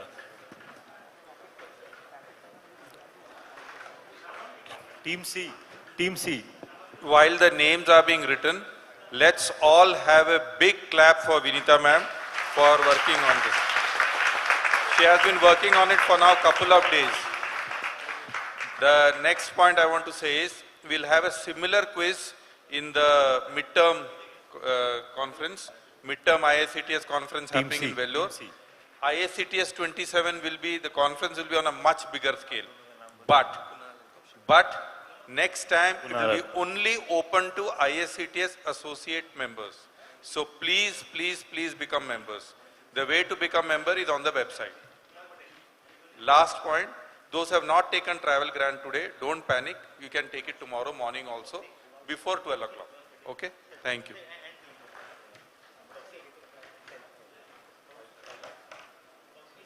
So for the midterm CME also you will get travel grant, and for the next year's conference, Devashish will tell what needs to be done.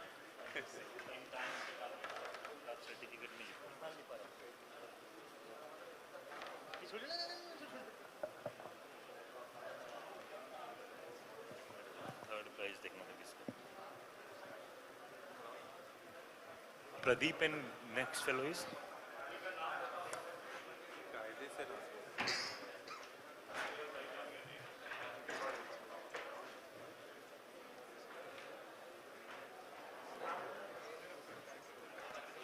ये तो dummy है ना,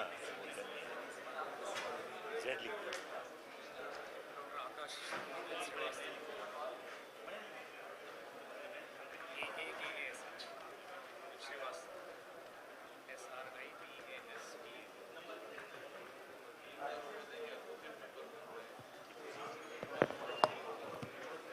second कौन है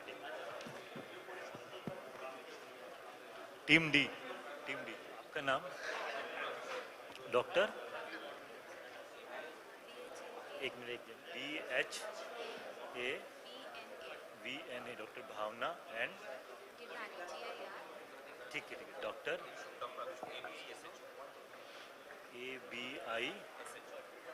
ABISHO अभिषेक।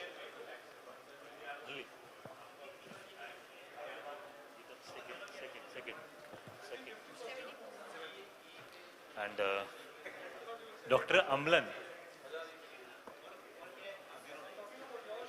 Dr. Amlan. Dr.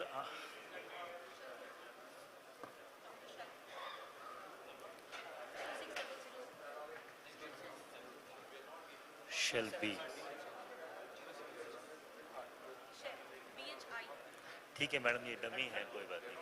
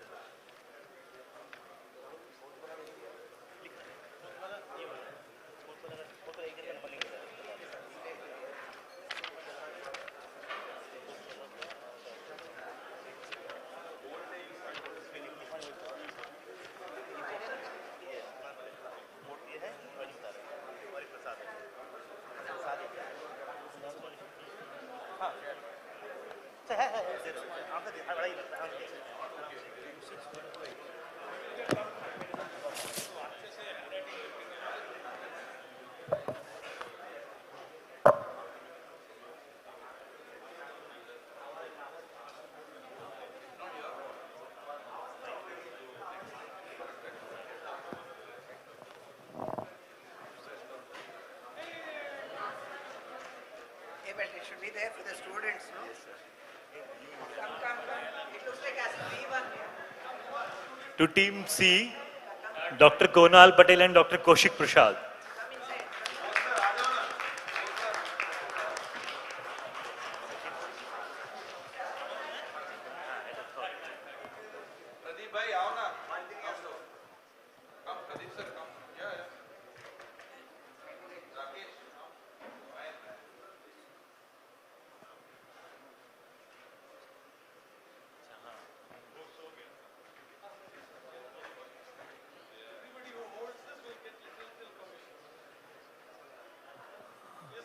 तुम्हारे में बुलाएं।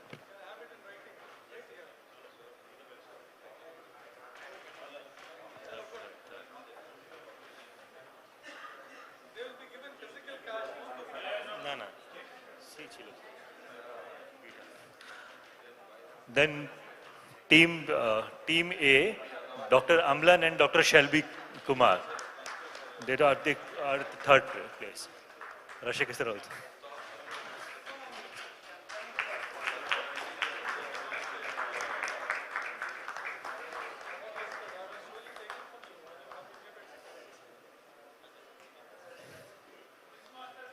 Sir, sign kar dijiye.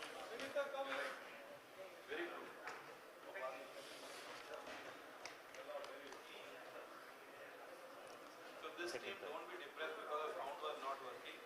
Your hard work will pay off. Next time you will win this thing. Don't relax.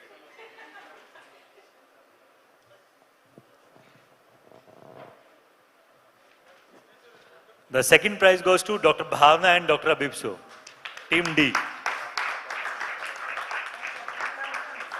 They really come back in the fourth round, and from the last they come to second prize.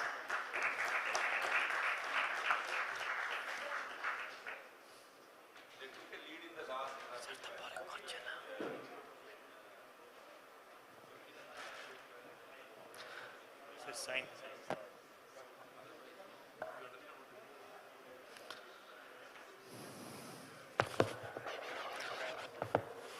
And the first prize of 50,000 goes to Dr. Pradeep Zed and Akash Srivastava. Please.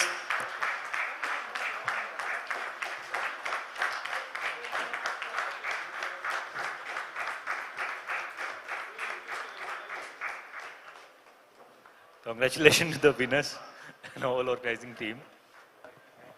Thank you so much, sir. Thank you.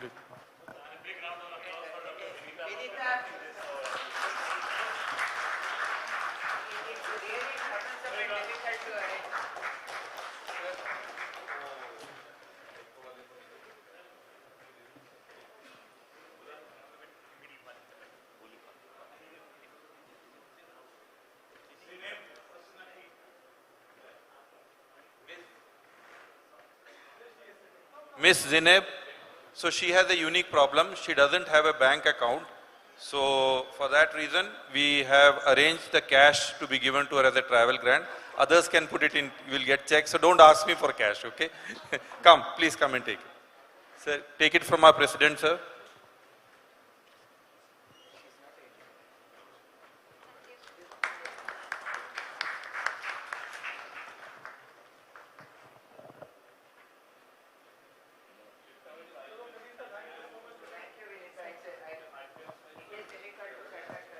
Residents can collect their certificates, original certificates and bank check with complete name and other. Boys and girls, don't go away.